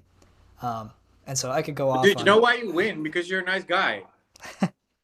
oh, thank you. No, but you're a humble, chill, nice guy, and it's very likable, and that's because of your personality, which you've developed yourself, and like we've all done, and that's very unique, So if you're likable, you get a lot of stuff. You get everybody wants to help you. People want to help you that are above you, want to give you a hand. If you're arrogant asshole, you're not gonna get anything. If you be arrogant and negative, dude, you would be nowhere now. It's all your personality. You're authentic and real, and it's a very important thing, man. And yeah, so I appreciate that. That means a lot, especially coming from you. Uh, yeah, um, but like I guess what I mean to say is like all of those things could be true, but I could still have a Twitch stream with 0 viewers, right? Like being all of those things doesn't mean that I inherently am going to succeed at such things. It doesn't mean that I'm going to magically garner viewers oh once no, I've you gotten need from like 0 you to need 1. shitloads of persistence and lucky timing and stuff. And but Right. this is the thing. You need so many things stacked to get anywhere. And yeah, man, life's difficult. Like you need to to get anywhere. You need to do a lot of things and Yeah. be a lot of things and have timing and luck and try shitloads of times. Yeah. Yeah. So But like the fact that we're even talking, like the fact that we are having this conversation, it was a moment for me where I said, okay, you know, maybe there is a non-zero amount of me that could actually be some amount of a person in public, some amount of a Yeah, person that people care about talking to at all. And it's not that I never thought that was possible, but it wasn't a reasonable expectation, right? It wasn't a door yeah, I but it's felt was nice, man. open to It's me. nice to do this conversation. It's nice to I don't know if maybe it helps you. And I don't say yes to interviews anymore, and my inboxes are closed. I don't do it anymore because I hate people asking me for it. So if you would have asked me, maybe I would have hated it too. So it's better to not ask for stuff, and then you get stuff. I feel like, and dude, there's an archetype of people who try to career their way by asking everybody for shit, like really persistent, like whining, like come on, I will interview you on my podcast. Come on, really annoying people, and they don't succeed in the long term because nobody wants to give them stuff. They take stuff. They only take, and that's man. It's a lot of people like that, and yeah, you're not like that. So yeah, that's cool. I wouldn't say I'm 100% not like that.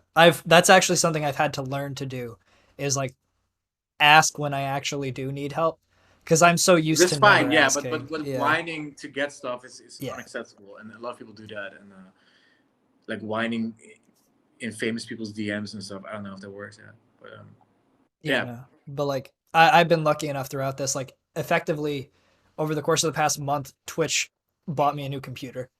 yeah, Um, that's amazing, man. which is insane, like absolutely unprecedented. And it took like months of convincing for me to ever even say the words like, okay, I need help getting a new computer. Yeah, And like actually put that as a goal. so that's like 3K a month. Say again? So it's like $3,000 a month. So What like two is? thousand dollars. What you made with Twitch? Oh, no, no, no. So it's not like consistent revenue. It is purely like when you gift subs, right? That's very Yeah. much a one moment thing. So So like the last 30 days was like 2,000, 3,000. I was trying to raise 1,000 for the Yeah. computer, and then I ended up getting like 1,400. So I got 1,400 within like the month of December, I guess. And the ads and stuff. Adds nothing. It's basically all donation. Yeah, yeah, yeah. Like it's until you're very big, there's no real concept of revenue. It's all just people being kind, and even then, it still is.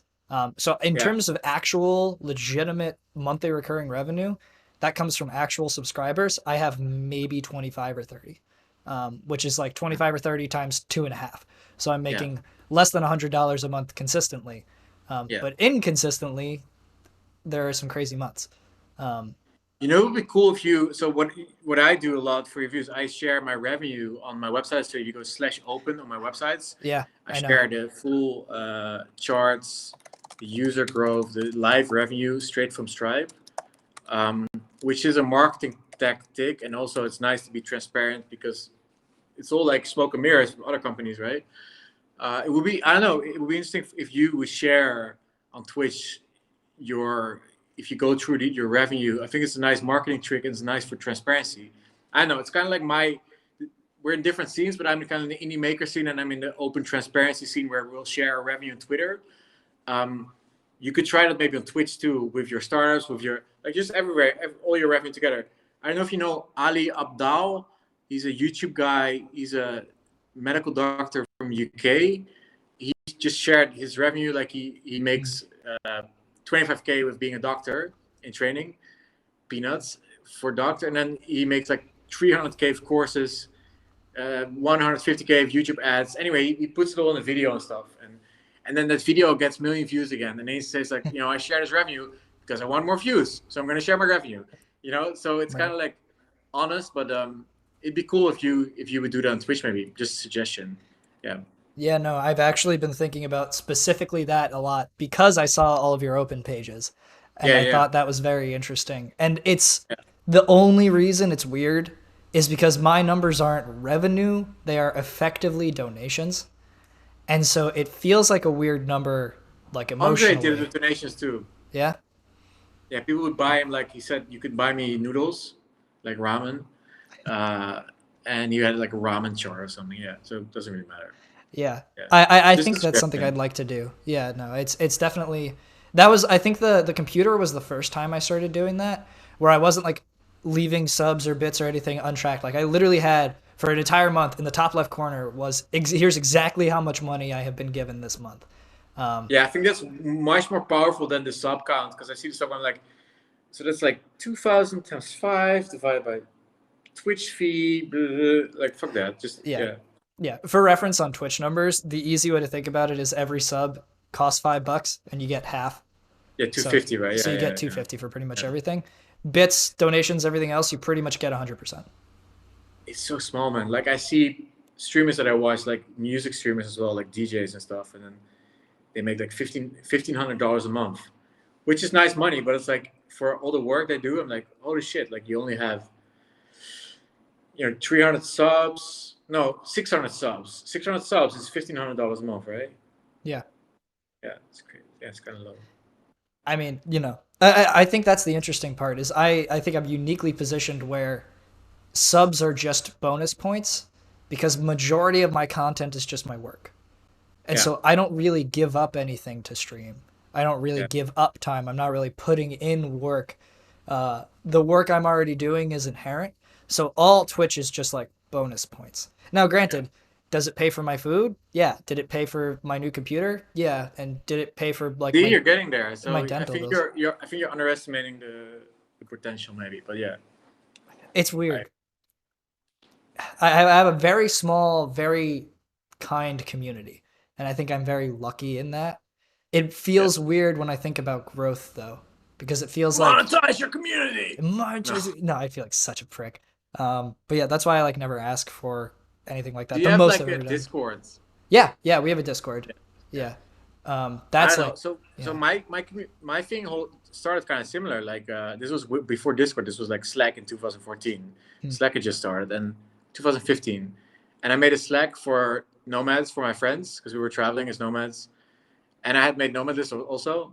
And then I put a link on the site to join the Slack, and then shitloads of people came in, and then people started spamming. So I charged money to avoid spam. right. I charged $1 in a type form, and then $5, and then $25, $50, and that became the Nomadlist membership. But it was only access to this like a Slack, like a Discord.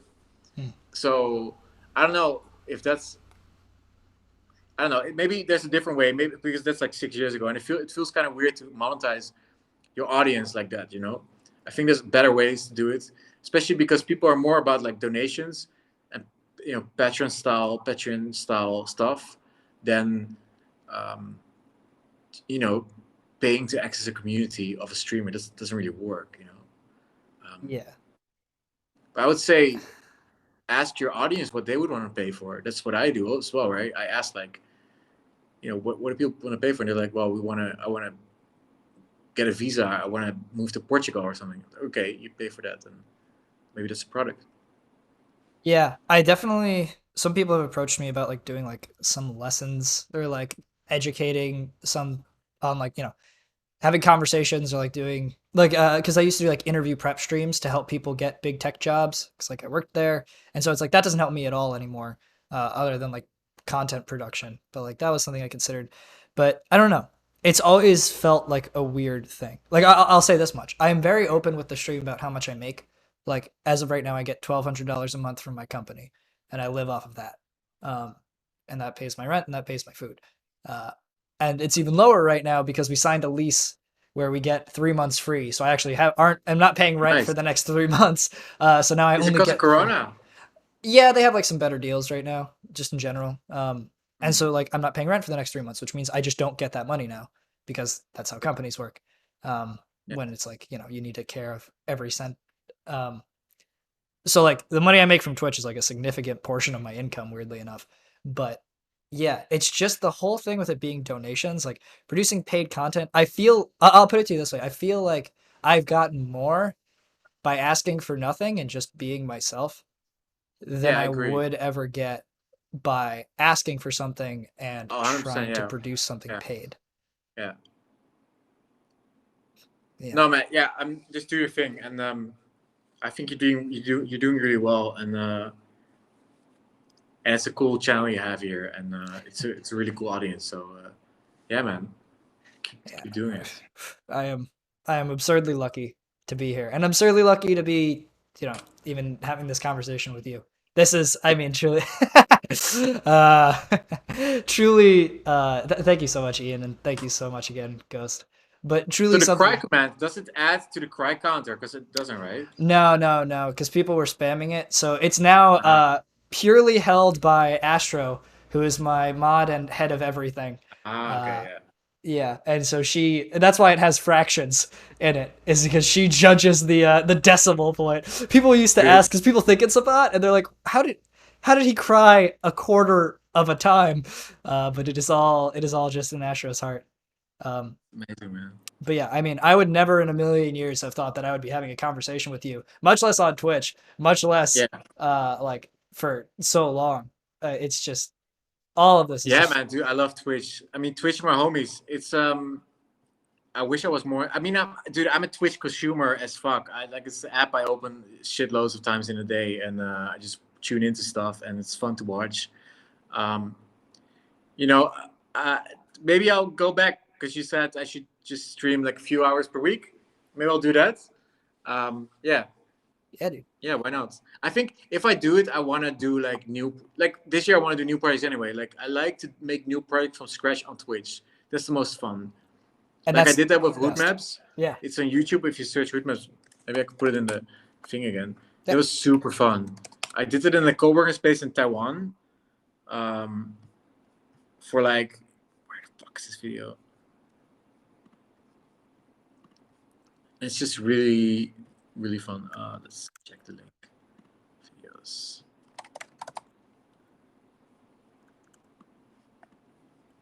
Yeah, here you go. This one. So I built it in Taiwan, and then I launched it in Los Angeles, and then I filmed me walking around in LA to the different neighborhoods. LA is very interesting in terms of how different neighborhoods are, like hipster Yeah. neighborhoods or tourism neighborhoods and stuff. I went to Hollywood Heights and stuff to find tourist spots and stuff. I don't know, but it was really fun. So yeah, that's like fun to stream and then yeah. But I kind of need to think because last year was like a spiritually, mentally crazy year for everybody, but also for me. So I kind of need to figure out like what's the new direction. I'm slowly figuring that out. New direction for what projects I want to build and what I want to do with my life and stuff, and where I want to live and all these things I need to think about. And um, yeah, Amen. but maybe I can stream that. Yeah. No, that's what I was actually about to say. I stream thinking. I stream my Exactly. thought process. I stream my planning. I stream every time that I'm writing new marketing copy because Yeah. there's a lot of scenarios where actually having some input is extremely valuable, and you don't get that in you and your 100%. laptop. Yeah, I feel like streaming can be therapy where your audience can, yeah, if they all say something like you're probably this or you should probably do this, and maybe they're right. Like I feel, um, like if you have an array and you get the most common value, that's usually, I mean, it's populism, right? But I feel so populism is fuck, but I feel it's underrated to take the most common value answer. Like if most people say so one answer is probably that. I feel like not always, but in terms of getting advice, like Hood Maps works with this, like Reddit works with this. Hood Maps, you tag a place, and if enough people upvote it, it starts getting bigger and bigger. And usually, it's a very honest depiction tag about a certain area in the city. So what I mean is like, if all your audience says like gives you advice, then they're probably right if they give the same advice. Yeah, Yeah, that was kind of hard. it's even it could be like sometimes advice like is not just a trivialization of like a task. Sometimes it's not just like what should this message be? Should it say this or this?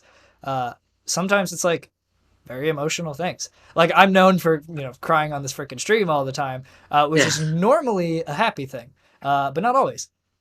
Sometimes I'm just having a really rough day, and I'll be like trying yeah. to get through some work, and it's a real fucking trudge. And you know what? Every single time that happens, and I'll just be like, man, I'm just not feeling it today. Like my entire chat will light up, and I'll just be like, hey man, like take the time you need. Like dude, you're killing it. Like we love you. We're here for you. Like you got this. That's a good No part of the worries. internet.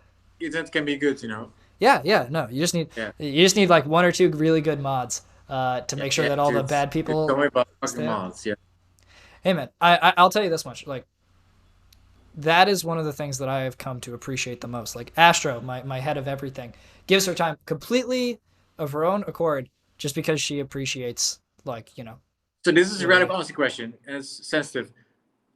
Do people don't pay the mods on Twitch, right? Nope.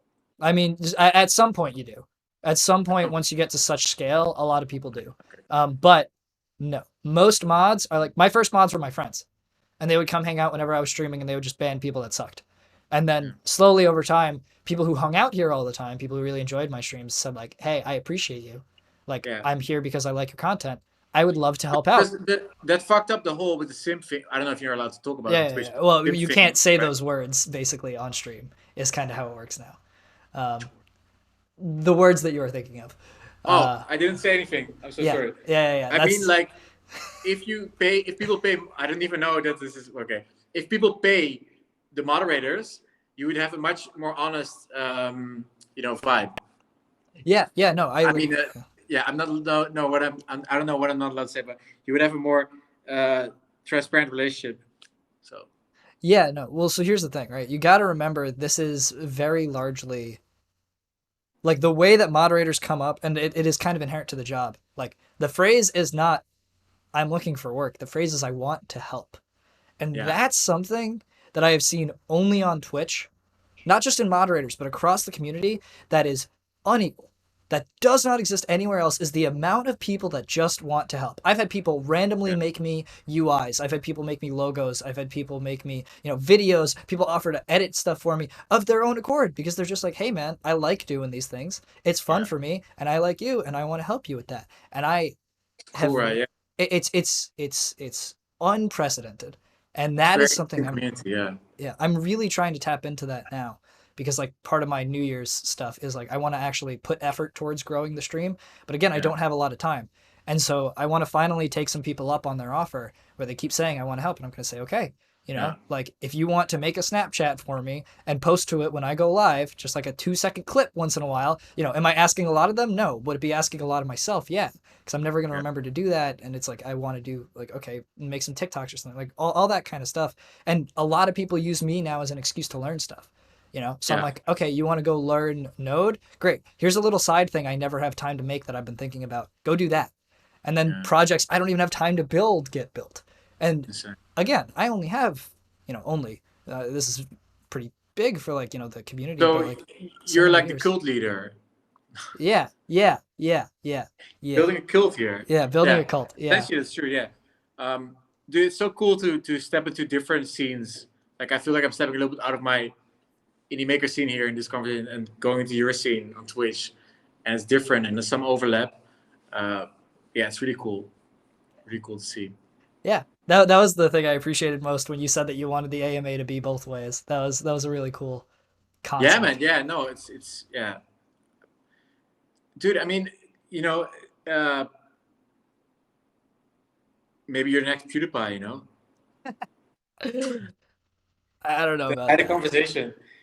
No, you don't want to be next PewDiePie, but yeah, it's really cool to see. So yeah, I want to be the startups guy on Twitch. good. Yeah, do that. Yeah, That's yeah, like my goal statement. It is a yeah, very big undertaking, but I realize that's kind of like an underserved niche here.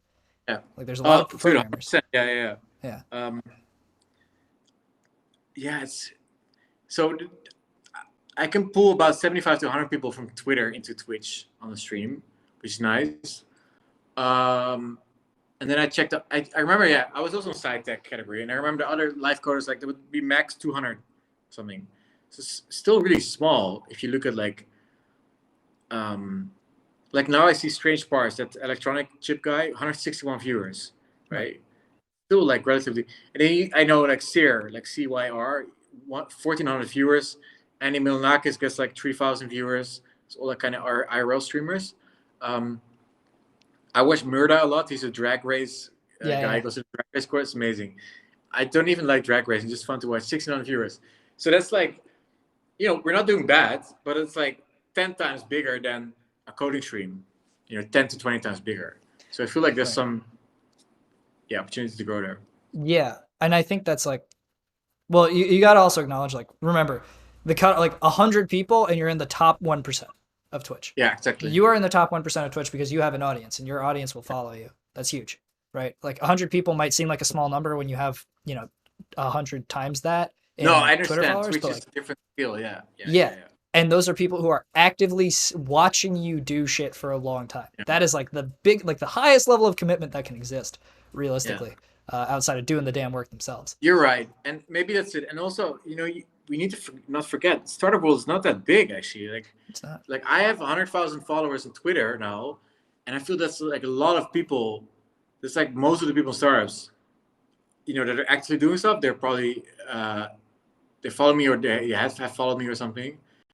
Like it's at max like a few 100,000 people. Like they can't all be entrepreneurs. So like how many entrepreneurs are there in America?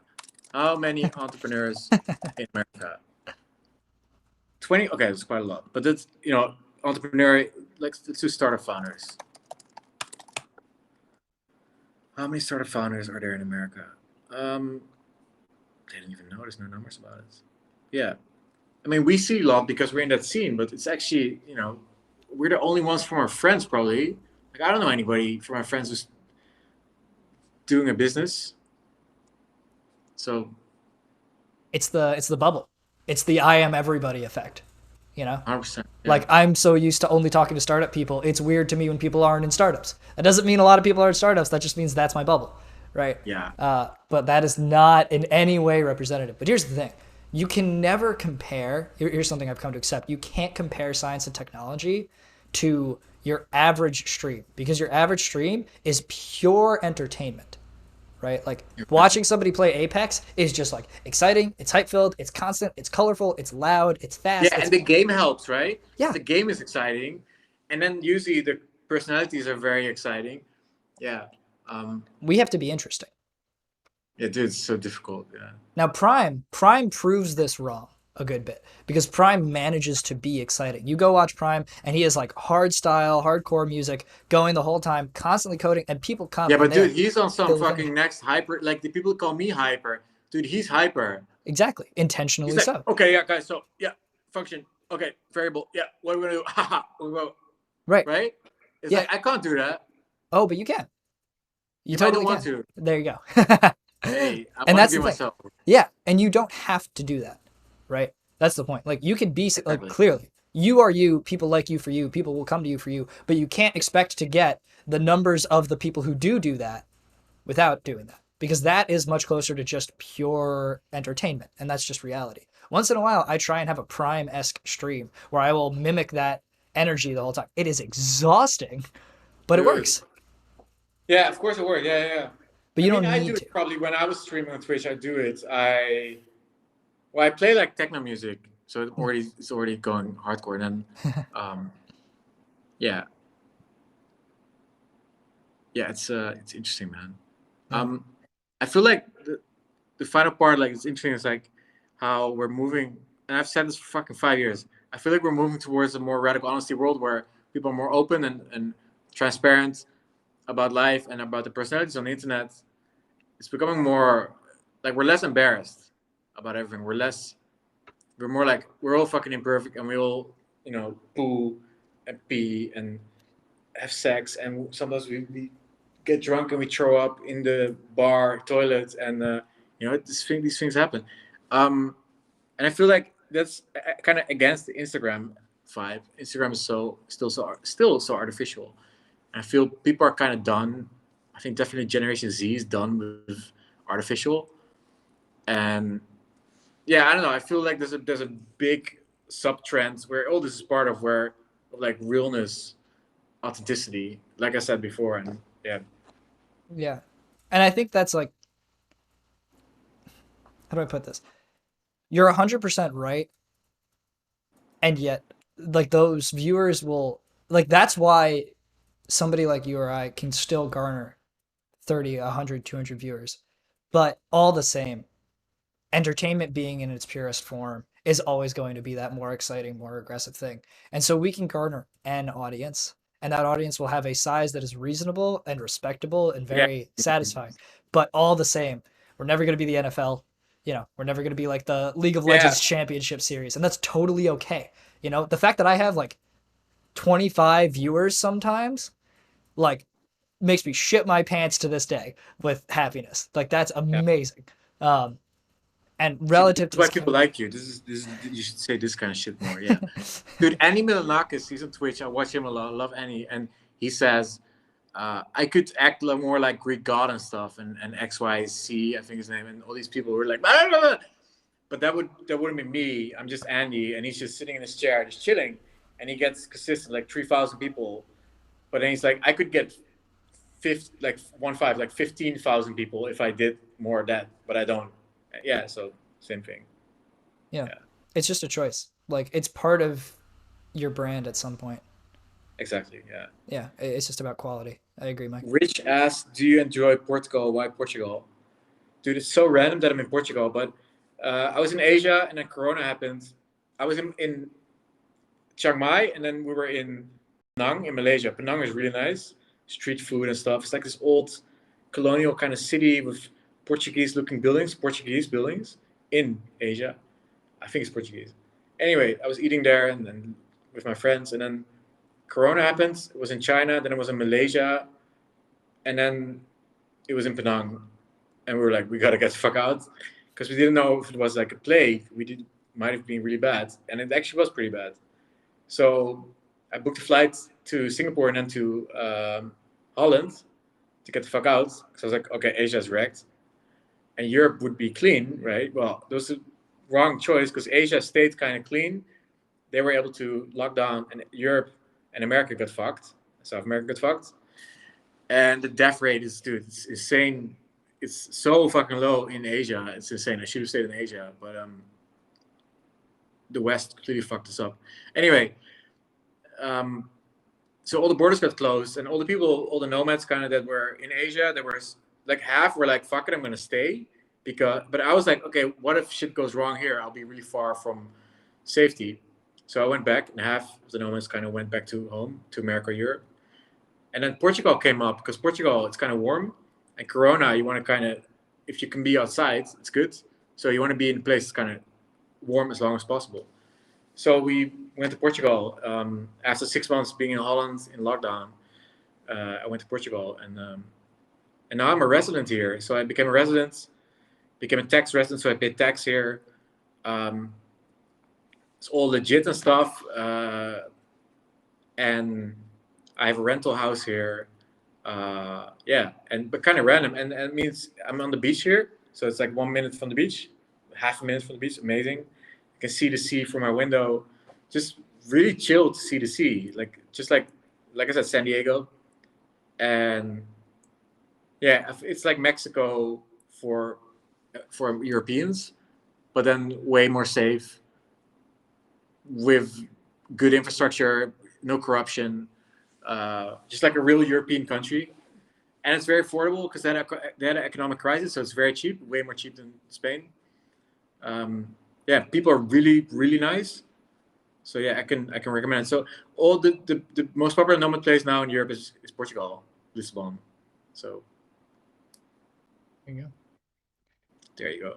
Oh man, I miss seeing the ocean. I lived in San Diego for a few months way back, Dude, and San Diego's great. Yeah, I miss it. The weather, oh my god, it's like freaking 15 degrees here every day. yeah. Like, not even, and it's just I never want to go Wait, outside. Fahrenheit or Celsius? What? Fahrenheit, 15? Fahrenheit. 50 or 15? It's like 0 Celsius. It's no, it's below 0 Celsius. It's far below 0 Celsius. -9. Yeah. Yeah, dude, that's Holland now as well. Yeah, that's where I'm from. Yeah, I mean, so here it's Portugal. Sure.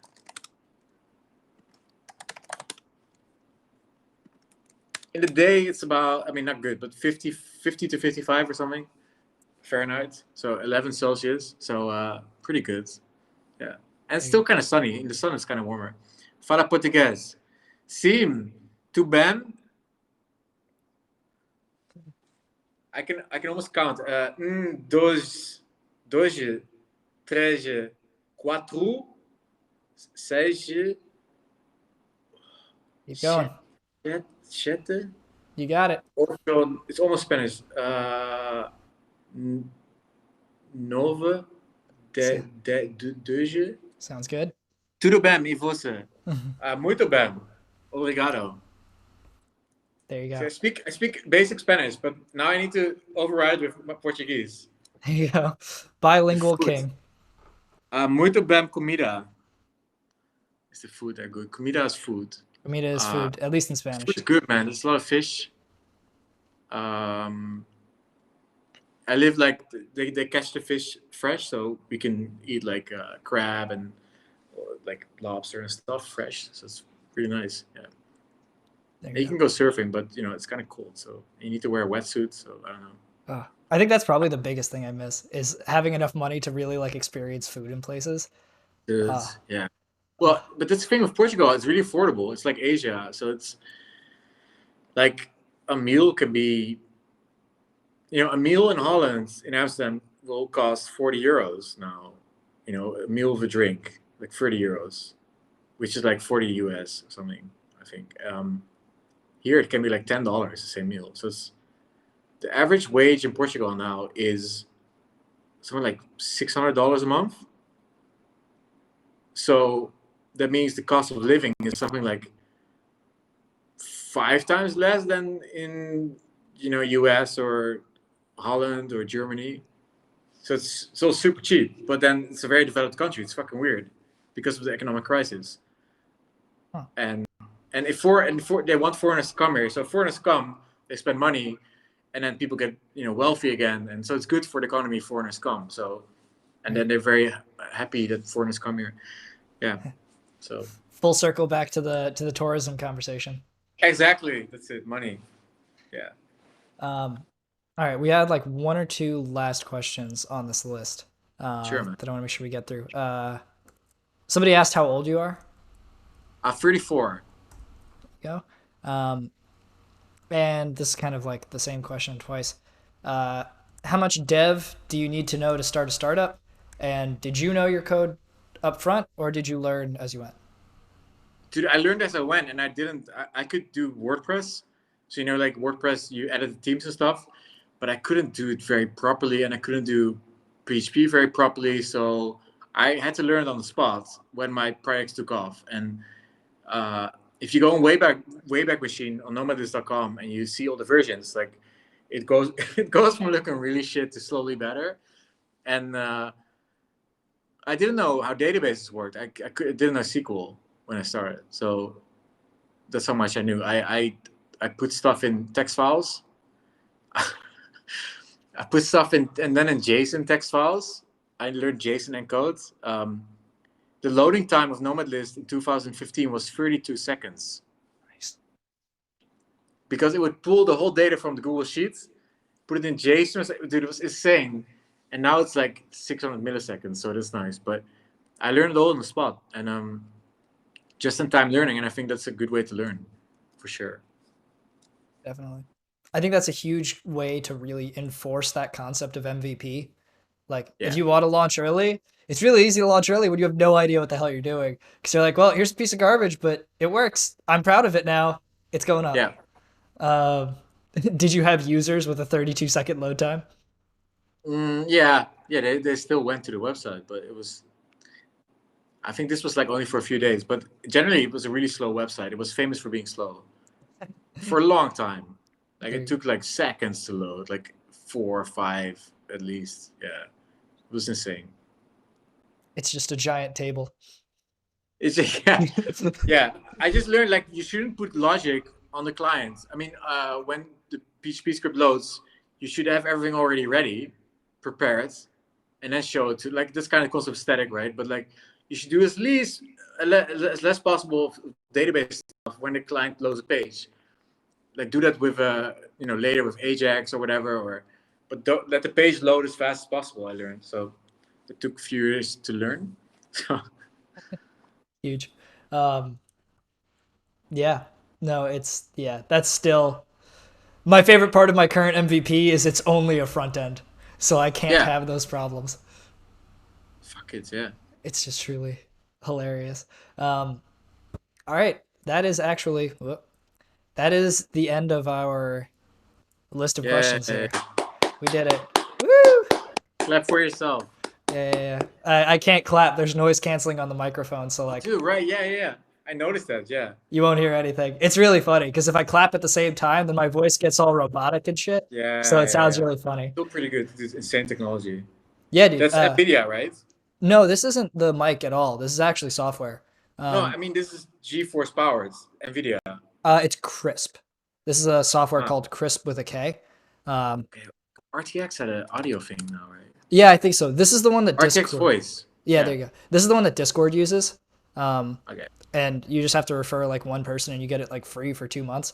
So this has been really Crazy. big. So like my roommate's been walking around cooking stuff and everything. You haven't heard any of it.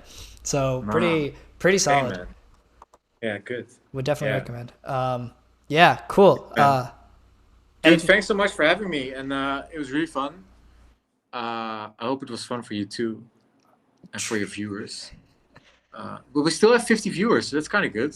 that's insane. Most of the time, like all of the drop off happens within about a half hour. You and I have been Yeah, going, I don't know if you realize this, we've been talking for 4 hours. yeah, yeah. Well, Yeah. we said we were gonna make it like Joe Rogan, right? Yeah, Joe yeah. Rogan And is so like that 50, was but we just need to get high though. We need to smoke weed. right, Yeah. right, right. Yeah, no, Maybe next time. I'll go buy some mushrooms or something. It's legal in Chicago. Weed is legal in Chicago. Yeah. Yeah, it's legal here too, so we can smoke on the. Is it TOS? TLC?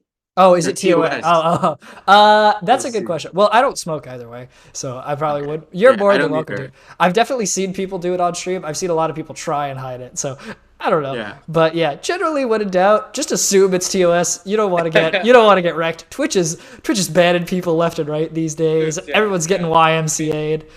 Yeah. Yeah. I understand though. Like we're banning people on my website because they're being outrageous against TOS. So it is part of the it's part of the thing. Yeah, yeah. I'm definitely gonna cut this up and put this on YouTube. I'll probably chunk by like topic and everything, and I'm sure people will find that interesting. Yeah, cool, man. Yeah. Okay, before we finish up here, Yeah. anything that you need to shout out? You're hiring. That's probably the biggest one. What do you got? Yeah. So hiring. There you go. Yes. And do I have a command yet? There's one for just levels. Oh yeah. Yeah. Yeah. So if you want to follow me on Twitter, check out my website nomadlist.com. Once Corona ends, I would all invite you to see if you can do your job remotely. Ask your boss if you can work remotely after Corona too, if you can continue doing it.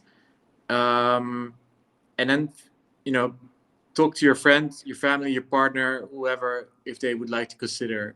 If you're already happy where you are, you should stay there. But if you think like, okay, maybe I want to live close to the beach so I can go surfing, or maybe I want to live near where my hobby is. Maybe your hobby is like anime, right? You want to move to Tokyo or to Kyoto or whatever. Or your hobby is Thai food. You want to learn to cook. Maybe you can move to Chiang Mai for half a year or whatever. It's all possible with remote work, and it's all possible with information on my website nomadlist.com. And you can get a remote job on remoteok.io. And I hope you'll consider it, because I feel like where you're born isn't necessarily where you are supposed to end up, and because we have this giant globe planet, and I feel like the less nationalism we have and the more we go around the world and meet different cultures and stuff, the more we realize we're all the same. And I think that's the most fundamental reason to travel or to live in different places. And that's kind of my mission, to make you all do that. So peace out. There you go. Yeah. Beautiful ending. I will also say he also has a book that you can read. We've read it on stream a little bit. Very solid if you're interested in startups, if you're interested in making things very quickly. It just covers the easy and potentially right way to do it, or at least the way to do it that you risk the least and have the most upside. I swear by a lot of the things in there. A lot of our community really loves it. So definitely pick up a copy if you're interested in this stuff. And join Discord if you want to talk more about it. We're always around. We do a lot of startup things in there. And yeah, all right. Does your audience have a name? Are they like believers, or are they like Gaga? What is Gaga as a name? Like monsters? Yeah, I've only ever called them one thing Rockstars. once. That was it. Yeah, that was. Rockstar. Yeah, thank you, Rockstars. There you go. Wonderful. All right. So to finish us off very quickly, as you're familiar with rating, we're just gonna go find a a different. Dude, can we rate strange parts? Yeah, yeah, absolutely. And can you put a message in that I also rated with you or something? Is that possible? Yeah. Here we go. All right, so everybody, here's what we're gonna do. Everybody listen up. We're gonna need you to do this for us. And in thanks for Level spending his time here. We're gonna go through with this raid, and I'm going to give you a specific message. What do you want it to say? Just like raid courtesy of Levels or something like that? Raid courtesy of Levels.io. Raid courtesy of Levels.io. So we're gonna skip the free real estate this time. So cool. And we're just gonna do this. All right? Get your /me in there. Raid courtesy of Level.io. Everybody starts copy pasting it in chat right now so I know that you have it. And then when we get in there, you've got about maybe 40 seconds here. When we get in there, you're gonna spam that. You're gonna absolutely spam that. Please, somebody clip 100%. it. We have to see this shit. Oh yeah, no, don't worry. In fact, here's what I'll even do. I will open up that Twitch channel right now. Hopefully it'll load in time, which I cannot promise. But there we go. Keep getting them. Make sure you do the /me before it gives it the color so that we can get the wonderful rainbow. It will be truly, truly beautiful. And let's see if we can get this Twitch stream loaded up before it dies. Unlikely. Your internet's so shit. It's amazing. Yeah. It's really a CPU thing. But regardless, whether or not we get it in time, we just might. Thank you guys so much for watching. Thank you, Pete, for What's hanging the out. time limit? It's 5 seconds. So thank you, everybody. Appreciate you. Have an awesome night, guys. Bye-bye. Yes. Oh, come on. Yes. I see it. Oh, I'm getting ads. Star rating with a party of 50. My goodness, welcome. Raid courtesy of Levels.io. You're here, Levels. has the office. Are you Rockstar 74? I don't actually know. Welcome, everybody. We're programming the link between our telepresence robot, which is sitting behind me,